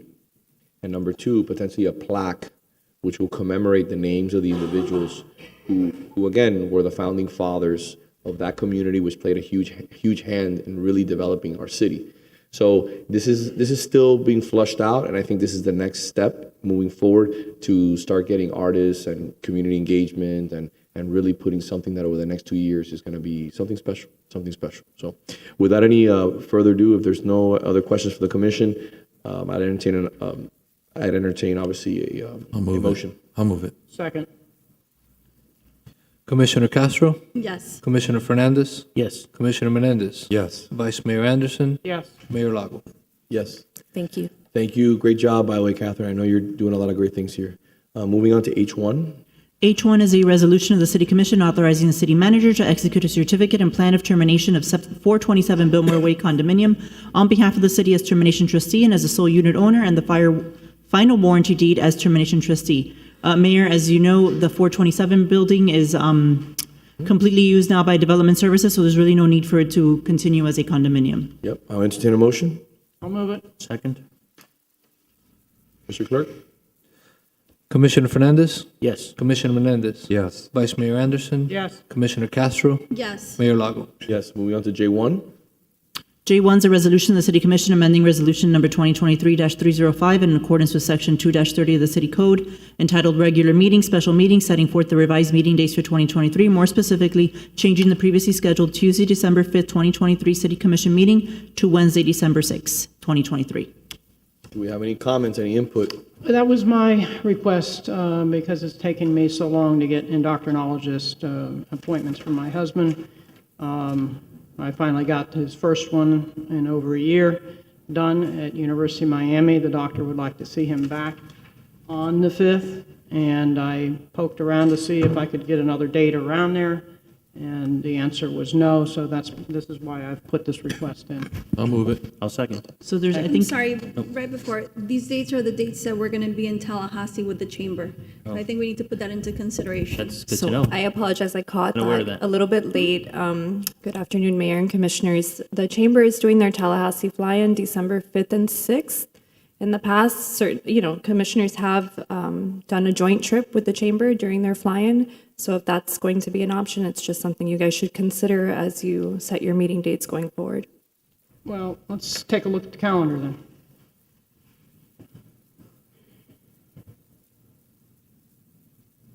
All I need is the 5th to get him there. We can move it to the following week. So Tuesday, the 12th? Let's take a look real quick. We have the annual meeting on the 11th. If everybody can make the 12th, I think it works for everyone. Looks like I can, yeah. 12th works for me. So we'll withdraw the motions and amend Exactly. the resolution and start again? So we have a withdrawal of the motion. move Let's it. amend it to the 12th, especially for December. And can I get another motion? I'll move it. Second.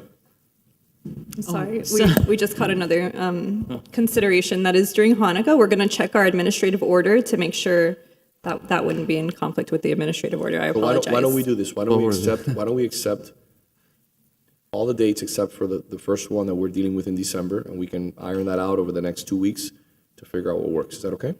So whatever is the yeah. commission's will, of course. Yeah. so Mayor, I think the item was only changing that December date. So if we want to that's hold what I'm off till saying. next meeting, we'll just hold But off there's till nothing next else? meeting I to thought figure there it out. was, no, there's not another dates? No, it's just changing that one. So we can hold up for the next meeting, but I don't have an issue with it. We can either do it the subsequent week after that, it's fine with me. Me too. It's getting close to Christmas, so just want to make sure.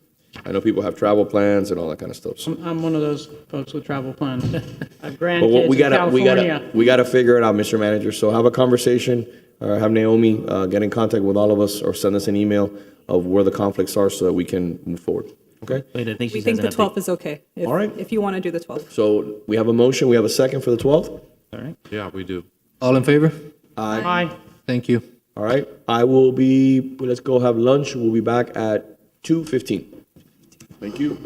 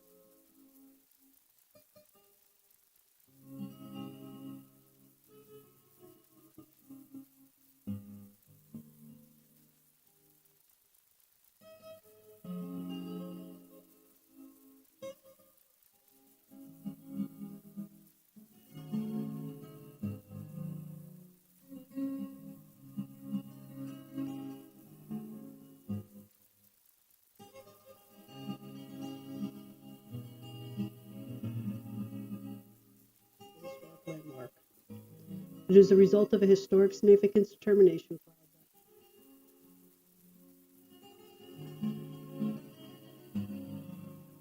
by John Skinner. The property at 932 Tendia.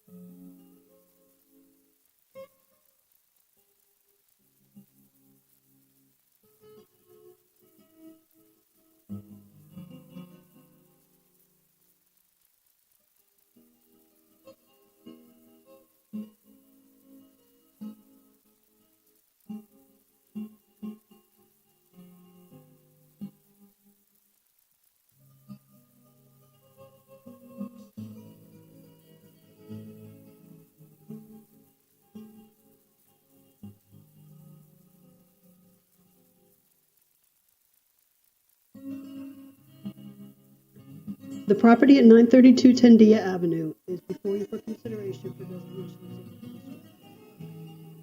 It is the result of a historic significance determination filed by the owner. The single-family residence was designed in 19...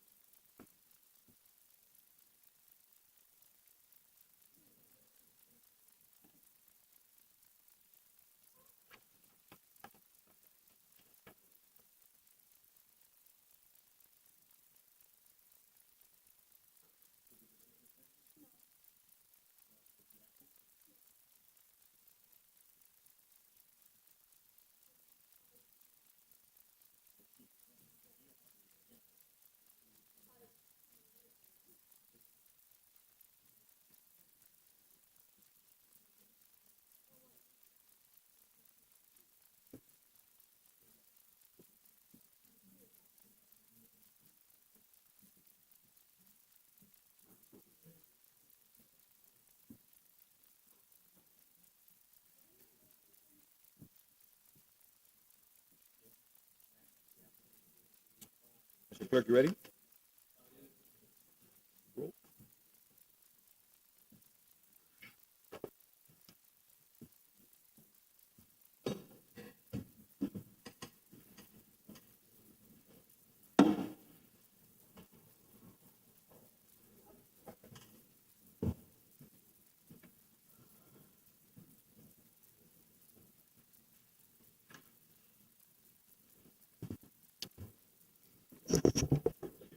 All right, Mr. Clerk, are we live? Let's commence the second part of the meeting with item H2, city manager items. H2 is a resolution of the City Commission with attachments ratifying the collective bargaining agreement between the City of Coral Gables and the International Association of Firefighters Local 1210 for the period of October 1st, 2020 through September 30th, 2026. I think we need the director of, yeah. Perfect. No, we're just starting. We're waiting for the director anyways.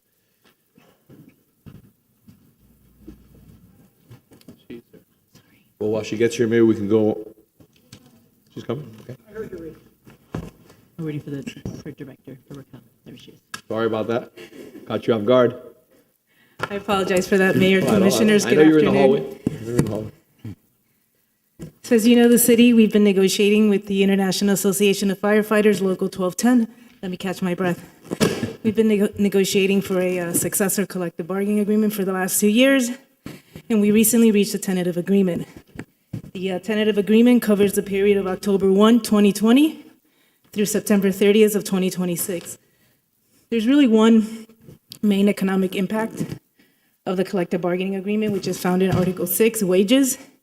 And so the 6-year wage increases or across the board wage increases for our firefighters are 0% for fiscal year 21, 2% for fiscal year 22, a 2% for fiscal year 23, a 3.5% for fiscal years 24 and 25, and a 3% for fiscal year 26.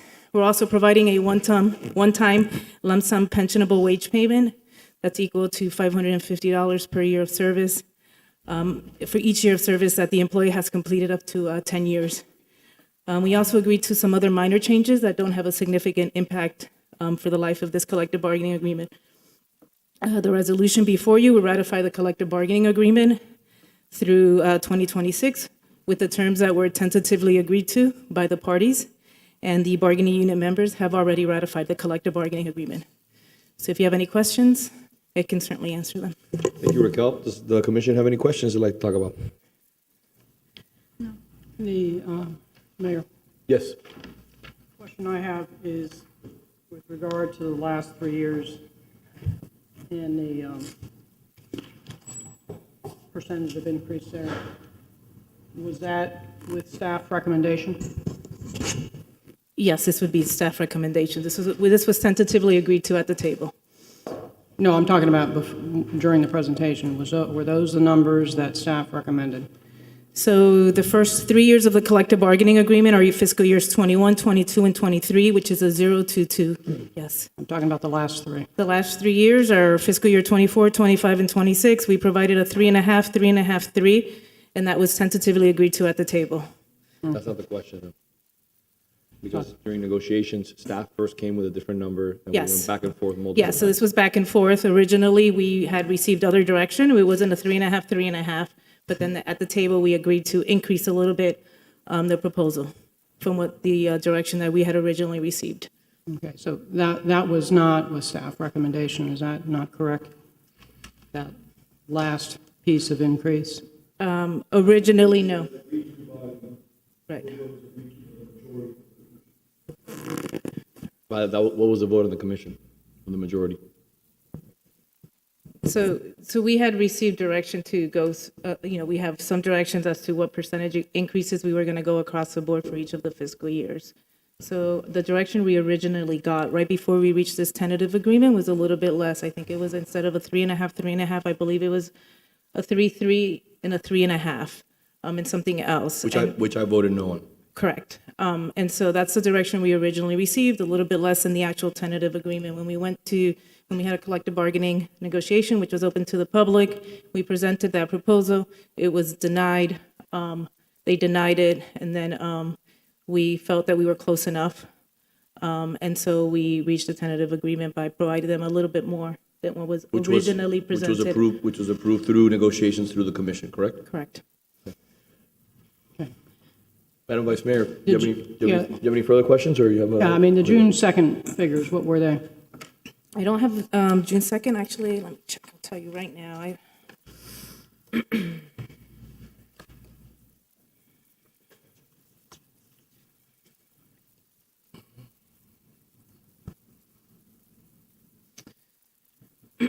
So the June 2nd was a 0.004%. That's what was on the table by the city on June 2nd. So it's a 0.04 for fiscal year 21, 22, and 23. And then it was a 3% for fiscal year 24, with a 0.5% for about 88 firefighters for different specialties. Then a 3% for fiscal year 25, and a 3% for fiscal year 2026. That's what was on the table on June 2nd from the city's perspective, or what the city proposed. Okay. And that was the one I voted in favor of. Correct. And that was presented to the union, and it was rejected by the union during negotiations, and then we went back and provided a little bit more in terms of raises to try to get a tentative agreement. But it wasn't voted on by the union? It was voted, so what you do is you reach a tentative agreement at the table, then you draft the language for the collective bargaining agreement, and it was ratified by the union members last week. Okay, so going back to June 2nd, that was not voted upon by the union members? It was not.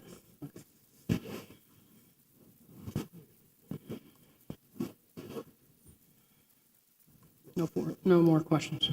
Okay. Does anyone else have any other questions on the commission? Commissioner Menendez, any questions? Commissioner Fernandez? No, just want to thank staff for working on this. I know this has been a long and hard process, and thank the union as well. I think this was a compromise that was reached at the table in order to secure the safety of our city for the next 3 years and to satisfy the last 3 years where we had kind of been in limbo as far as this contract. And this places us again at the top when it comes to hiring the best firefighters in South Florida to ensure that our residents have the best available to them. So thank you. So Raquel, if I could talk to you about a few things that I think are important that I want to put on the record. So I voted no multiple times during session, and I'll be voting no today. And I'm going to tell you why I'm going to be voting no. So Commissioner Fernandez said this will make sure that we can hire the best. These are facts. This is not political. These are not emotional. This is a transaction on a business transaction, okay? When we have an opening for a firefighter, how many people apply for that position? So last time we opened it up was in June of 2022. We opened it up for a little bit less than 4 weeks, and we had approximately 250 applications. For one position, correct? For the position of firefighter. So the way we stopped it because there was so many people were applying. Right, so the way we recruit for firefighters is we recruit in classes or in groups. So we tentatively hire So 5 say to 10. 5 people, 6 people, whatever it was. We received over 250 applications. But we stopped it because so many people want to become Coral Gables. Can I say that with all certainty? Yes. Not an embellishment, not my own opinion. Everybody wants to become a city Coral Gables firefighter. So let's talk about why they want to become a city Coral Gables firefighter. When I started 10 years ago, we didn't have a public safety building. We hadn't renovated the fire station on US 1. We hadn't renovated the fire station on Oak Color. And we didn't even have a dream of potentially having a fire station on Sunset, which we worked on and we got funded, thanks to the previous commissions. When you add up all that infrastructure and all that quality work that was done, most of, not all, was seen by the manager, overseen by the manager and his team, who did an incredible job. It's $93.3 million worth of we've invested in this community, in some of the best facilities in South Florida. Is that That's accurate. opinion or is that? I know, but it's factual. Factual, okay. Another thing that I remember about when I got here, and I have the actual data here that you provided, and I appreciate that. I remember when we had when I wasn't elected, but I remember when we were in the middle of a recession and how hard that hit this community. And I remember when Pat Salerno, I was on the Planning and Zoning Board back then, when they started eliminating wage increases and they started addressing wage reductions and a litany of things that the firefighters for the following 6, 7, 8 years came to me and told me, when are you going to make us whole again? Because they had been given pretty large, correct? Pretty large benefit packages. And that then city manager removed them when we hit a recession. Correct. Okay. So that's, again, not hyperbole. Those are facts, correct? All Correct. here, everything is documented, everything when it happened, and how all these benefits had to be clawed back. That affected morale in the city immensely. Because I remember when I ran for office, the firefighters were very clear. They told me, look, Vince, you know, that crushed us because we got all these benefits and then we had them all taken away. Especially in some of the most difficult times in this country's history as a result of the recession.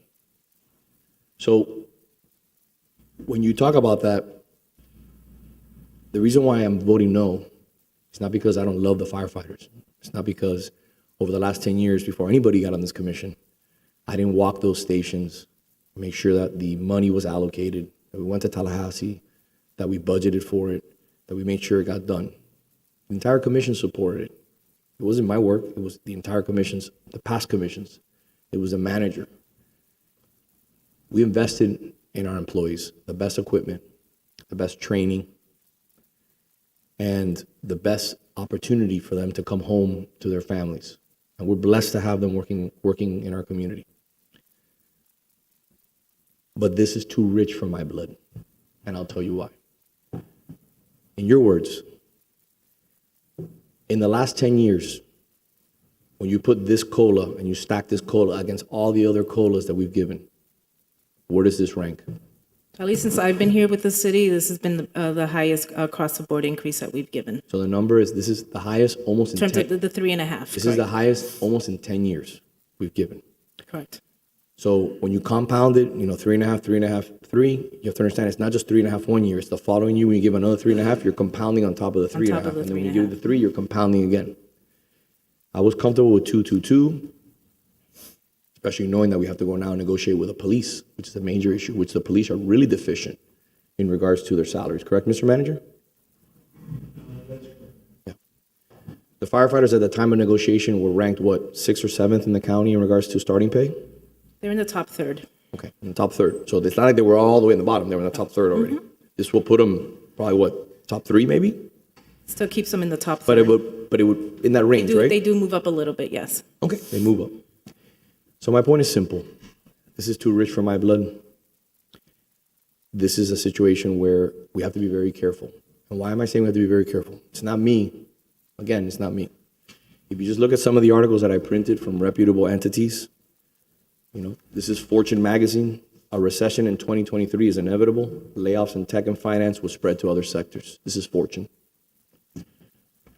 A recession forecast still right for late 2023 or early 2024.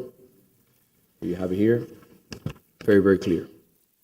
Very clear. This is not me, again, not an emotional transaction. Excuse me. Why economists believe a recession is likely in 2023. It's another one here. And I won't bore you with all the reasonings and all the points that are stated here through the graphs and through professional analysis. I'm telling you this because we have to be very, very careful. We have to be very careful because I was here, not when they made the cuts or when they clawed back the benefits, but when that already transpired and I got elected and I saw what it did to the morale here. So just because you give a benefit, you may have to deal with that later. And the more that you give takes away from a litany of other things that are happening here in the city. What do I mean by that? Insurance continues to go up. How much did our insurance go up this year? 1.4, 1.3 million? It was over 1.2 million. 1.2 million? Just on the property side. How much did we see parts and gas and everything go up this year? Significantly. 50, 60%, right? Right, Mr. Manager? That is correct, Mayor. So while we want to protect and give the best to our residents, to our employees, we just took care of our general employees. We did a study for that. We did. I think we gave too much here. And it's very clearly detailed in the fact that this is the largest COLA given in almost 10 years. I would have been a yes vote with 6% over 3 years, but we're literally getting to almost 11%. And that, to me, is just a little too rich for my blood, and that's why I'll be voting no. Mayor, if I have Vice Mayor? another minute, explain how I evaluate, what is the appropriate raise for folks. And as most of you already know, but I like to share with them, I pushed hard before the election to make sure the Teamsters got their raises in, because those are some of the lowest paid employees that we have in our city, and they needed a raise. We know that the police are below where we would like to have them. And there's a comparison, and you do a very excellent job of presenting that to us, where we do comparisons to other municipalities to make sure that we are being comparable enough so that our firefighters are being well paid and we're competitive in the wages, but we're not being too rich so that we end up sacrificing it on other employees that really need the raises. It was a stretch for me on June 2nd to vote for that one because of the economic situation and the needs of other employees here to receive raises. So, love the firefighters. I love our police. You guys do an amazing, fantastic job. But I'm not willing to vote yes on this because we need to follow sound economic principles, lest we have history repeat again. So my vote will be no as well. Anything else on the commission floor for the good of the order? Will you do me a favor, if you can? Will you send an email making a public record so that we can share, because you shared it with me before, but I want to share it broken down. Give an example to my colleagues, the last 10 retirees, when you talk about the drop payment plus the 175 money, and also what they're receiving in regards to salaries for the rest of their lives. Again, well-deserved, negotiated, they do an incredible job. I just want to make sure people are really understanding what we're paying and that this city is providing exceptional pay, quality of life, and also a working environment which is conducive for them, not being exposed to what other municipalities are exposed to. Because we are very, very thoughtful, and this working environment is nothing like it was 10 years ago. So if you could do me that favor, you'd be so kind through the manager, if you could send that to my colleagues.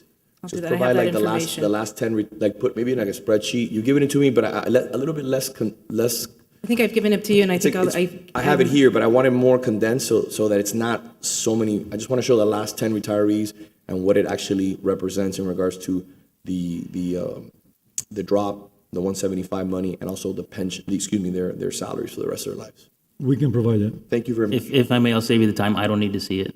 I've already seen the information which you have shown me. I trust your advice and your recommendation to approve this. We hear winter is coming, we hear recession is coming, and yet the mayor's talking about cutting the millage rate and putting our city in very tough financial straits for the future. At this point, I will make a motion to ratify this contract. I second. Commissioner, may I add something before we take the vote? Just one quick second.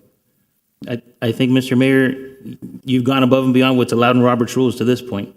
So I just wanted to ask, excuse me, Mr. Clerk, a quick question. When we have a motion and a second, it's usually for discussion, correct? Or do you want to take the vote on it? Tell me, what would you like to do? You can have discussion after a motion and a second. Yeah, I know you can. So that's what Robert's rules are. Thank you. I just have one simple question. Do you recommend this contract? Because the Commissioner Fernandez says that you recommend this contract. For statute, yes, staff recommends the approval of this contract. I mean, we reached a tentative agreement at the table, so I have to recommend it. Okay. Why do you have to recommend it? Because we reached a tentative agreement, so I tentatively agree Based on the negotiation with the commission based on the commission's Based on the direction recommendation. that and auth- based on the direction that we received from the commission, I mean, not, the majority, not everyone, I mean, it wasn't unanimous, but we did reach a tentative agreement based on these terms. I just want to put that on the record. I think it's important to be clear. And let's put also on the record that your chief of staff is getting a 17% raise on this upcoming budget. So we're talking about 11% for our firefighters is too much, but your chief of staff, 17%. From 85,000 to over 99,000. Mr. Manager, will you do me a favor? Will you explain to the That was a commission? promotion. A promotion to chief of staff in the mayor's office? Promotion to also, she's part of the governmental liaison group. I think we need to have a discussion regarding this staffing issue. Because I don't understand how somebody is getting promoted to another office, yet they're still the mayor's chief of staff. This is not a strong mayor form of government. The two have to work independent of each other. So What, I Commissioner? go back to my motion and I want to answer you because you put, I don't know, one thing has nothing to do with the other, but well, I'll answer you on the record. The manager is looking to fill positions in regards to the work that was being done outside of my office. She's interested in doing that work. She's more than capable of doing that work. And at the end of the day, I don't know why we would bring up another employee in the middle, make somebody feel so uncomfortable with bringing them up in the middle of a commission meeting that has nothing to do with a union negotiation. because you're saying that 11% compounded over the next 3 years is an issue for you, but you're still proposing a 17% raise for somebody who's working in your office. I mean, if she's being promoted to another department, taken out of your office, I would understand that, but she's still line itemed under the commission. I understand. Mayor, may I? Of course.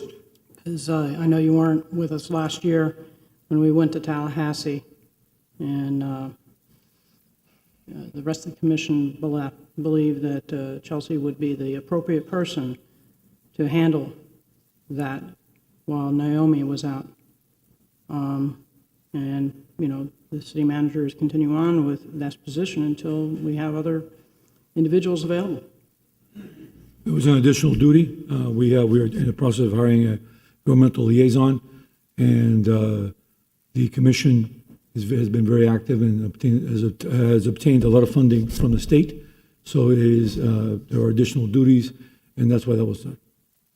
So But again, the two should not be together. The bottom line, commissioners, instead of hiring another body, there was more value in just giving more work to one individual. But again, if you're concerned about this situation, I ask you to speak to the manager, and if you'd like to remove her from my office, you can do so. It's perfectly fine. If you would like to have that employee removed, speak with the manager, and you can have that conversation. But we're here to talk about the fire union contract. I just want to put some facts because I think it's interesting and it's important that we have a conversation. There's no need to attack an employee in my office over something that has nothing to do with a fire union contract. This is not an attack. These are facts on the record, which is facts on the record. I don't think this has anything to do with an attack. I think he's just comparing. 11, 17, let's not complain about the 11 if you're already doing very close to 17. Nothing to do with the person at all. Not a problem. The comparison. But let me explain to you. One thing that you can't compare is one employee versus 160 employees. It was 144 firefighters. 144 firefighters. It's a pretty significant jump when you consider it's 11.5% versus one employee. Again, it's neither here nor there, Mr. Manager. There's a motion on the floor. There's a second. Let's move on. We have a long agenda. I would like to hear from the manager. Well, you can have an employee that has a 10%, a promotion that has 10%, and there could be a COLA right after that, and other benefits. So you could have an employee could have 15%, but that's due to raises, COLAs, and promotion applying at the same time, and that has happened before. Might have been a loyalty too, so you get a 5% or a 3% loyalty depending on your also. years of service. So you could have things accumulate at the same time, and that looks like an out-of-place number, but it's because multiple things coincide. Thank you. Thank you, Mr. Manager. Mr. Clerk, you have a motion and a second. We have somebody missing here. Vice Mayor Anderson, No. Commissioner Castro, Yes. Commissioner Fernandez, Yes. Commissioner Menendez, Yes. Mayor Lago. No? Thank you. Thank you, Raquel. Listen, I appreciate you. I appreciate you and your team for all the hard work they've done. All right, moving on to the first item under under discussion items for the commission, city commission items. It is item F1. discussion regarding the installation of the FP Joint clock in the city center. So I bring it back. I don't know if we have any pictures. I wanted to show it on Ponce. I'm hoping that we have the pictures this time. If we don't, we'll move it to the next commission meeting. Maybe we don't. Mr. Clerk, do you know if we have any photos? No, sir, I have not seen. Okay, then we'll just have to bring it back. It's not a big deal. Number F2, discussion regarding protocol for honoring members of the City Commission who have passed, sponsored by Commissioner Fernandez. Thank you, Mr. Mayor. This item comes from a conversation I had with former Commissioner Ralph Cabrera following the passing of Jeanette Slesnik. He believed there was a protocol in place for the passing of a former elected official. In conversations with staff, I have found that there is no protocol in place. So in conversations, the city attorney explained that the lowering of flags is mandated by the federal and state government. So we are not allowed to order the lowering of flags. The recommendation that I was making was to create a protocol where if a former member of the commission passes, we can place their photograph in the lobby outside of the commission offices with a condolence book for residents to come out and sign for a period of 2 days. That would be my recommendation.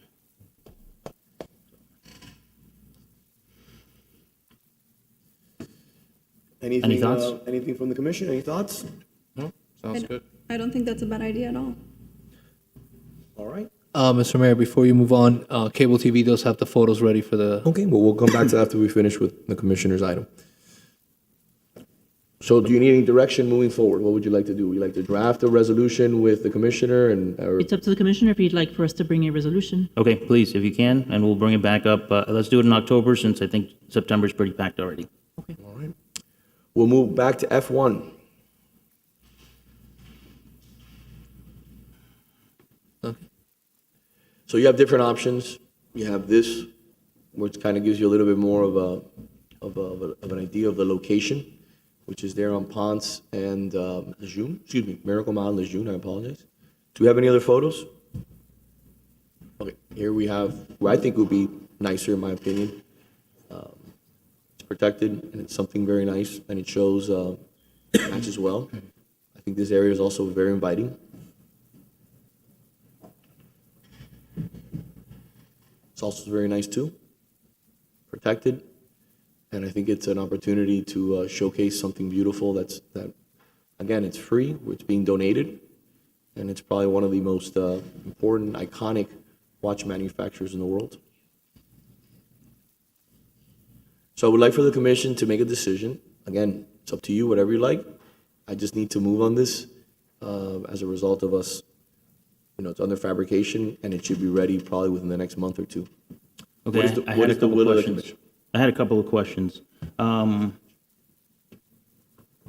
Is the manufacturer going to be paying for the maintenance of the clock? Is there going to be a cost for maintenance from the city side? There is. Electrical, et cetera? The city will install it. And what we can do is, we have issues with the clock, we can always call them because they'd like to probably handle it because it is an FP Journe clock. But simple things like painting the pole and that kind of stuff, I think will be the maintenance of the city. But the actual clock in itself would have to be handled obviously by the manufacturer because it is obviously a fragile mechanism that needs to be respected. Okay. Now, I know that they're giving us this clock, but this is going to be a perennial advertising on a main street of the city. So are they going to be paying an annual fee for having this on location? No. Because if we're talking about not doing advertising, this is clearly advertising within the city. So if you go to cities like where I was this summer, Aspen, Milan, you go to Paris, these clocks are in main squares, and it's something to be celebrated. It's a beautiful thing. It's very iconic. People come, they take pictures with it. You know, it's something again that it provides an added cachet to our downtown, and it's something beautiful.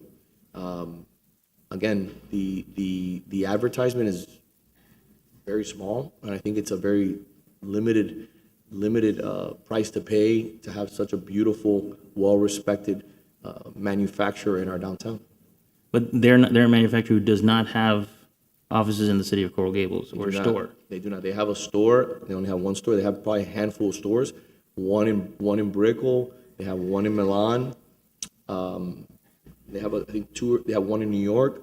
They have very limited. It's a very, very high-end limited brand, and it's something that again is coming as a gift to the city. And again, if you don't want it, we'll tell them that we don't want it. The previous commission accepted it, but again, this they're not gonna pay. This commission accepted it. They're not gonna pay to have that clock when they're giving us the clock. That's like a $75,000 to $100,000 gift. So I think it's a beautiful thing. But if you don't want to have it in the city, then we won't have it in the city. I think mainly the question is, we're always talking about supporting American-made. This is not an American-made product. So we should probably provide the opportunity for American-made companies to also provide if they're interested in participating in this. And maybe we should go to an RFP. And I think if we're able to get a revenue from this as well, it would be to the benefit of the city. We're looking for revenue all the time, and we're talking about recession.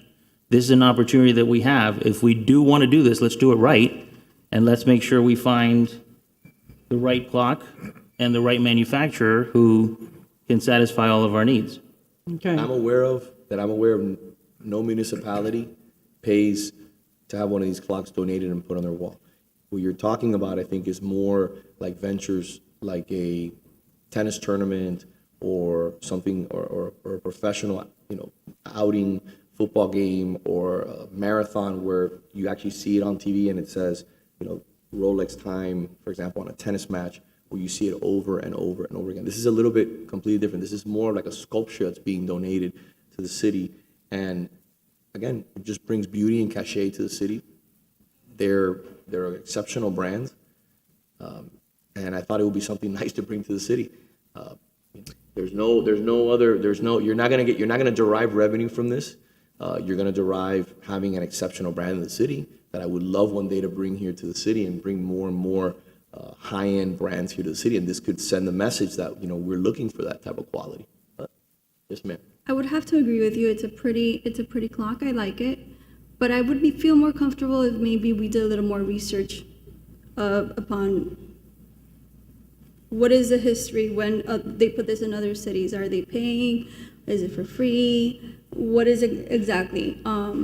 Because you just said you don't think so, but there was no certainty. No, I know. The cities that I've asked and the places I've asked, they told me, look, we don't pay. It's a privilege to have an FP Journe, a Rolex, and an Audemars Piguet watch up on the wall. It's a sense of, our city is recognized as having a high-end luxury brand, and it provides time, and it's something beautiful that people could potentially take a picture next to. So again, it's up to the discretion of the commission. If you don't want it, but we're not going to get revenue from it. I've done my research. I've asked in Aspen. I've asked in multiple different places. They don't. It's to say that you have that there and that it's just another added attraction. Madam Vice Mayor. I quite frankly think this is quite an honor that we've been considered for this. You wouldn't go out on an RFP for a gift. We're not buying this. This is a gift. This is an honor. It's other thoughts too. But there's some really nice locations here on the corner. You have some not so close to the traffic. Correct. That would be very appropriate. And I think we, and pardon my French, be fools if we turned it down. Commissioner, what would you like to do? What is your will? I like the design. It's a lot nicer than the Casio I used to wear in the 80s. Very nice.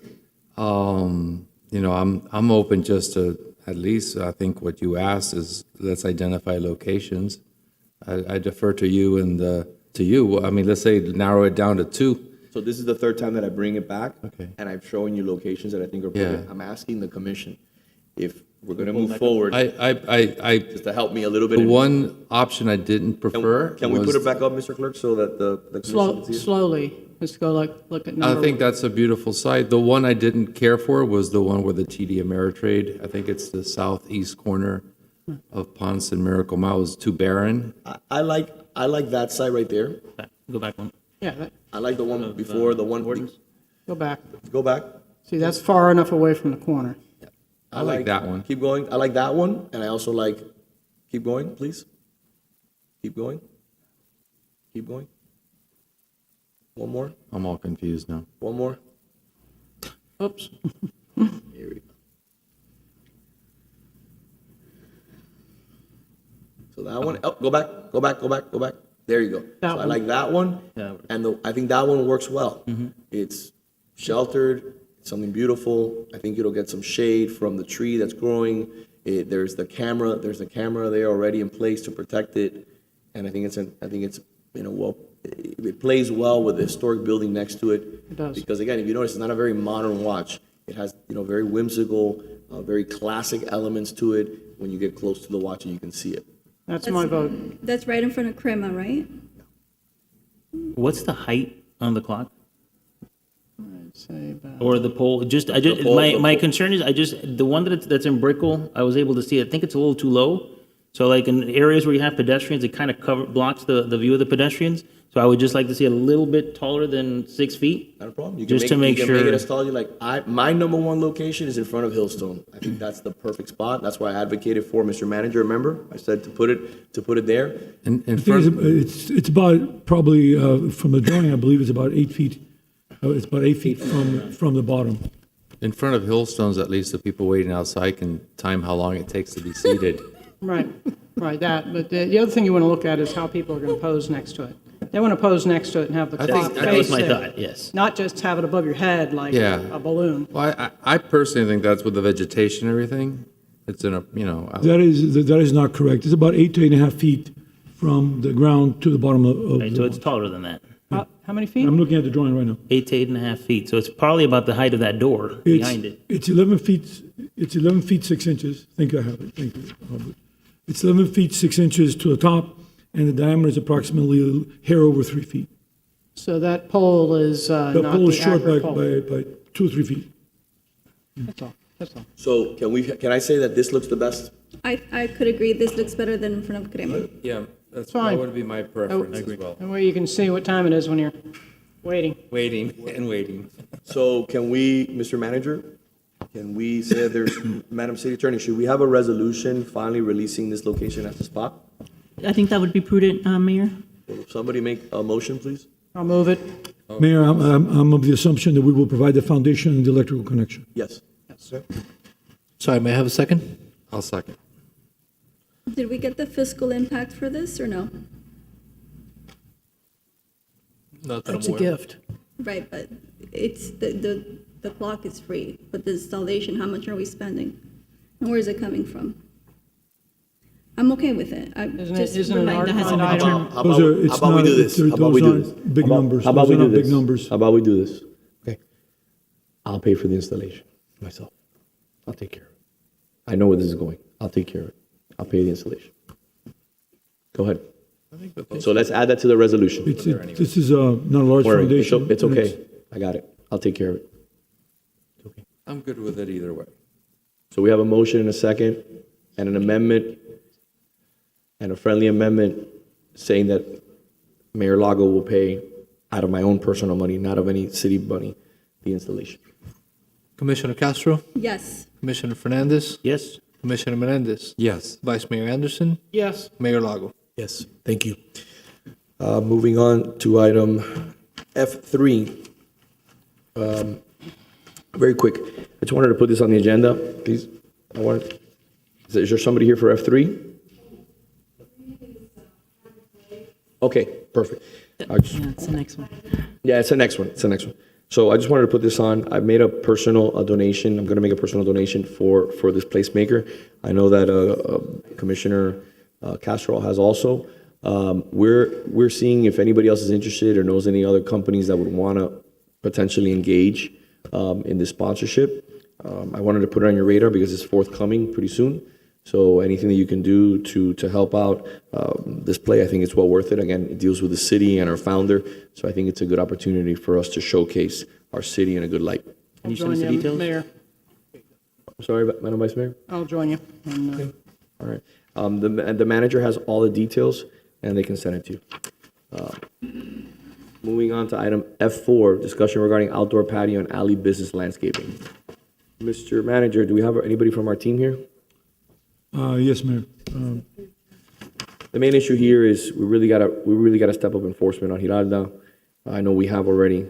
We gotta step up on, places like Merrick Park where there's certain medians that have white stones on them. For example, in front of the restaurant at Ecléctico, I've been talking about it for a year. That's not allowed as per the code. They've taken over the median, they've removed the trees, and they've added cactuses and white stones. If we allow everybody to do that, it's gonna be a free-for-all. We gotta really step it up and make sure that those people get addressed. Mayor, we're adding 2 code enforcement officers that will be part of the building side, which means that their funding will come from the enterprise fund, and this should help free up some of the other code enforcement officers to do some additional work.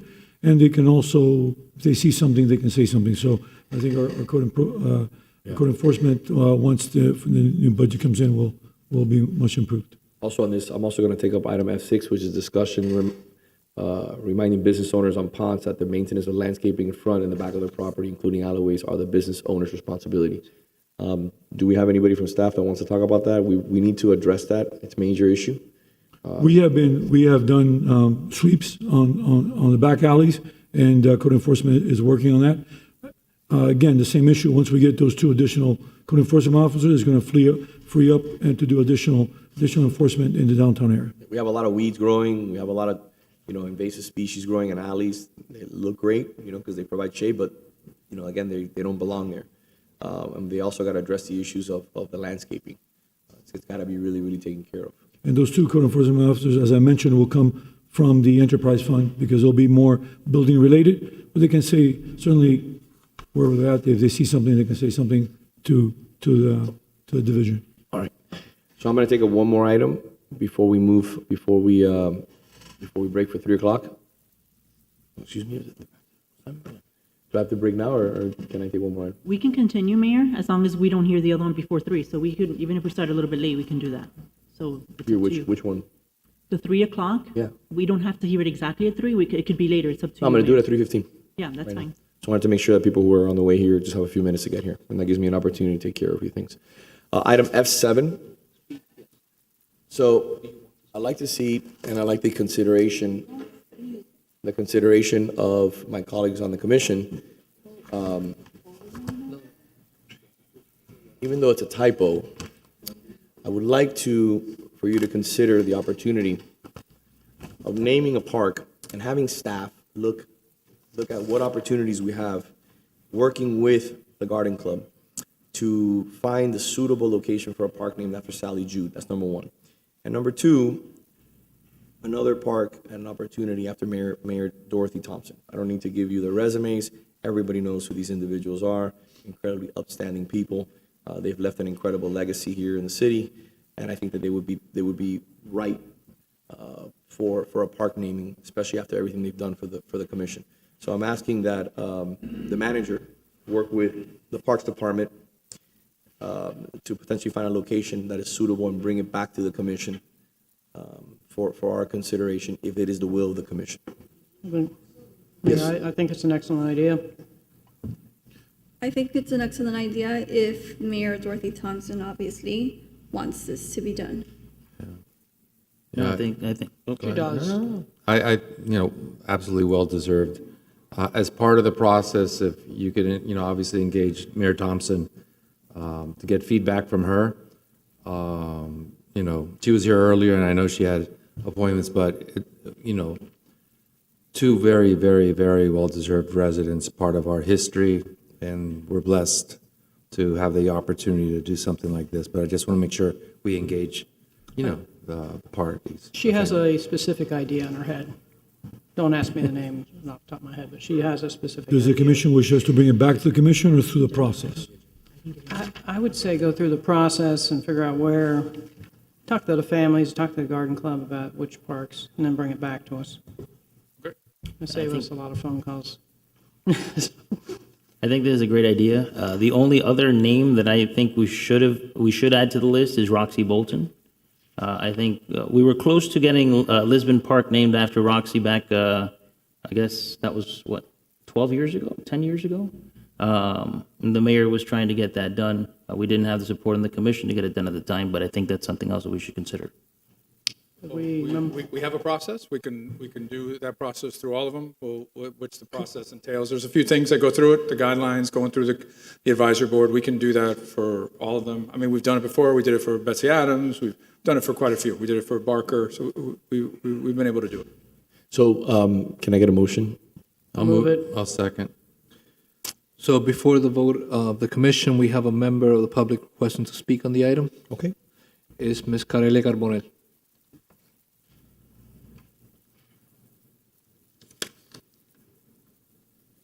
Carelia? Ms. Carbonell? Hi, everyone. Hi, how are you? Hi. Yes, I'm here. Just give me 1 second so I can pull up what I'd like to say. Sorry, I didn't realize I was going to be right on. We're moving fast today. Hold on a second. Yeah, I mean, it's really fast. Okay, here. Well, you know what? I don't have to really read it because, first of all, I do thank the mayor for bringing this wonderful idea, and the ladies are very, very well deserved. I would never question that. And of course, a park is always, a wonderful way to recognize individuals. I did send this to all of you as far as, my suggestion. And we have so many, at least we have a handful at this point of women that either have already passed or are still active in our community, but are also well-deserved. And so I want you all to consider, really, as we're considering parks and green spaces, to consider an area where it could be a memorial park and a recognition garden all in one, that we can recognize, and again, it comes to mind a few names. One that's very active still is Dolly McIntyre. I mean, Dolly McIntyre was the founder of not only the Villagers, not only Dade Heritage Trust, but she co-founded the Florida Trust. So, and she's still active in our community. And I believe that these are, she's a person that can benefit from, a recognition while she's still active. The other women, I mean, obviously we just recently passed Jeanette Slesnick. Also, Roxy Bolton, is one that, she was a national icon.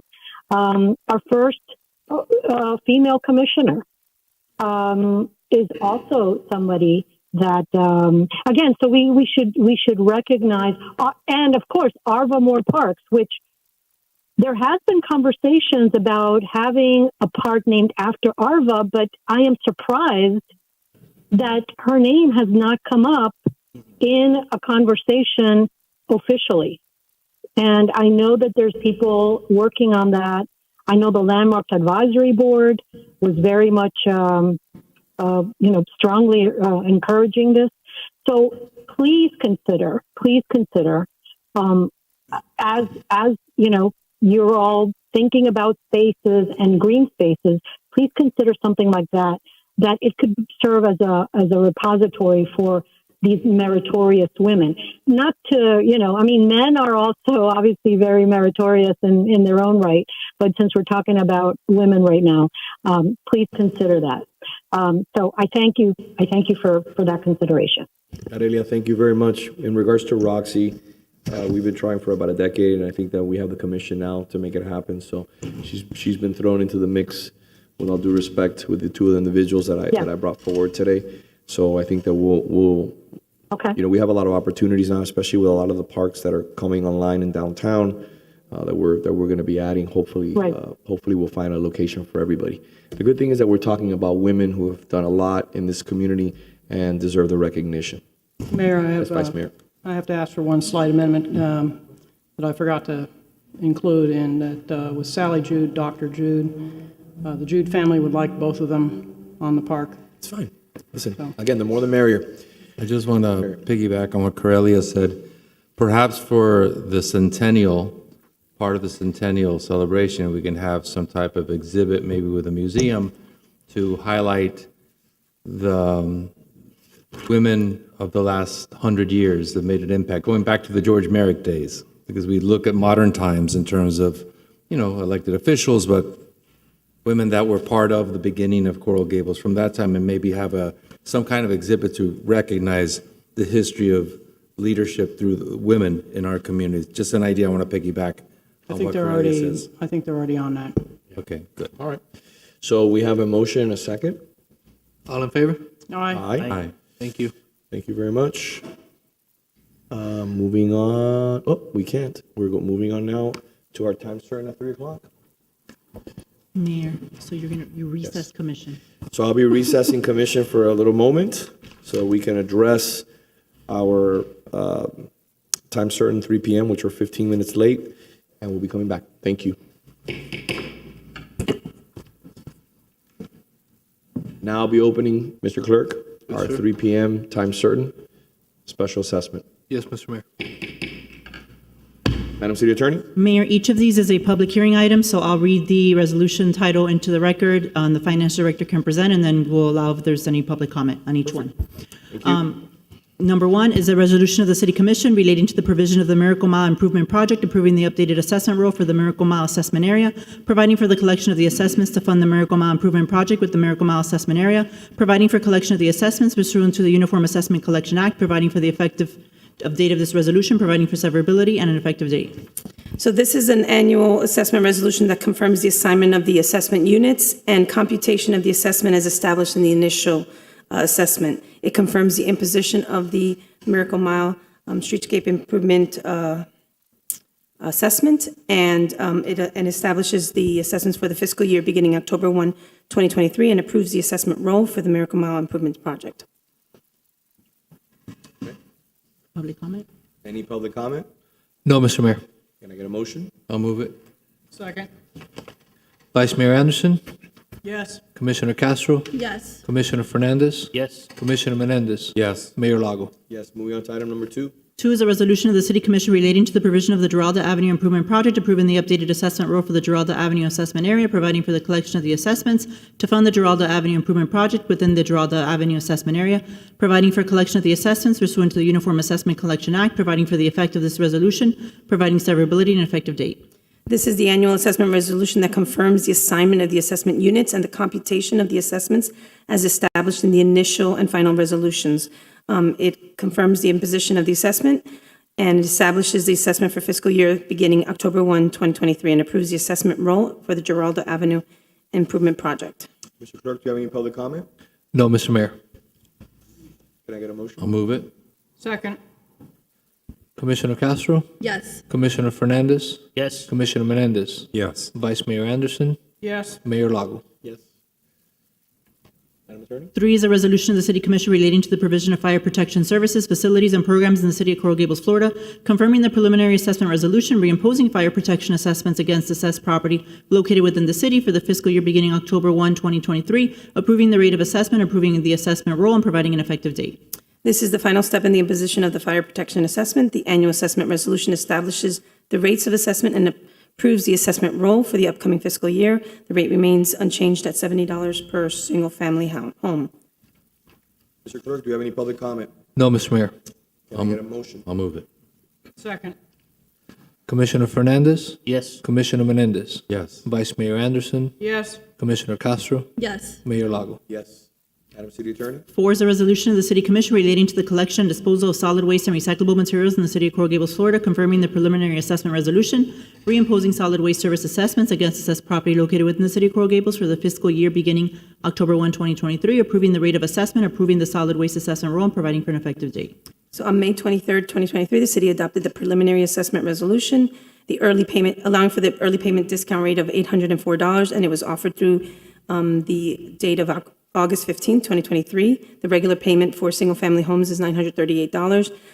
Any unpaid balances will be placed on the tax bill. This is as I said, this is the final step for the imposition of the solid waste assessment. It also adopts the final solid waste assessment roll and directs that the roll be certified by the tax collector. Thank you, Mr. Clerk. Do you have any public comment? Yes, Mr. Mayor. Speaker is Wedad Kasira. Ma'am? Please join us.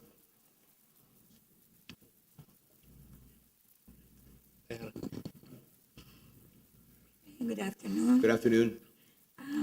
My name is Dr. Sierra. I live in 401 Sansovino Avenue. I am here because I received on February 1st from the Finance Department a charge of $301 for excess trash. The excess trash is I have my neighbor is sharing that with me, and they are moved out of the house on that month, and they throw all that what they have in there. So it's not belong to me, and so I'm requesting the removal of that charge. Okay.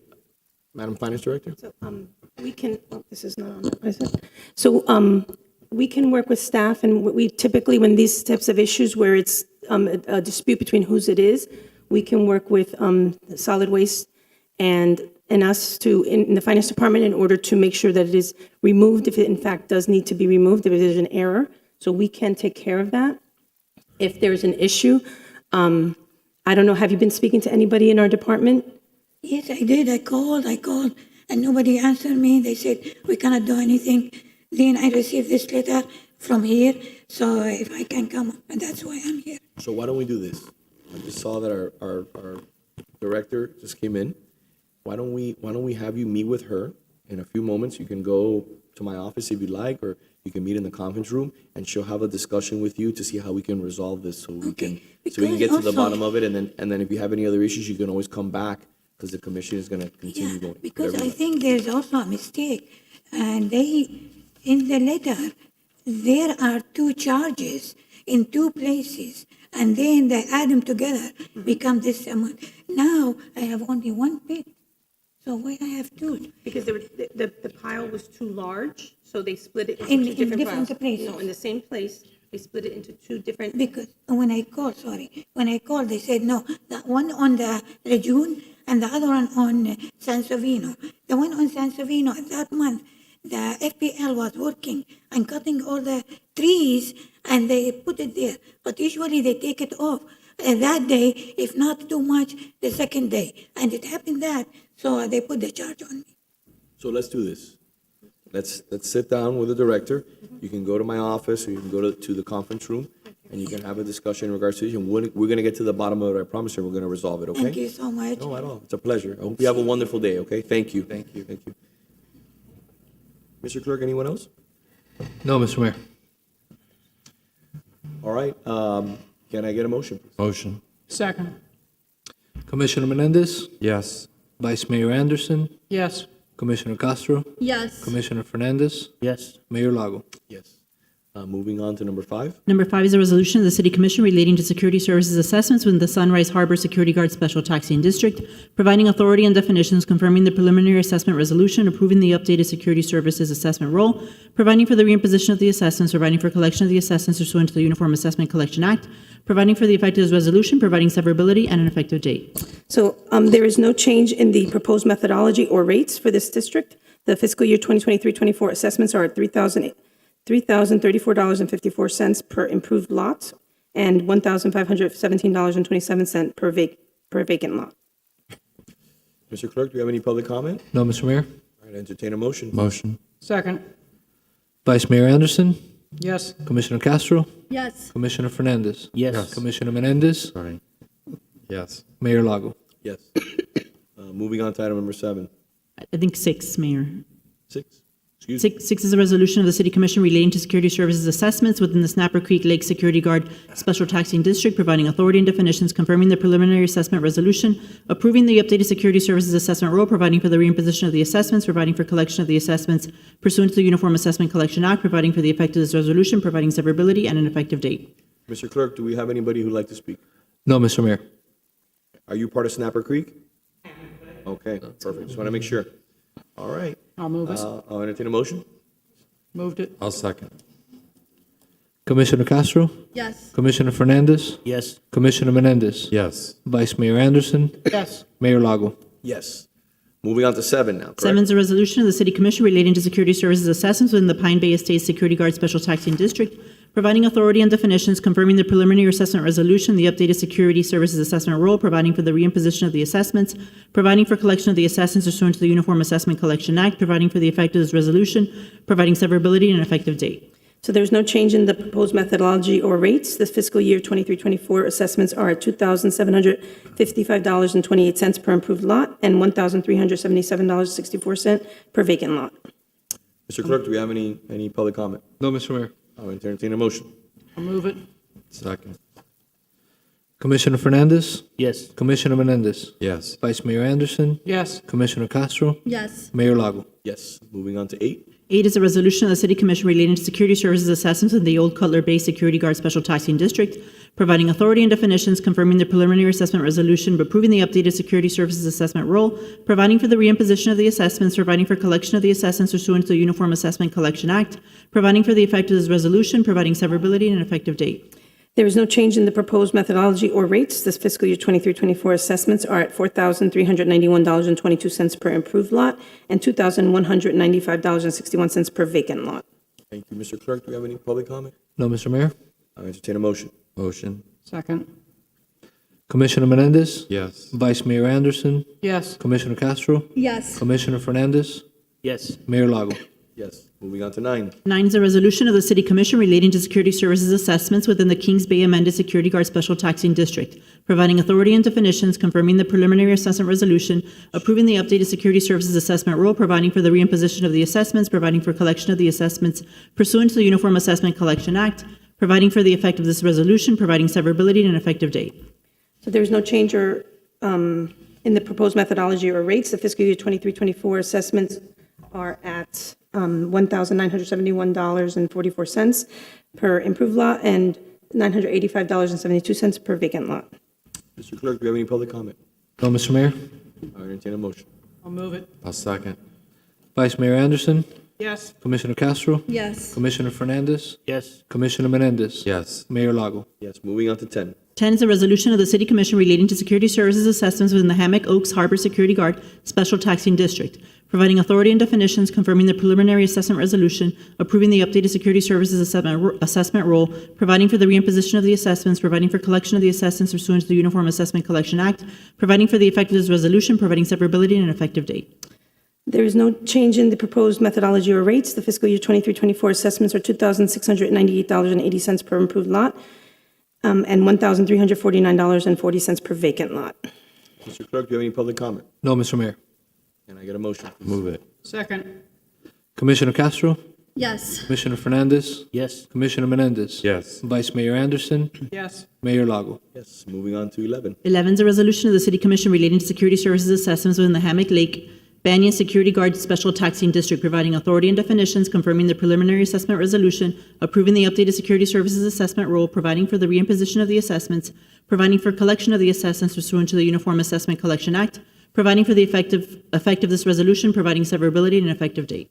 Mr. Clerk, we have comments, correct? No, sir. None on this one. All right. So there is no change in the proposed methodology, but there is a decrease in the proposed assessment rate. The fiscal year 23-24 assessment rate is proposed to decrease from $1,482 to $482 per improved lot and from $741 to $241 per vacant lot. And so it's due to the fact that we had reserves and patrol costs were a little bit lower in this district. So instead of keeping it's a one-time reduction. Next year we may have to go back up, but we didn't want to continue to build up the reserves in the district because it's just a security. It doesn't need as much in reserves. So. Mr. Clerk? Need a motion, Mr. Mayor? Motion. I'll second.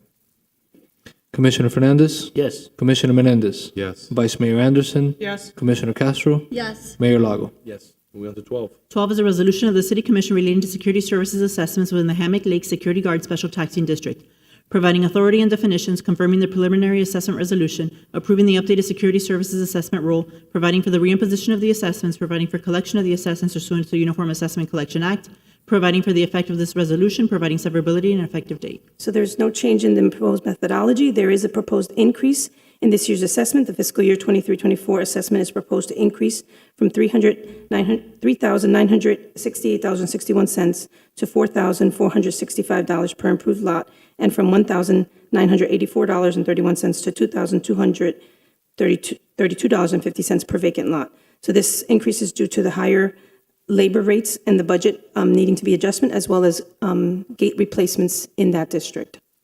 Mr. Clerk, do you have any public comment? Yes, Mr. Mayor. Okay. First speaker is Blackwell Stiglitz. Good afternoon, sir. Thank you for waiting. The floor is yours.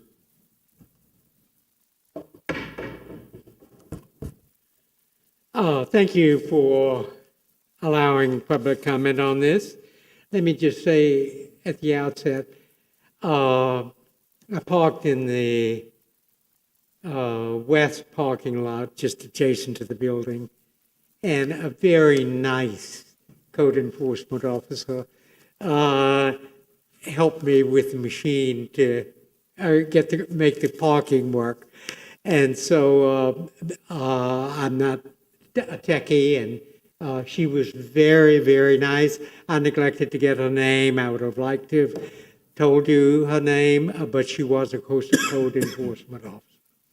And I'm here about this increase in the tax for our special taxing district that supports, I believe, the gating and the personnel who man the gatehouse at our Hammock Lakes 2.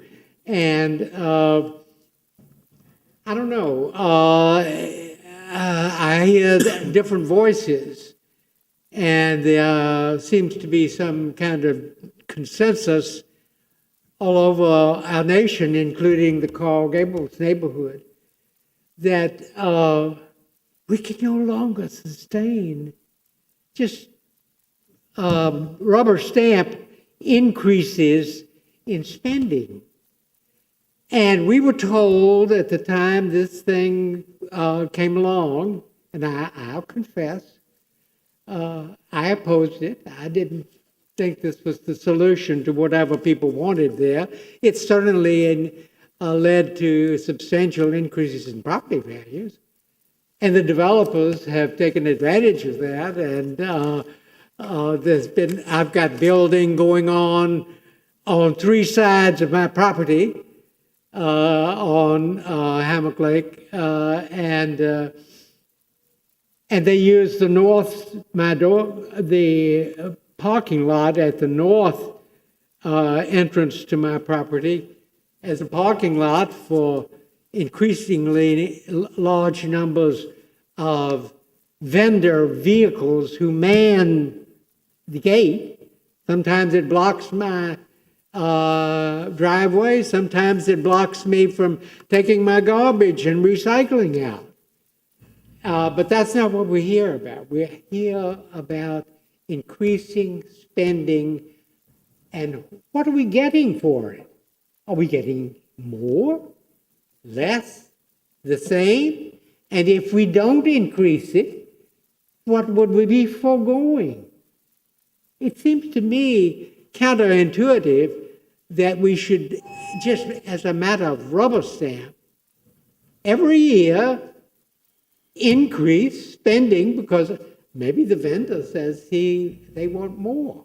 Well, maybe they should be told, look, this is a job, and the job was for X, to be paid Y, and we're not going to pay you that. And let them get a job at some other place where the neighborhood rubber stamps increases in spending. Maybe the increase is for something else. I don't know.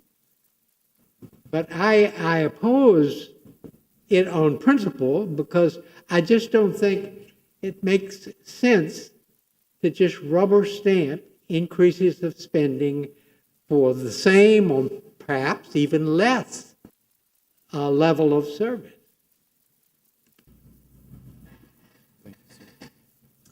Sir, thank you for being here. We appreciate your insight. Does anyone from the commission would like to add anything? I guess just to answer the question of the resident in general, I think, I'm sure other people want to hear, what's the process, how we come with the dollar amount and the increases, could you explain the increases on the justification for the increases? So each year, we have a project manager, GMS, that assists us with the project management of all the special taxing districts. And each year in early May, end of April, he and I meet and we go over the budget to see the different costs of what the services that the ordinance requires us to provide and what the costs are. And so we review the budget, we look at the expenditures from the previous year. In this particular district, the cause for the increase is because there is an increase in providing the labor costs of the security guards. They have their increase, in order to have a security guard officer there. I don't know if this district is 24/7, but if it is, for whatever period of time the ordinance allows for them to be there, there was an increase in.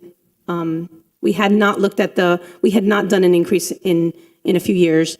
The budget wasn't sufficient to cover the security guard costs. So we evaluated it, we looked at the contracts that we have with the companies that we do have, and determined that it was necessary to adjust the budget in order to make sure that the district covers the costs incurred by the district in order to fulfill the responsibilities under the ordinance that established this district. On top of that, there were some gate unit replacements that had to happen, and those obviously are not something that are budgeted. They're budgeted when it's needed. We do have a little bit of money every year going into like a reserve in case something drastic happens. We have to immediately repair it. But and I do have Paul Winklejohn on the Zoom that he can answer any additional questions. But that's generally the process that we do. We do look at the budget every year. We examine the budget. We look at everything and determine what is needed to run the district. And then there's in this particular district, there are 67, I believe, units. So then we take the total amount. We have to factor in the statutory discount because it's on the tax bill and people pay in November. They get a discount, as well as the fees that we are charged by the county in order for them to collect it on the tax bill. And then we determine the revenue, and then we just divide that number by the 67 units, and that's how we assess each year. So this year, it was just there were increase in costs, the expenses. I understand, obviously, if you have to repair a gate, make improvements, things break, you have to fix them. What triggers, how is the city or how is the association notified the process that the labor cost for security has to go up or needs to go up? What triggers that? So we have the public hearing, we have the initial resolution. We did this in May, I want to say it was. And so and then we advertised this one actually had an increase, so that it was advertised, there was a notice that was sent out, as well as it's on the trim notice. And I'm going to defer to Mr. Winklejohn if there's any community meetings or anything in that particular community. But this is not an HOA. This is a special taxing district that is run by this commission. And so the decisions of what is done is made by this commission, and through, we have the contract with GMS, the company that does it. And so, between that company and myself and other city staff, we discuss the services that are needed in the area, and then we make the determination based on the contracts that we already have in place and things like that. Okay, thank you. Mr. Clerk, do we have anyone else? Yes, Mr. Mayor. Rita Rothrock. Thank you for joining us, please.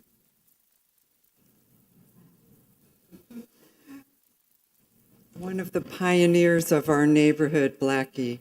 It's good to see him. This is interesting. Never seen this in action before. My husband and I got a notification dated August 22nd advising us of the increase. We didn't get anything in May. No, I'm sorry, there was a commission meeting that addressed, that set the preliminary rate in May. You did not receive But there was anything in no May. notification? No. So the notification said provision of enhanced security services, facilities, and programs benefiting your property. And what I'm hearing is that it's the cost, the increased cost of the personnel. I did listen with interest to 4, 5, 6 other neighborhoods, Snapper Creek, Old Cutler Bay, et cetera, where there were no increases. Are they using different security service? No, perhaps they had an increase maybe last year or the year before that, or the budget allowed for additional room, whereas maybe the reserve was met, and therefore there was no need to change that one because there was excess, for lack of a better way of saying it, and so there was no need this year for the increase. Is there any protection, any limitation for how frequently we can have these increases, or by how much they can go up? There is not. The district has requested certain services to be provided, and the city, in everything it does, tries to provide the best value for the services that are provided. We make sure that we properly, we don't just pick the most expensive provider, obviously, or things like that. So we do make sure that there's a process in place for us to pick providers that will keep the costs down. Every year, that is my goal, to try to make sure that the costs stay the same or go down. And so we only increase it when we feel that is absolutely necessary. And it just cannot support itself, right? Because the district was created, and it cannot cost the city, separately from the district, any fund. We cannot use city funds to supplement the district. Right. So right. we need to make sure that the district is self-supporting, and so that is something that we look at every year in the budget process. Was the item before this, did it relate to our roving patrol? Did we hear that believe correctly? so. Where number 12 was number 11? I mean, like Banyan Drive, yes. Okay. Could we just reference back to that for a minute? Yes. So we lowered that one. So Annette, you're having so that one. How much did that one go down by? It went down by $1,000. Really? Yes. So it was $1,400 Yes. last year, and it's going to be $400? $482, yes. Oh, well, that's great. Yes. How'd you manage because that? in that particular budget, we had only already labor. budgeted for the patrol costs differently, separately, and so it did, we were able Not to. like a time thing? It's okay. No, and the reserves we had more reserves in that account. So instead of maintaining that at a higher rate, we lowered it in order to kind of balance. It's not the same exact units for every, not everybody. Right. But it does. Yeah. But that was a one-time reduction. Next year, it may go back up. It's just we didn't want to continue to build that reserve because, again, we are trying to make sure that we keep the cost to a point where we only take in what we need to operate the district successfully. So just one more question, sorry.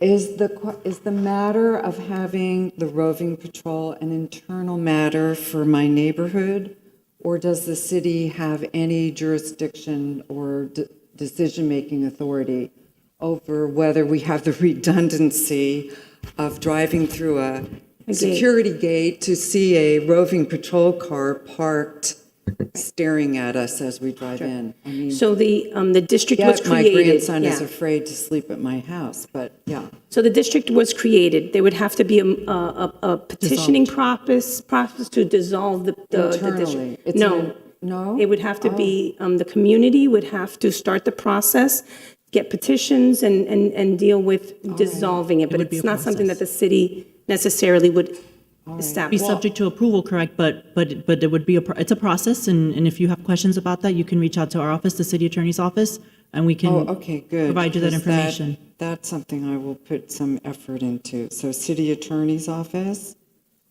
Yes. Okay. I can give you the information offline. Okay. Thank you all. Thank you all. Thank you. Thank you for joining us. Mr. Clerk? That's it, Mr. Mayor. All right, we'll close the public comment. Can I get a motion? Motion. Second?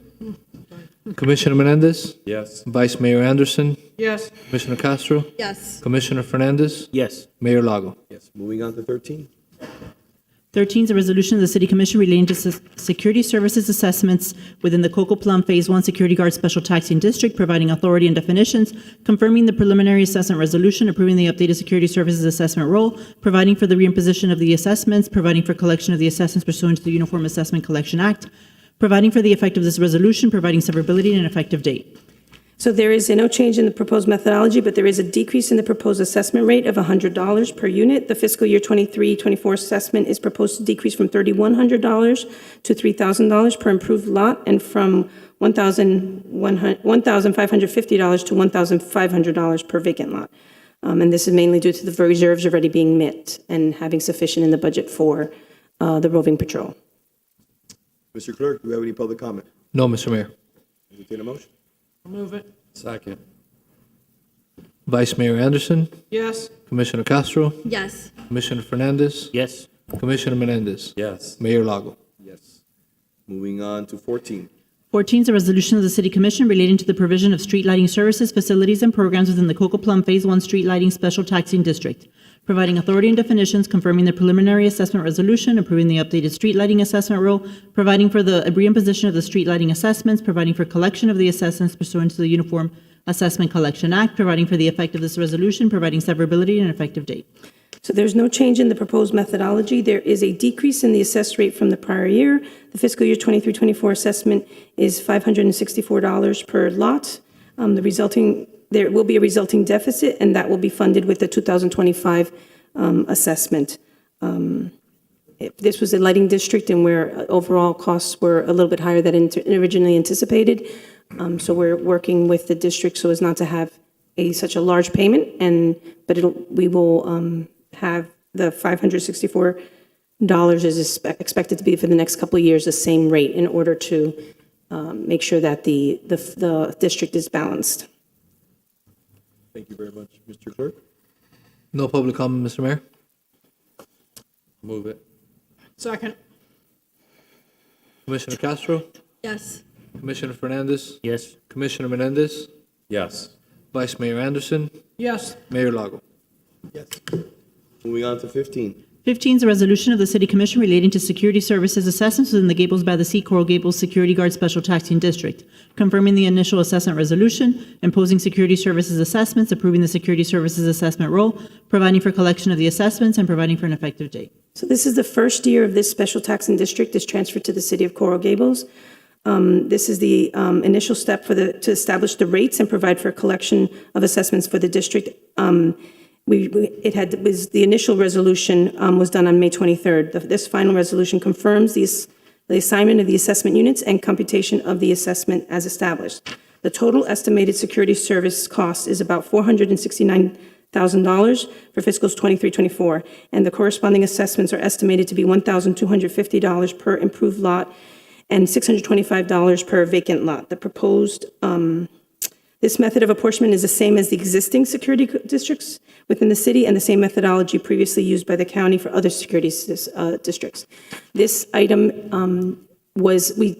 the transfer happened to the city after the time for which us to be able to put it on the tax roll, so it will not be included on the tax bill. The finance department will send out individual invoices for this district due to the timing of when it was received and transferred from the county. We will be bringing back in the next maybe month or so a resolution in order to allow us to put it on the tax roll next year. So we'll be bringing back a resolution for the uniform collection method, and we'll do the proper advertising and everything that needs to be done in order to be able to put it on the tax bill next year. It'll also say if the amounts are not paid directly to the city, then any past due balance will be then also added to next year's tax bill. The assessment for next year, as well as any past due balance if they hadn't paid, will be on the next tax bill. Yes. Thank you very much. Mr. Clerk, do you have any comments? No, Mr. Mayor. I entertain a motion. Move it. Second. Commissioner Fernandez, Yes. Commissioner Menendez, Yes. Vice Mayor Anderson, Yes. Commissioner Castro, Yes. Mayor Lago. Yes. Moving on to the final Item 16. 16 is a resolution of the City Commission relating to security services assessments within the Banyan Drive Security Guard Special Taxing District, providing authority and definitions, confirming the preliminary assessment resolution, approving the updated security services assessment rule, providing for the reimposition of the assessments, providing for collection of the assessments pursuant to the Uniform Assessment Collection Act, providing for the effect of this resolution, providing severability and an effective date.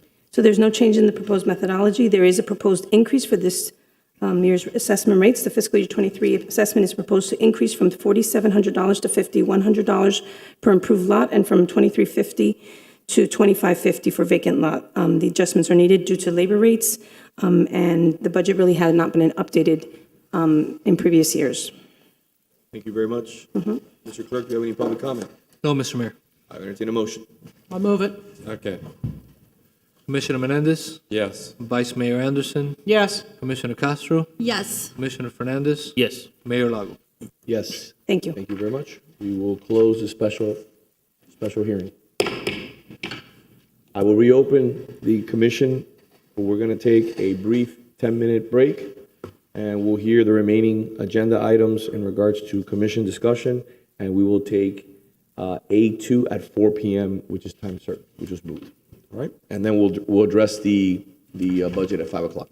So be back at 4:05 if possible.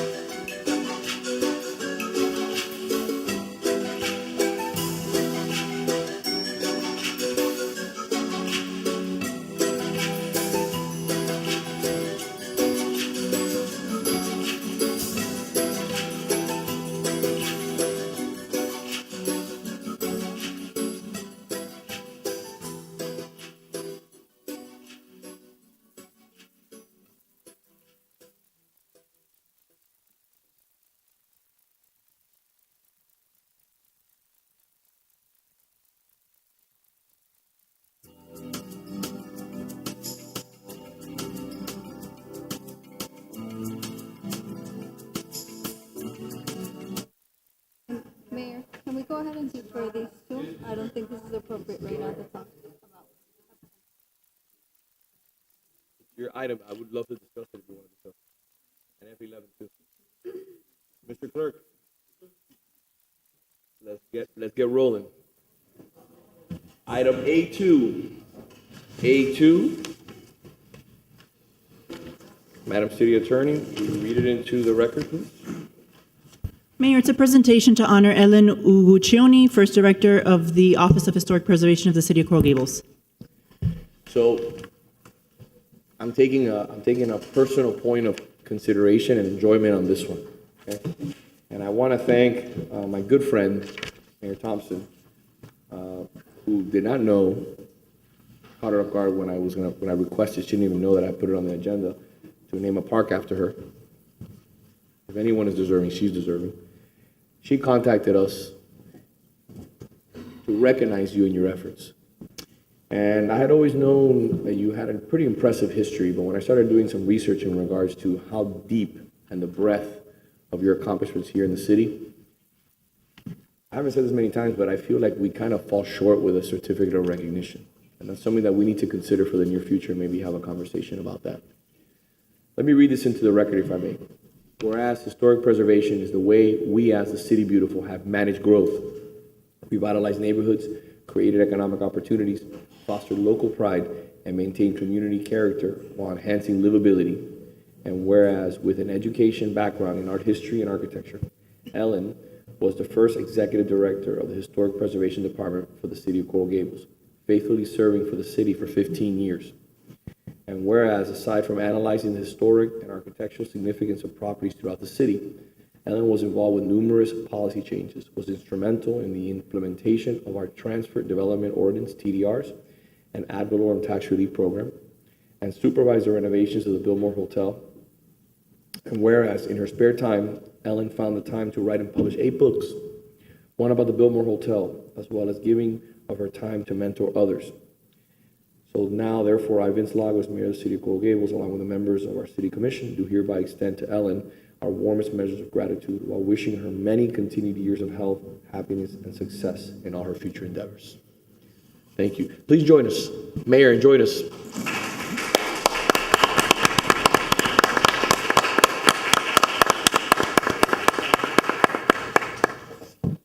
So, Ellen, we would, besides obviously the mayor, she runs a show here. She was here this morning, and then she's here this afternoon, and I still owe her a cup of coffee for this week. First of all, I just wanted to say, excuse me, Mr. Mayor, you've had a very long day, and I so much appreciate you coming back to this item. I did not know it was on the agenda. It's my privilege to be here, and I thank you. I'd like to recognize Mayor Thompson. Stay there. You can talk more, but I just want to say this is a treat, a wonderful treat of historical importance to all of you. There are a few of us remember Ellen when we served at the same time, including the city manager. But other than that, time goes by so quickly and you tend to forget or never knew. But today you have that opportunity to meet Ellen Uguccioni, who is our first historic preservation officer for the City of Coral Gables. The department, it was a subcommittee or a sub-department. We made her a director, and she became that director. And the coincidence with me is because that was the very year that I was elected mayor in 1985. Ellen had just come in from St. Louis. Kansas City, pardon me, one of those two cities out there, right? I'm sorry, Kansas City, where she served in that capacity out there.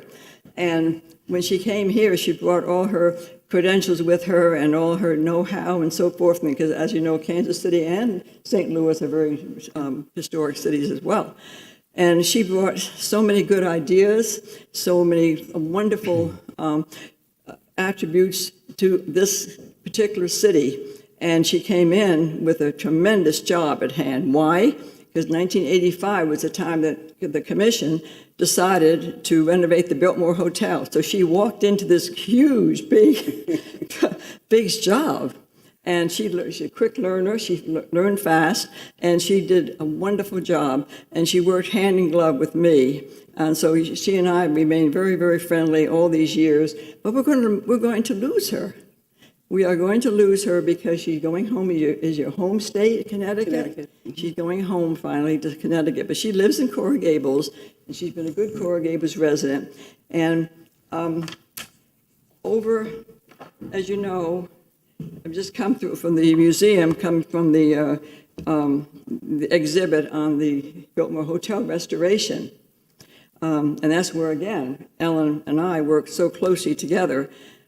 And I had a lovely exhibit which featured me and so forth. It should have featured her because she was doing all the work and I was just doing the voting. You know, that's simple, right? Everybody, simple to vote. Yeah, but nevertheless, she went the next step and wrote a book.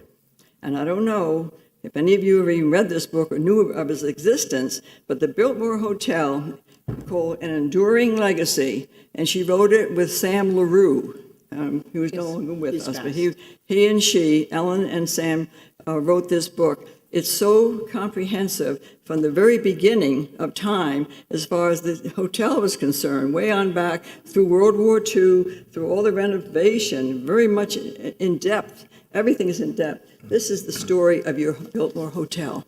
This is it. And if you haven't read it, how do we get any more copies? Presently, it's $5 on ABE books. It was sold originally for like $50 or something. It's a bargain.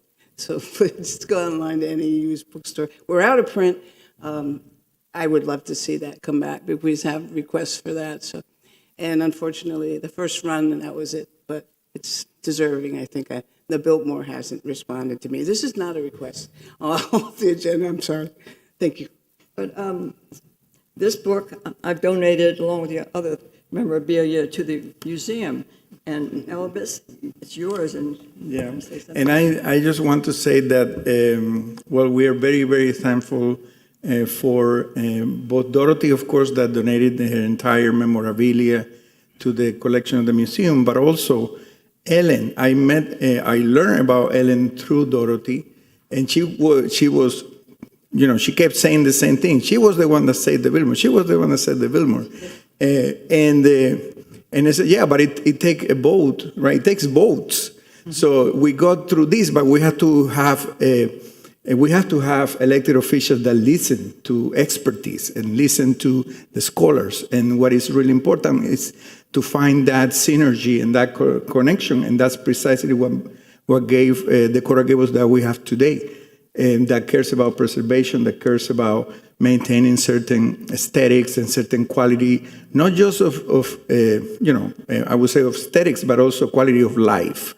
And I think that's at the center of this, this homage. And the reason that we at the museum had a special farewell party for Ellen, and it was really very, very well attended. And I think she didn't even know that she was so popular because she was like, "Are you sure there's people coming?" Well, it was packed, and we were very happy because Ellen just generously donated her library and also part of the collection of Sam LaRue to the museum. So this is going to be a core collection of our research center, that we're trying to create a research center to study the history of Coral Gables so people can actually have access to everything that has been published, that, because I heard a lot, this has not been studied, not really. There's a lot of people that have a lot of work that have been done about the importance of the city, and that's exactly what we want to highlight. And we wanted, last thing I'm going to say is that I spoke with Ellen, and I told her, our annual gala this year, we're honoring women in our leadership, people that have really shaped the city. So I wanted her to be one of the honorees, but she said, but I'm moving back to Connecticut. And I said, oh my God, then at least we have to do a farewell party that really people have the opportunity to thank her for the amazing work that she's done all this year. So thank you so much. And I'd like to say one other thing, of course, I always never stop, I guess, but Ellen has another life before Coral Gables and before Kansas City. She's a Marine. Did you all know that? She was a Marine. We talked this morning about the Constitution Week and so forth. How appropriate it is here now that you've seen Ellen Uguccioni, who's also a patriot and a military veteran. Donna Spain was here this morning, and she before you as well, but she couldn't come back this afternoon. Thank you, Mayor. Well, thank you, Mayor. And Ellen, please, again, thank you. And reading your resume is incredible. Getting to know how you shaped the city beautiful, that you played a major hand in making us a Mediterranean paradise. We're beyond grateful. We couldn't thank you enough for caring so much about the city. We will miss you dearly, but I know that you will have a hand in future endeavors here in the city, and you'll just be a phone call away to provide us with the guidance necessary to continue making this city, an exceptional place to live. Yes, sir. Thank you. Can we take a picture with Yes, it would be an honor. Before, I want to add, if you don't mind, I remember when you came on board to the city back in the day, and I quite honestly learned so much about historic preservation and the value, the importance of our landmarks. I learned every time you were there at the podium, I would listen, perhaps more than I would listen to anybody else talk, because you were a wealth of knowledge, and the way you put things in perspective, every resident could understand. So thank you for that education that I got watching you at work all those years. Thank you very much, Commissioner. Thank you for all you've done. Thank you. Thank you, Vice Mayor. Can we go up there? I want to make sure. Yes, sir. Whatever. Mayor.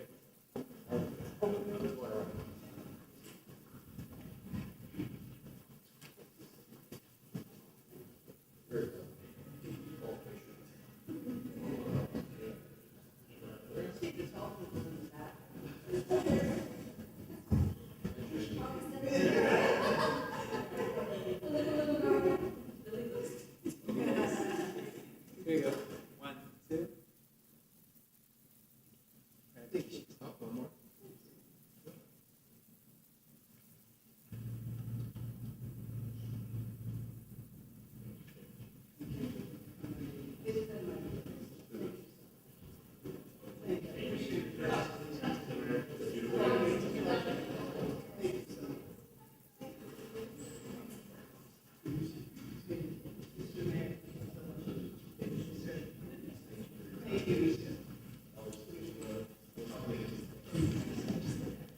Thank you, Mayor. Thank you.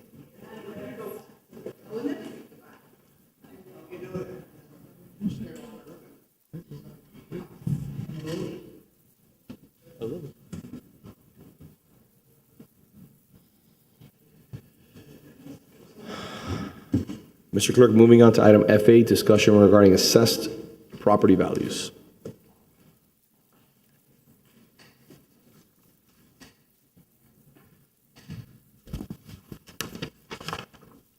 Commissioner Castro? Yes, there's a presentation. Paula?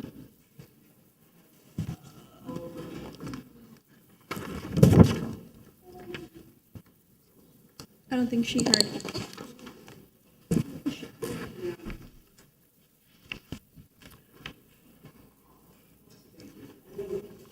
She's probably downstairs. She's the one giving the presentation. She knew it. She knew. She probably doesn't know it's time. You need somebody? City Manager, you want to call Paula? She's coming up now. She's coming up? Okay. Going to get her exercise, right?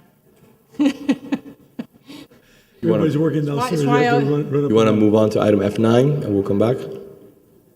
F9. Oh, she's here. It's in the same presentation, but she's here.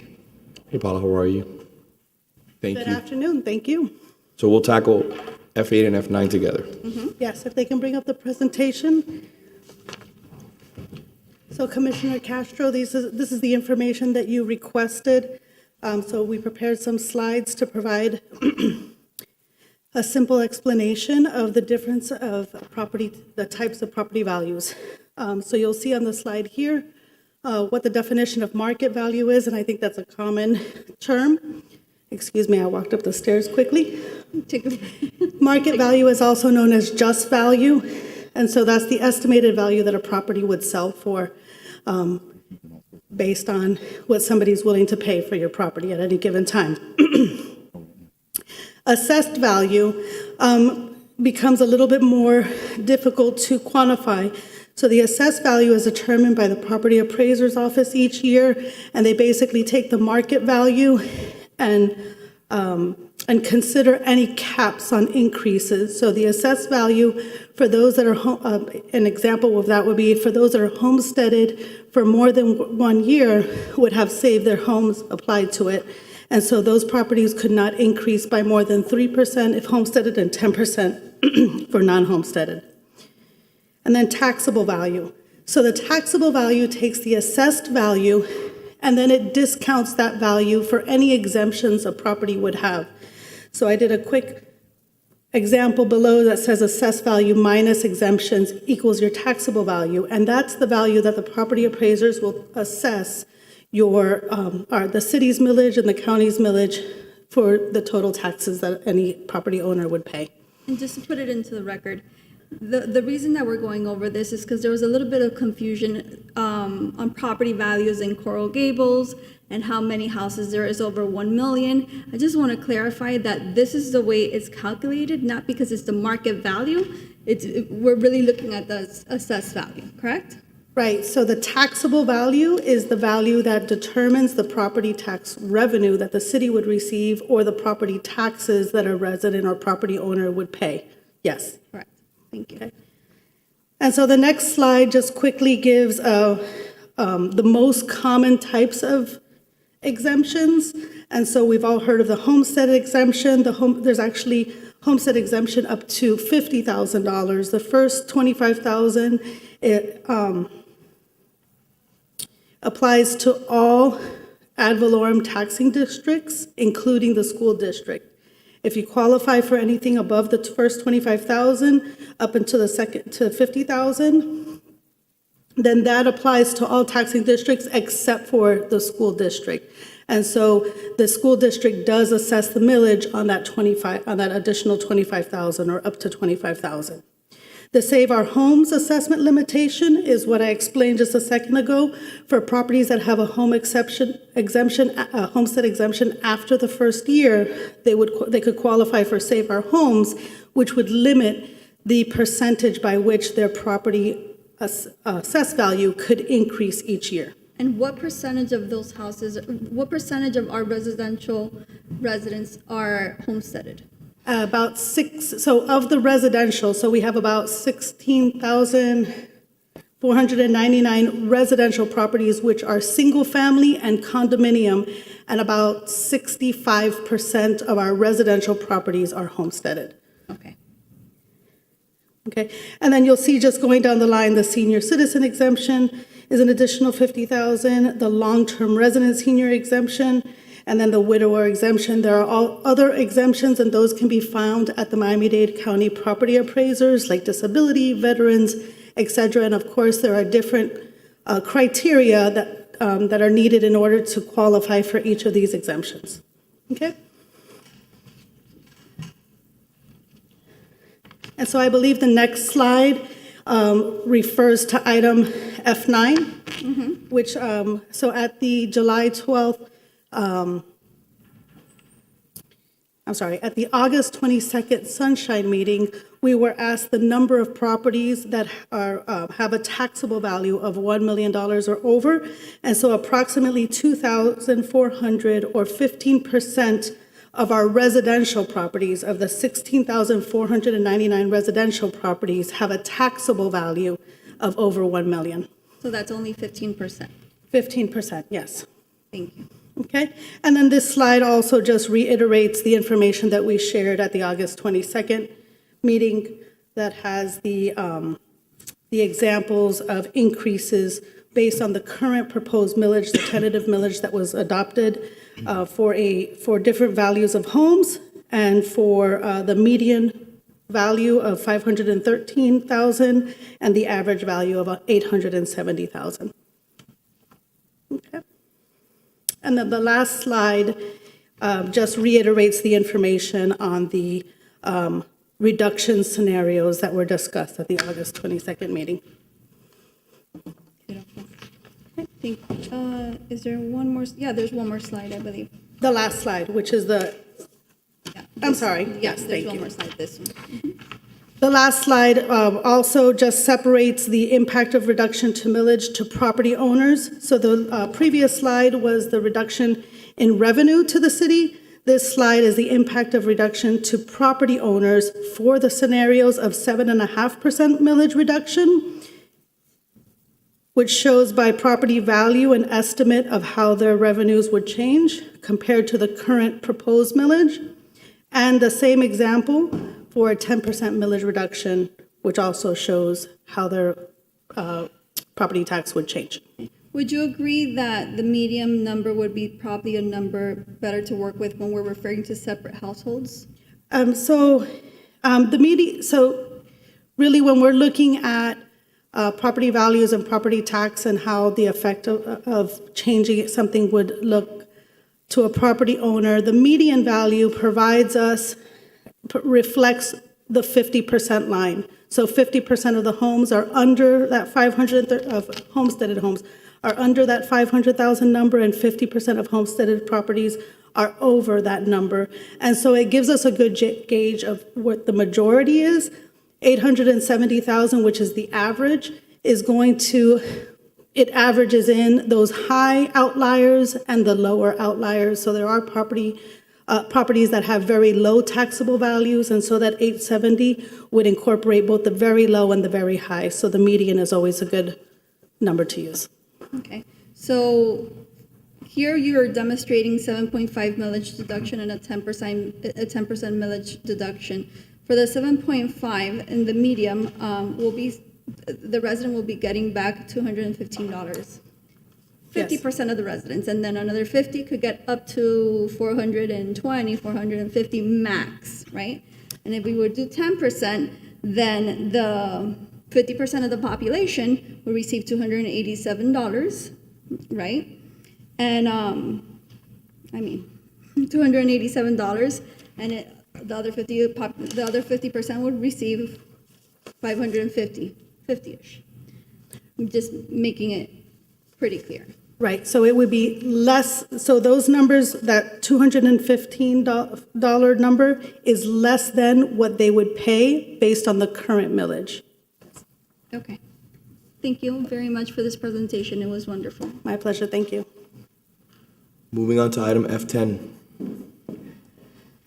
Okay, we'll go ahead and hit this item then.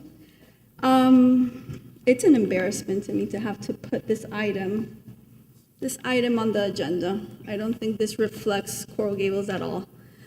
But I do have to say, I have a business. I'm a single mom. And all my private time, I don't have a social life. I dedicate myself to Coral Gables, to serving on this commission. So when I take time out to go to a function or to go to a ribbon cutting and you're disrespectful, it's embarrassing not only to the employees that are there, but to the residents and to the local community. I tried to pull you aside privately, and I said it was a form of respect if you would acknowledge us. And your response to me was, that's another one so you could go tell political cortadito. I'm talking to you right now here, since we really can't talk out of here. Maybe we could come into an agreement. You tell me. Commissioner, I value your input. Again, in 10 years of public service, I've always had a commission that we always agree on, and every single opportunity that I have, when I have an opportunity to speak in public, I always mention my colleagues on the commission. We have a pretty long agenda. We have 30 minutes before we have to go to the budget hearing, which starts at 5. So I appreciate your input. Thank you very much. If anybody else would like to discuss this topic, I think I've spoken enough on the issue. You don't mention the commission. In fact, I was trying positive reinforcement with you, truthfully, and reward you for good behavior. That's ribbon cutting, I don't remember what it was, in Baptist or Jackson. You mentioned the commission, and I applaud you for that, right? But either you cut us off out of the pictures, or you feel, in fact, where were we yesterday? It was yesterday, right? The underline. That the host had to go ahead and, after you got off from speaking, which was a great speech, by the way, He had to go ahead and correct you and say Commissioner Castro and Fernandez, and that to me is embarrassing. This is not something we need to be addressing here. There's no other way. That's why I'm doing it now, because you left me no choice. Commissioner, you're perfectly within your right. I respect you. Again, at yesterday's commission meeting, if you like, at yesterday's function, I did mention, and my colleagues on the commission, like I do when I read a proclamation and when I read a speech, it's in there. Again, we have a lot of items to discuss today. This is not that. So you don't want to complicated. resolve this here? This is not that complicated. It's I've shown the utmost respect, as you can see in today's commission meeting. I only want the best for you and for my entire commission so we can work collegially for the future of the city of Coral Gables. Oh, I would love that. So start acting, a little more courteous and respectful. That would be amazing.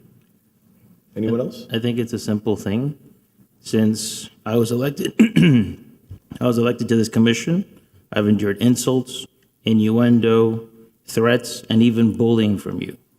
And quite frankly, it's just unacceptable. I think we talked about this earlier in the meeting. I think you need to find a path forward into accepting that there was an election that had a result, and we were elected to sit in this body. And I understand prior commissions, as you say, we agreed on everything. We're not going to agree on everything. And as you and I spoke, 2 weeks after my election, you called me to congratulate me, and I told you, I am going to be there to work with you. We agree on probably 90% of things that come before this commission. Let's get those accomplished, and let's work through the differences. But mistreating people in public, talking down to them, we had 2 members of the county commission at the underline yesterday apologize for your behavior to us. That's true. That's, to me, first, I appreciate the fact that they did so, but people in the community are noticing the disrespect you're showing, not to us, but to the people who elected us. So all I'm going to say is, let's put the past behind us, which we should have done the day we took this oath. Let's move forward for the betterment of Coral Gables. Our priority has to be the city beautiful. And that's it. Let's move it forward. Could you agree to that? Moving on to item F11. You can't agree to that. Again, I'm very clear. I've stated, every time I'm in public, I mention my colleagues, You don't. and it's very clear. We're going to go back and forth on this issue. Okay, We have a lot of. there's we have a truth and there's a lie. We have a lot of business to conduct here. I think we should move on, and I think we should address the issues on the agenda. And I think it's a very simple thing. I've asked, again, this whole meeting, if you play it back, all I've been is cordial and respectful, putting my items on the floor, stating my opinions.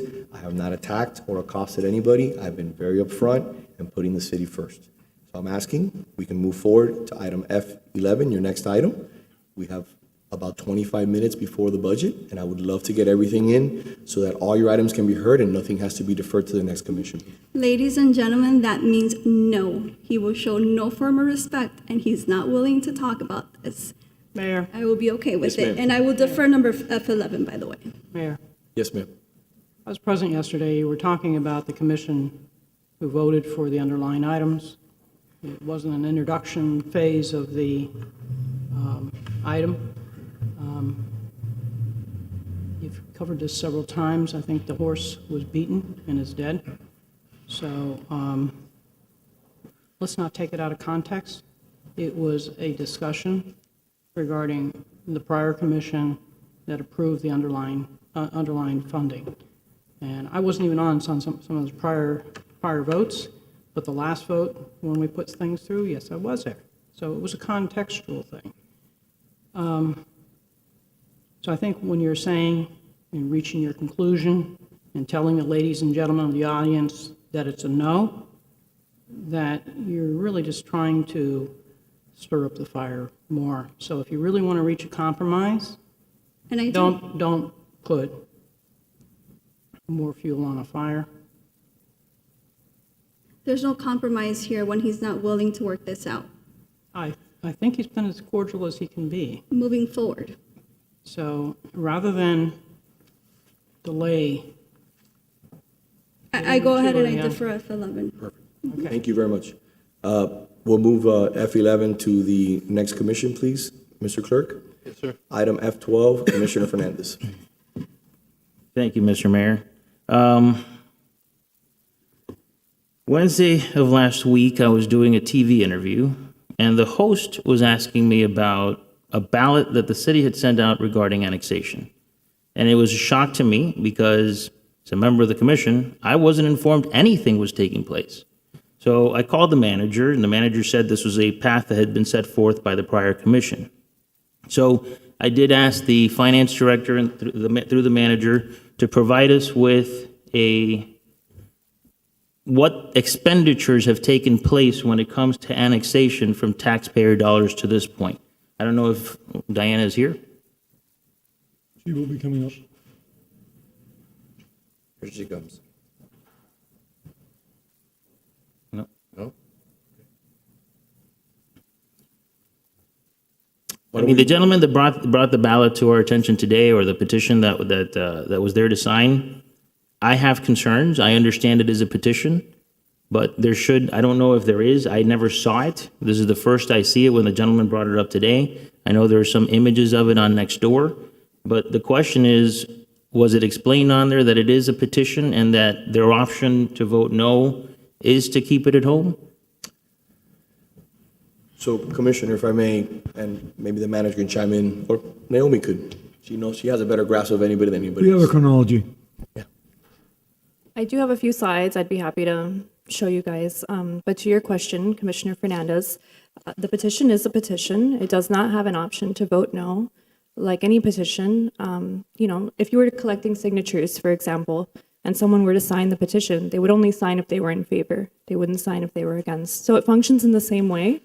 If you sign it and send it in, you're expressing your support to move forward with the process. This is a threshold step in the process. In order to initiate, you need to get 20% of the registered voters in each area.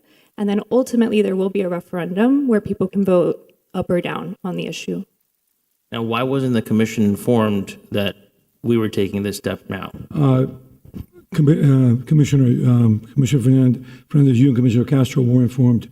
We had a special meeting just for both of you with George Duyos, and we explained the entire procedure at that time.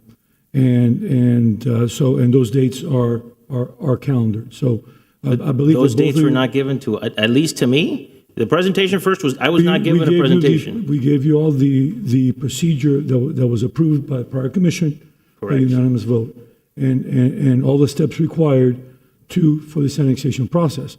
And that was clearly explained, including all the costs and all the requirements for annexation.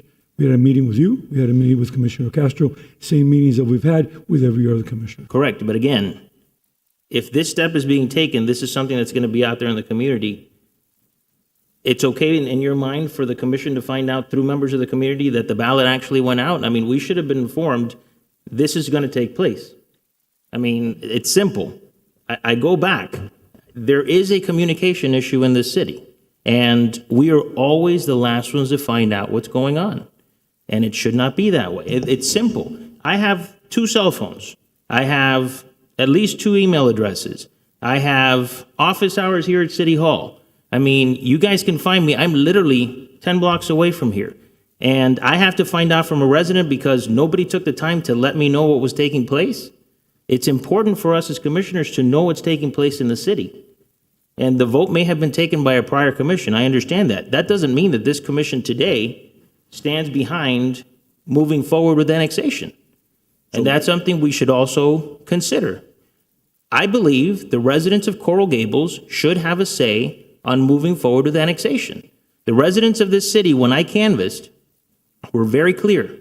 Annexation is not something they want. They think we need to take care of our issues in-house before we take on another area. And if we're talking about winter is coming, we're talking about the Great Recession that's coming, we can't take on another area that's going to be an area we're going to be donating into at this moment. So voters should make a decision whether they want to consider annexation. That's my opinion. May I answer you? Okay. So in regards to Little Gables, we can get some new revised numbers as a result of property value increases. I'm pretty sure it's about a break even or a positive at this point, if you look at it. So that's something that we can find out and we can provide for the commission. It would be great. In regards to what has happened in the commission in the past, The annexation vote was a unanimous vote that happened, that started the wheels in motion for several procedures that would take place in regards to annexation. Like the manager said, and maybe Naomi can provide a little more color, we were notified that these, the process of annexation, the discussions, there was meetings with staff, that there was a budget that was allocated in reference to this process. The vote happened. I understand it wasn't under your watch here in the city, but it was something that happened. Just like, for example, if you as a commissioner now vote on something, for example, like the underline, which I voted on and I sponsored 7-8 years ago, and the moment we got to cut a $7 million check from impact fees, you may be opposed to it, but that's already been in the works, it's already been approved, and that $7 million has been allocated to the underline, and it has to be given to the underline contractually because we're moving forward to making up that tranche of money of the 15 million that's going to do with phase 3. So my point is that even though you may not be in agreement, maybe Commissioner Menendez or the Vice Mayor wants to no longer do annexation. The issue is that this was done in a way where the previous commission had voted on it. We were moving forward step by step, and this is just one of the steps in the process of annexation. And Naomi, I can speak to can process. you add a little bit more color in Sure, of regards to the course. process? It And would I be do have great. a few slides, if we can bring them up, that kind of enumerate the resolutions that were enacted by the commission and talk about the next steps in the process. So we were operating under Resolution 2023-57, which was adopted in March of 2023. It did direct the city manager and the city attorney to take the next steps, including scheduling community meetings, preparing and sending petitions, and holding a public hearing to adopt or not adopt the annexation resolution. This commission sitting today will have an opportunity to weigh in on annexation multiple times. We cannot submit anything to the county unless we have a resolution from you all directing us to do so.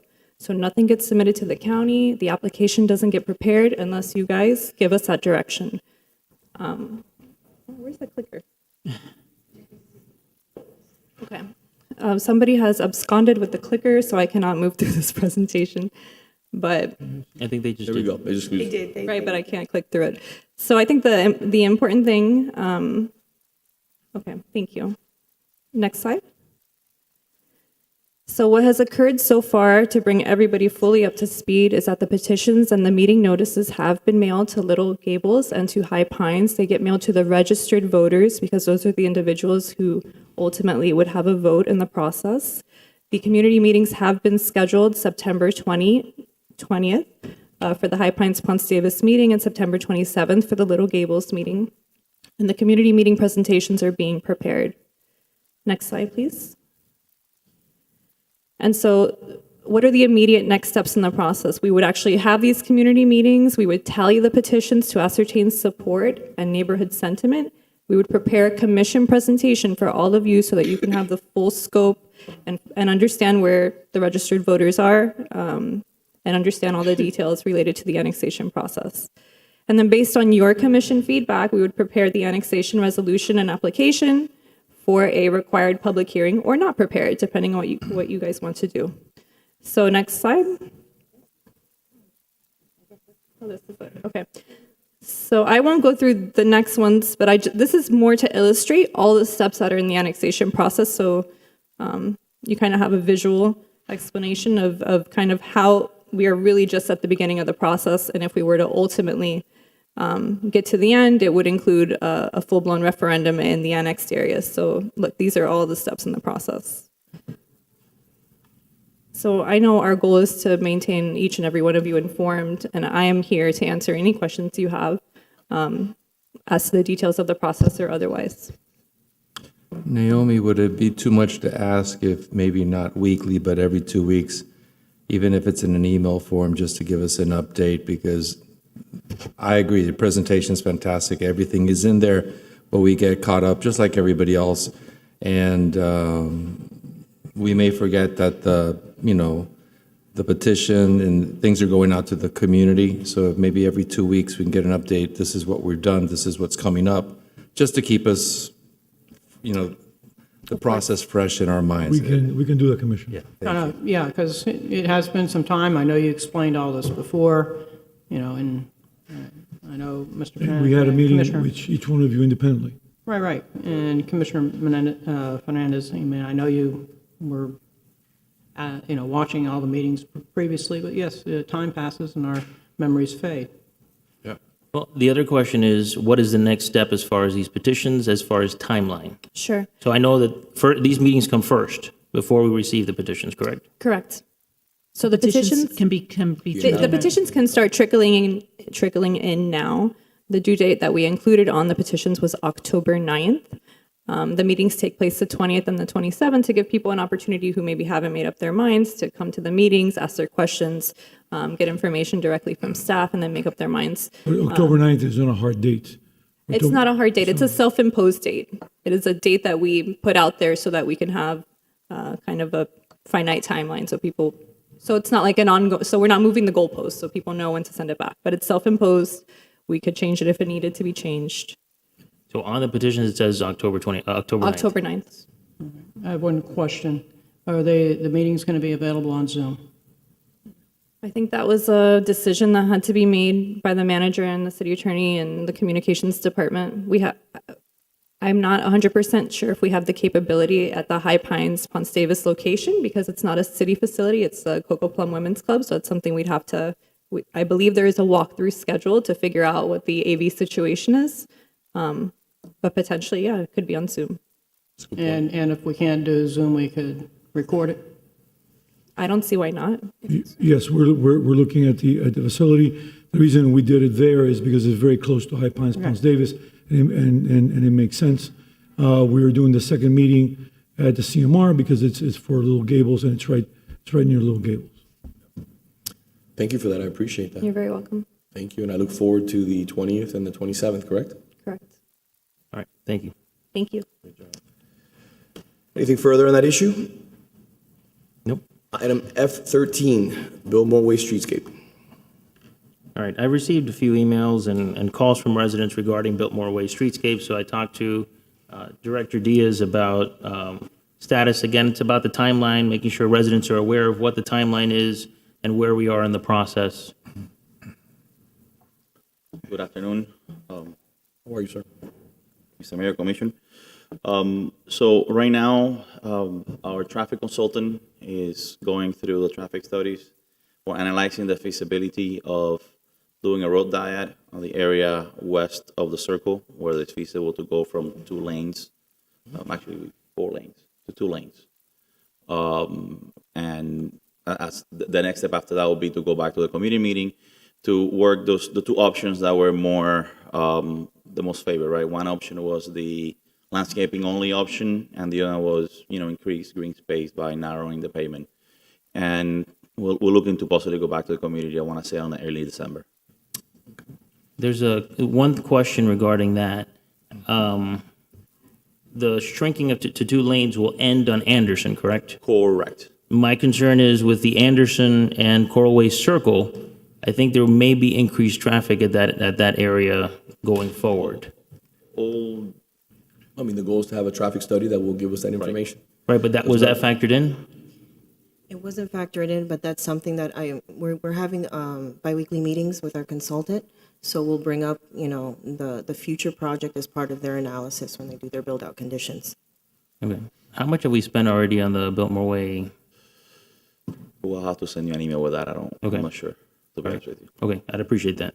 Absolutely. Commissioner, if I may, just to add a little more color on that front. So in October, we start having the community meetings, correct? I'm sorry? In October, we start having the community meetings. We're correct? looking at early December. Okay, so December. Most likely, yeah. Perfect. Like always, just obviously, let's get it out to everybody in Yes, the absolutely. area. Make sure we cast the widest net possible.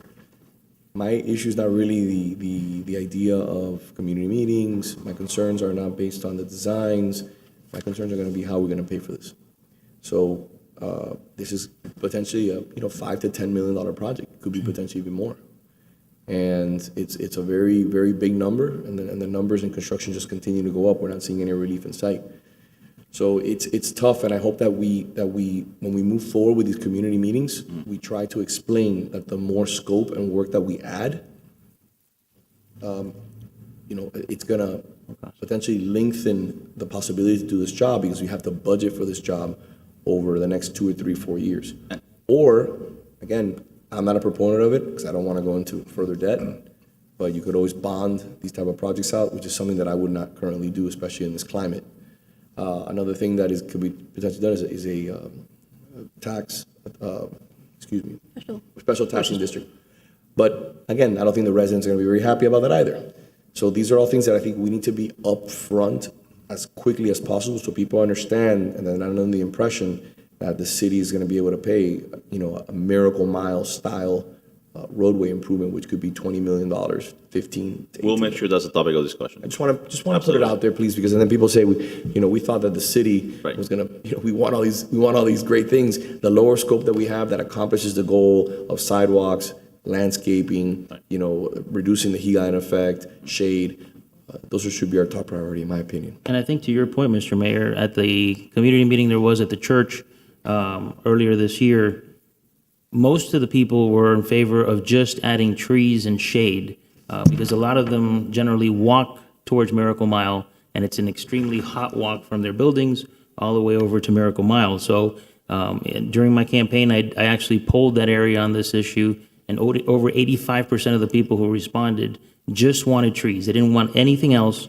It was simply to add trees in order to add shade to their area, and it's something that we can do to expand our tree canopy as well. Mayor, if I could just follow up, because I went to the meeting as well, and apparently some people thought I wanted bike lanes on Biltmore Way. That was actually an idea of one of our current planning and zoning board members that was pushing to have bike lanes on Biltmore Way itself. I never, ever thought it was a good idea with the number of cars that are parked out there and then people walking across the sidewalk to get into buildings. That looked like a recipe for disaster for me. But I'm going to ask you to do the same thing that I asked you to when I called you Spock, to give me some guesstimates on amount of cost so people have knowledge, some information to make decisions with. If you take the total cost per linear foot and number of units in a building to give people choices, if they want to see this sometime within their lifetime or we have to work it into a capital improvement budget. With the number of units in those buildings, it might be a number that they're interested in moving it forward more quickly. So the area specifically that we're talking about is the area from the Circle West, and I think that'll be a lot easier, I think, for the simplest option when it's just landscaping and trees.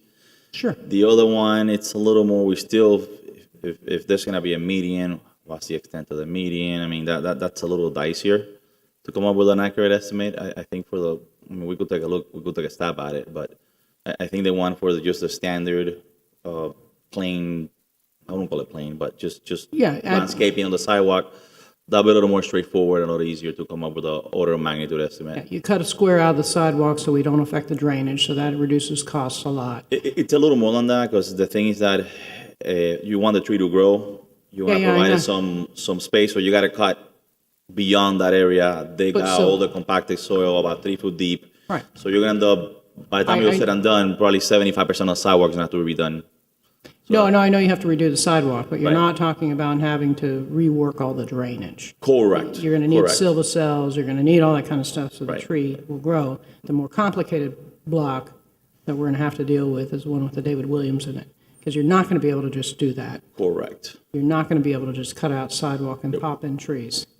So we might have to have a different design option there, not by choice, but by force because of that parking garage underneath the street. Right.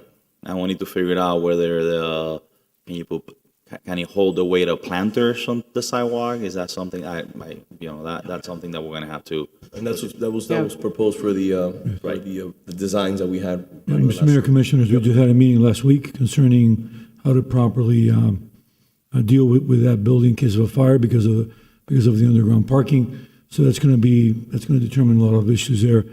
That structure, our emergency vehicles are much heavier now, and getting multiple emergency vehicles there is a problem. So we've had a meeting. I've had a meeting with the building official and the fire marshal just for those structural issues there. So I think we have to deal with a lot of those things. Signalization in the public safety building, just adding that signal for the fire side cost $480,000 at that time. So signalization has gotten to be just hugely expensive. So we have to deal with all these parameters and make sure that we will give some reference of magnitude as to what some of these costs. But a project like this could be $5 million to $50 million, depending on what the residents want. Thank you for realizing that. Okay. Thank No, thank you. Okay. Thank you very much. Thank you. Mayor? All right, item F14. Oh, I'm sorry, Mr. If it's okay with Commissioner Fernandez, can we jump to 4F16 because it's a dollar amount? That's okay? Can we come back to the others? Which one is that, F15? My eyesight's so bad. F16. F16. If that's okay, I know we're running against the clock. Mayor, may I read it into the record? Yep. A resolution of the City Commission authorizing the city to be a Silver Eagle sponsor of the Coral Gables Preparatory Academy Centennial Gala. So Coral Gables Preparatory Academy is celebrating Centennial, September, I believe it's September 23rd, and they reached out to the city to see if we could be a sponsor. In 1923, Coral Gables Grammar School, later renamed Coral Gables Elementary, opened with 39 students and one teacher, Mary Feaster Jackson. The school was financed and built by George Merrick, who believed that beautiful things inspire higher ideals in the minds of children. He commissioned a nationally known architectural firm to build a school using Spanish colonial architecture. And it's, as we all know, it's a landmark, and it's on the U.S. National Register of Historic Places.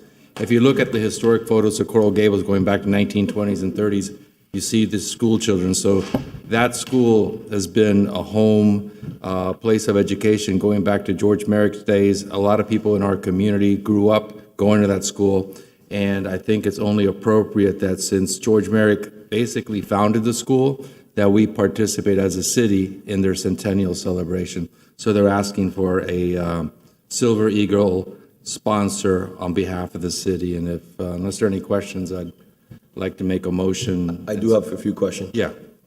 So, Mr. Manager, have we ever, as a commission, or have we sponsored events like in this magnitude? For schools, no. Okay. So listen, I'm gonna go along with it today, but I just want everybody to know we're opening up a door here, because I've written checks personally this month for a new flagpole at the Women's Club, a brick for the museum. We're gonna do the Playmakers event. I'm sponsoring a litany of different things that are important, but I'm paying them for myself. This is a gala for $2,500. What's the next ask gonna be? So when Commissioner Fernandez brings something, so instead of doing it personally, should we just start bringing the ask to the commission and then the commission can pay for it, because that's my concern. Because if we do $2,500 here, then what's gonna say that we shouldn't do $2,500 or $5,000 at another event? But I will vote in favor of it. I don't have a problem with it, but I just want to be aware. I don't want to hear later when I bring something here, just because George Merrick went to a school or he founded a school. There's a lot of things here that I think are just as important and deserve the money in this community. And I wouldn't make the commission pay for it. I would pay for it myself, or I would raise it through private entities like I've done it in the past. So it's up to the commission.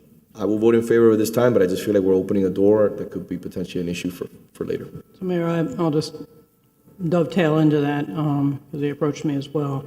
And I got together with the Coral Gables Garden Club. We're working on a garden for them as part of this 100-year celebration. So the Garden Club is putting in money, again, trying to use private funds.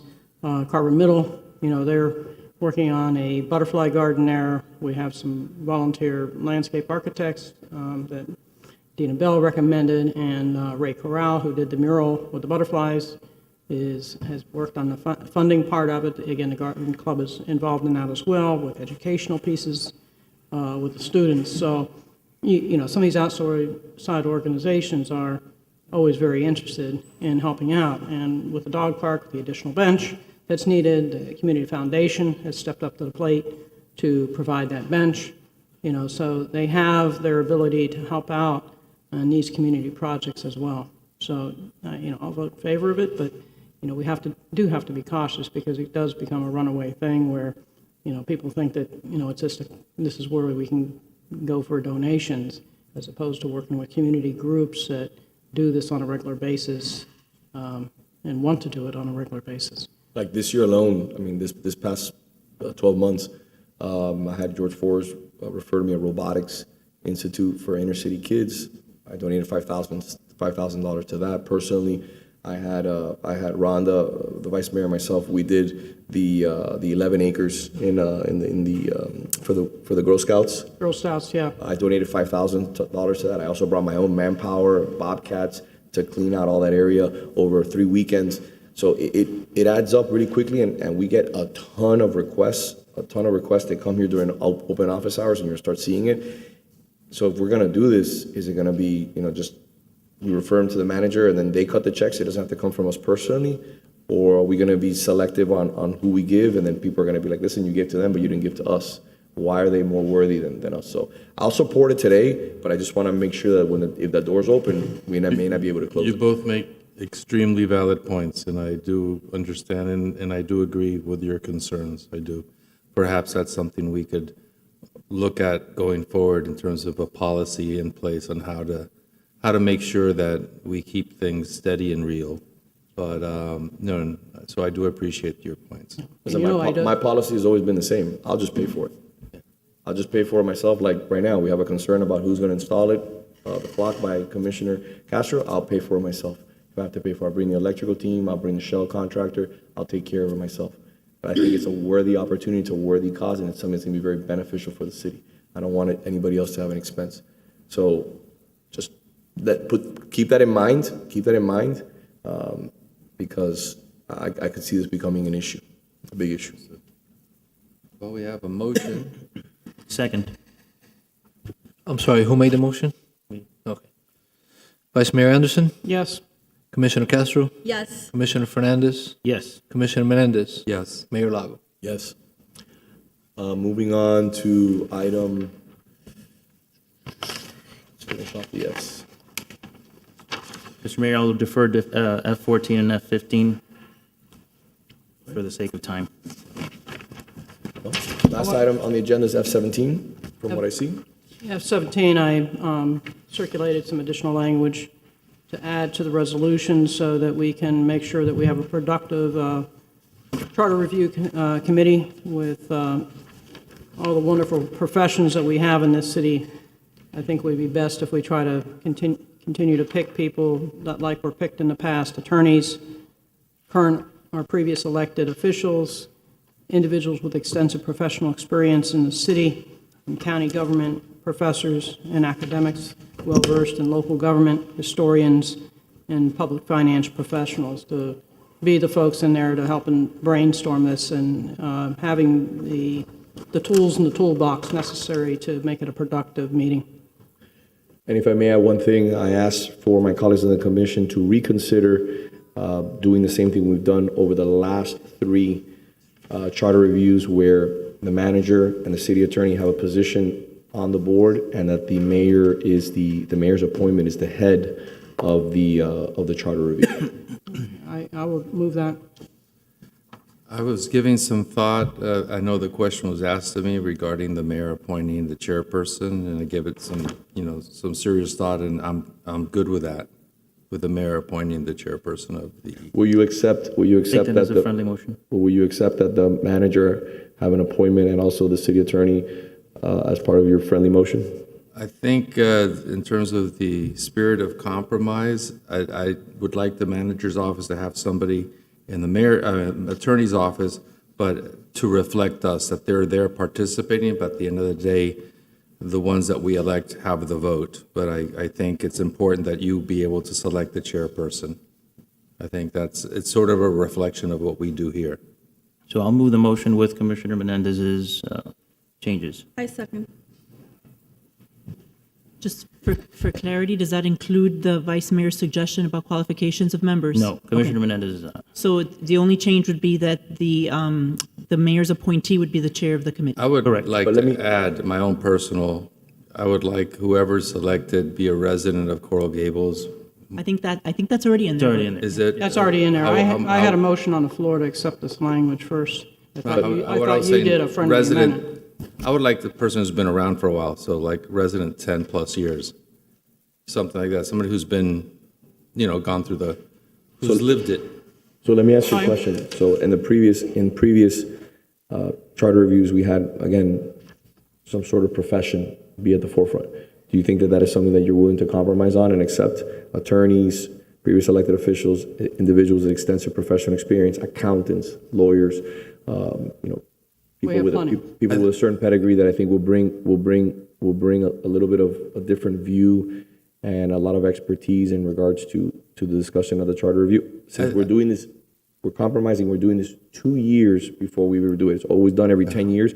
You want to do it now? Again, I compromise on that point. So I think it's willing to have, having professionals on the charter review only benefits the process. I think if I'm not mistaken, Madam City Attorney, in the Planning and Zoning Board, there's reference to certain professions, but it's almost like what we strive to.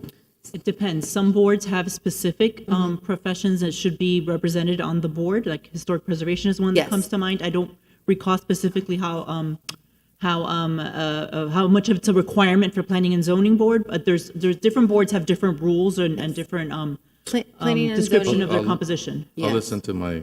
I just, based on what you're proposing, Commissioner Castor and I would not be eligible to serve on this charter review committee. Well, you're Because we don't meet the qualifications as attorneys or previously elected officials, so just historians, public finance professionals, academics, professional city and county government experience. I think we're limiting the residents and saying, if you don't qualify by this, you shouldn't have a say in our charter.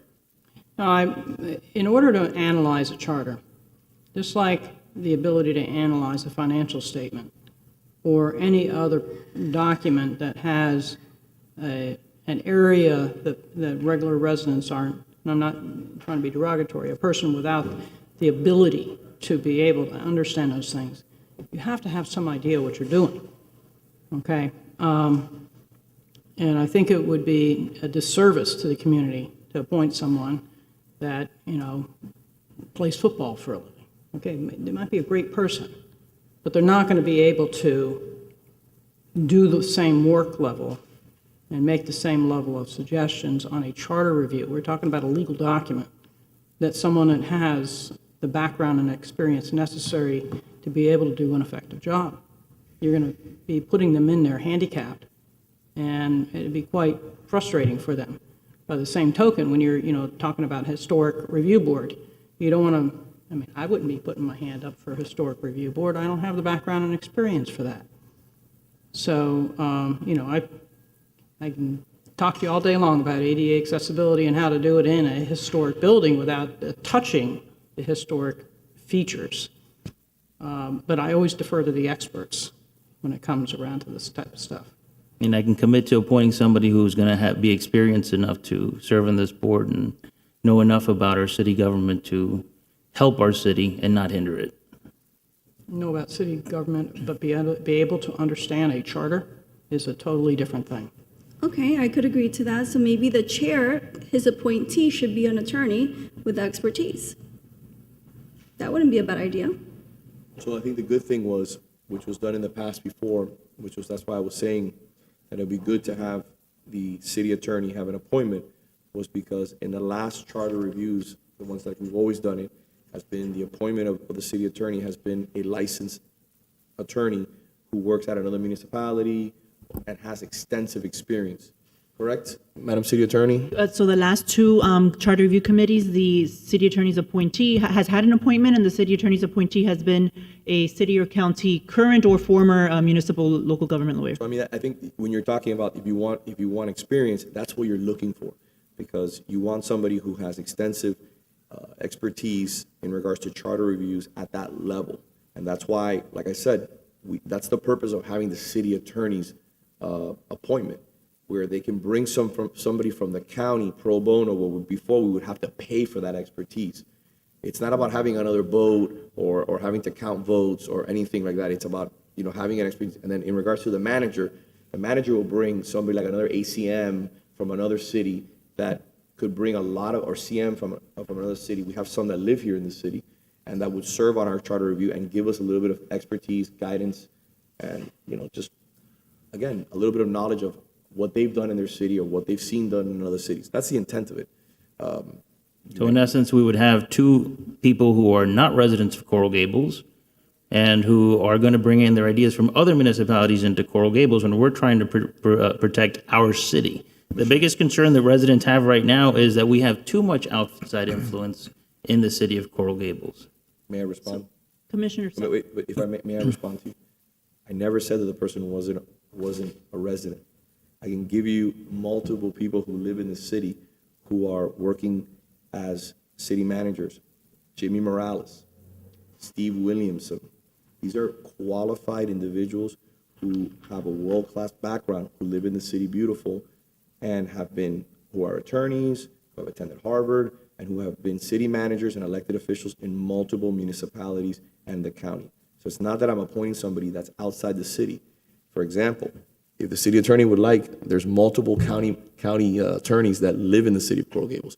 It's not hard to find somebody. I'm just saying the point of having these individuals engage through the manager and through the city attorney is because they'll come and fill that role, and then we can backfill the rest of the other roles that we want to find. That's the only reason. If you don't want to have those type of individuals appointed and you only want to have 5 people on the charter review, I don't have a problem with it. It's fine.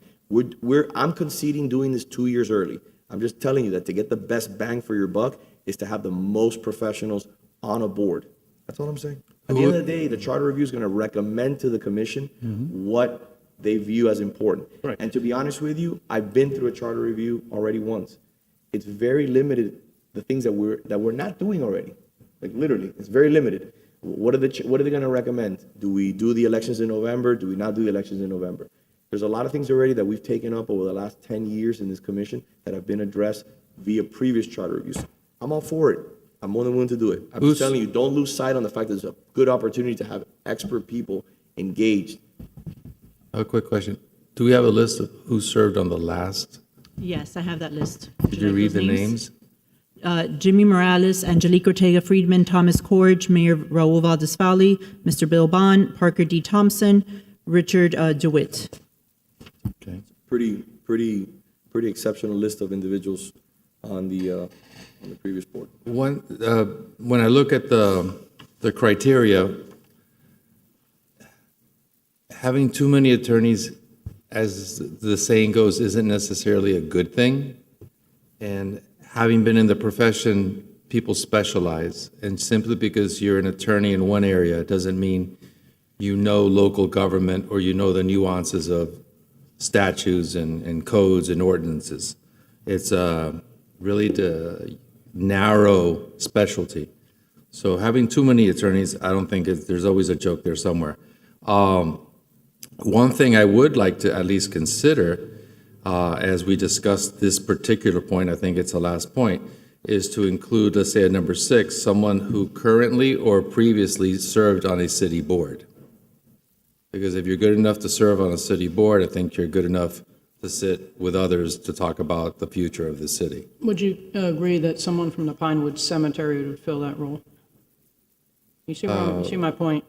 You need somebody that can constructively participate. I mean, I know I'm trying to pick someone, but if you have another profession that you think is applicable, you can feel free to put it in. I have no issue about, I just think if they're good enough to be appointed to boards, then we appointed them because we felt they had the city's best interests at heart.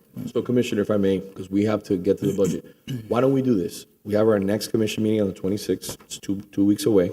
This was put on as a discussion item. Why don't you prepare the legislation for the charter review, break it all down, send it in a memo to the commissioners over the next week or so we can digest it and give our input. You've heard a lot of input already in regards to what we think is important and how we can work collaboratively on this front. And we'll put it on the commission for ratification on the 26th. But the legislation has already been drafted. I did that work. I sent it to the city attorney. It's already it was presented to everybody, and she read it into the record earlier today. So That's not what I'm saying, Commissioner, that's not what I'm saying. That's not what I'm saying. What I'm saying is, there's been changes. We've added certain changes to it, and we're asking you to consider if you will make certain changes, and maybe you can think about it over the next 2 weeks. We have a budget hearing now we're 15 minutes late already. I think everybody needs a bathroom break, maybe get something to drink, so we can come back and do this. Gives us 2 weeks to come back and do it. I don't know why we're in such a hurry to do the charter review. We're 2 years early. why were we so in such a hurry to move the election? I mean, same thing applies. So before, Because there's a deadline to. And there's a deadline for this as well. The city attorney has made that clear. If there will be referendum questions that come from the Charter Review Committee, we need to do this sooner rather than later. So just to clarify. The way I want to answer that, hold on. Okay, look. This is apples and oranges, Commissioner. The issue that you're talking about in regards to if an election was held in November or was held in April is a matter that has to be addressed now, because the people that are running, if you move the election to November, they have to address the issue. They lose. You can't just wait 6 months to make the decision. Madam City Attorney, Commissioner Fernandez says that you stated that this is a time-sensitive issue. So if the commissioner indicated he wanted the charter review to complete its work and have any proposed ballot questions on the November 2024 election. If that is the case and the will of the commission, then time is important, of course, because we're already actually behind the schedule that was done in 2015. We're about 4 to 5 months behind that schedule. So I do think it would be ambitious, even if it's adopted today, to complete this. But there, as you know, Mayor, and as you stated, there's no requirement that this be done by November 2024. It's really at the will of the commission. You all can decide. I have a compromise, and the sponsor, I presented to my colleagues, that of the criteria that was presented to us, professionals, architects, that at least 3 of the 5 on the board, on the committee, need to fall into this category. We've done that in some other boards. A certain number have to be this, or a certain number. Not all of them, but I think that's a compromise. I think it gets everybody where they want. 3 of the 5 have to be architects, experts in county government. I think that's the expression, splitting the baby or something like that. So, I can live with that. forgive me, who was the movant? I moved it. So then it would be up to Commissioner Fernandez whether. I can accept that as an amendment. Okay, he accepts that. I'm sorry, would 2 be better? Sometimes it's hard, and then we'll be kind of fighting if we want to appoint this one, and I don't want to see us in that situation. I'm comfortable with 3. 3? I'm comfortable with 3. I think it's, So you have I'm trying to find consensus, even though it's not an easy topic. We've had a difficult day, a long day, but I think it gets everybody in a place that's comfortable. Nobody's backed into a corner. Everybody, the mayor gets to appoint the chair. We split the baby slow a little bit. I mean, I think we've reached a point where I think we're all in agreement enough that we can move forward. Mr. Clerk, if there's no further comment from the commission. Sorry, Commissioner Castro, will you still be seconding the item? Yes. Okay, Mr. Mayor, before we take the vote, we have a member of the public requesting to speak on the item. Okay. Ed Santa Maria. Mr. Santa Maria, the floor is yours. Wait 1 second.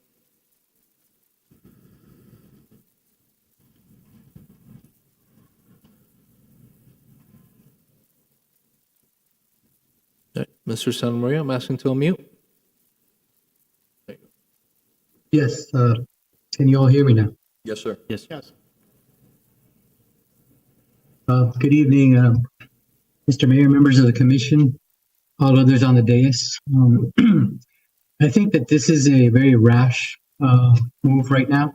I think that when you're talking about the charter, you're talking about one of the fundamental documents that guide the city throughout the course of its actions, and the trajectory that it creates is fundamental to the city's processes.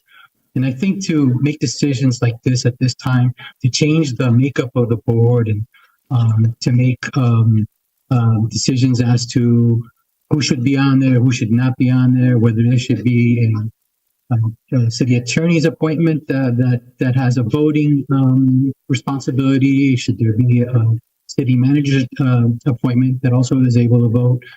I think that this is something that was baked into the cake previously because these are concepts that are workable in other municipalities and have worked for many, many years throughout the course of governance here in Miami-Dade County and other municipalities, et cetera, et cetera.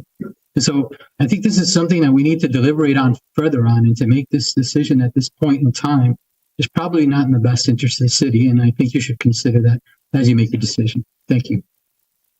Thank you very much. Does anybody have any comments or like to add anything further, especially after Mr. Santamaria's comments? They're valid comments. There wasn't a lot of research or thought put into the makeup of this board. I mean, I don't think this Charter Review Committee is going to be able to do anything about the election at this point, because by the time they get around to it, it's not going to make a difference. You all made your decision. So, very valid points. My purpose for adding this language was to make sure that we have the individuals with the tools in the toolbox to do the job, and not put any resident in there that has a disadvantage of having productive contribution because they just don't have the background. Thank you, Vice Mayor. So we have a motion and a second. Commissioner Castro? Yes. Commissioner Fernandez? Yes. Commissioner Menendez? Yes. Vice Mayor Anderson? Yes. Mayor Lago? Yes. All right, moving on. Mr. Clerk, did I miss anything at all on the agenda? No, sir. All right, so I'm going to take a 15-minute break, and we'll be back at 5:45, and we can commence working on the budget hearing, the first budget hearing for the City of Coral Gables, September 13, 2023. Thank you.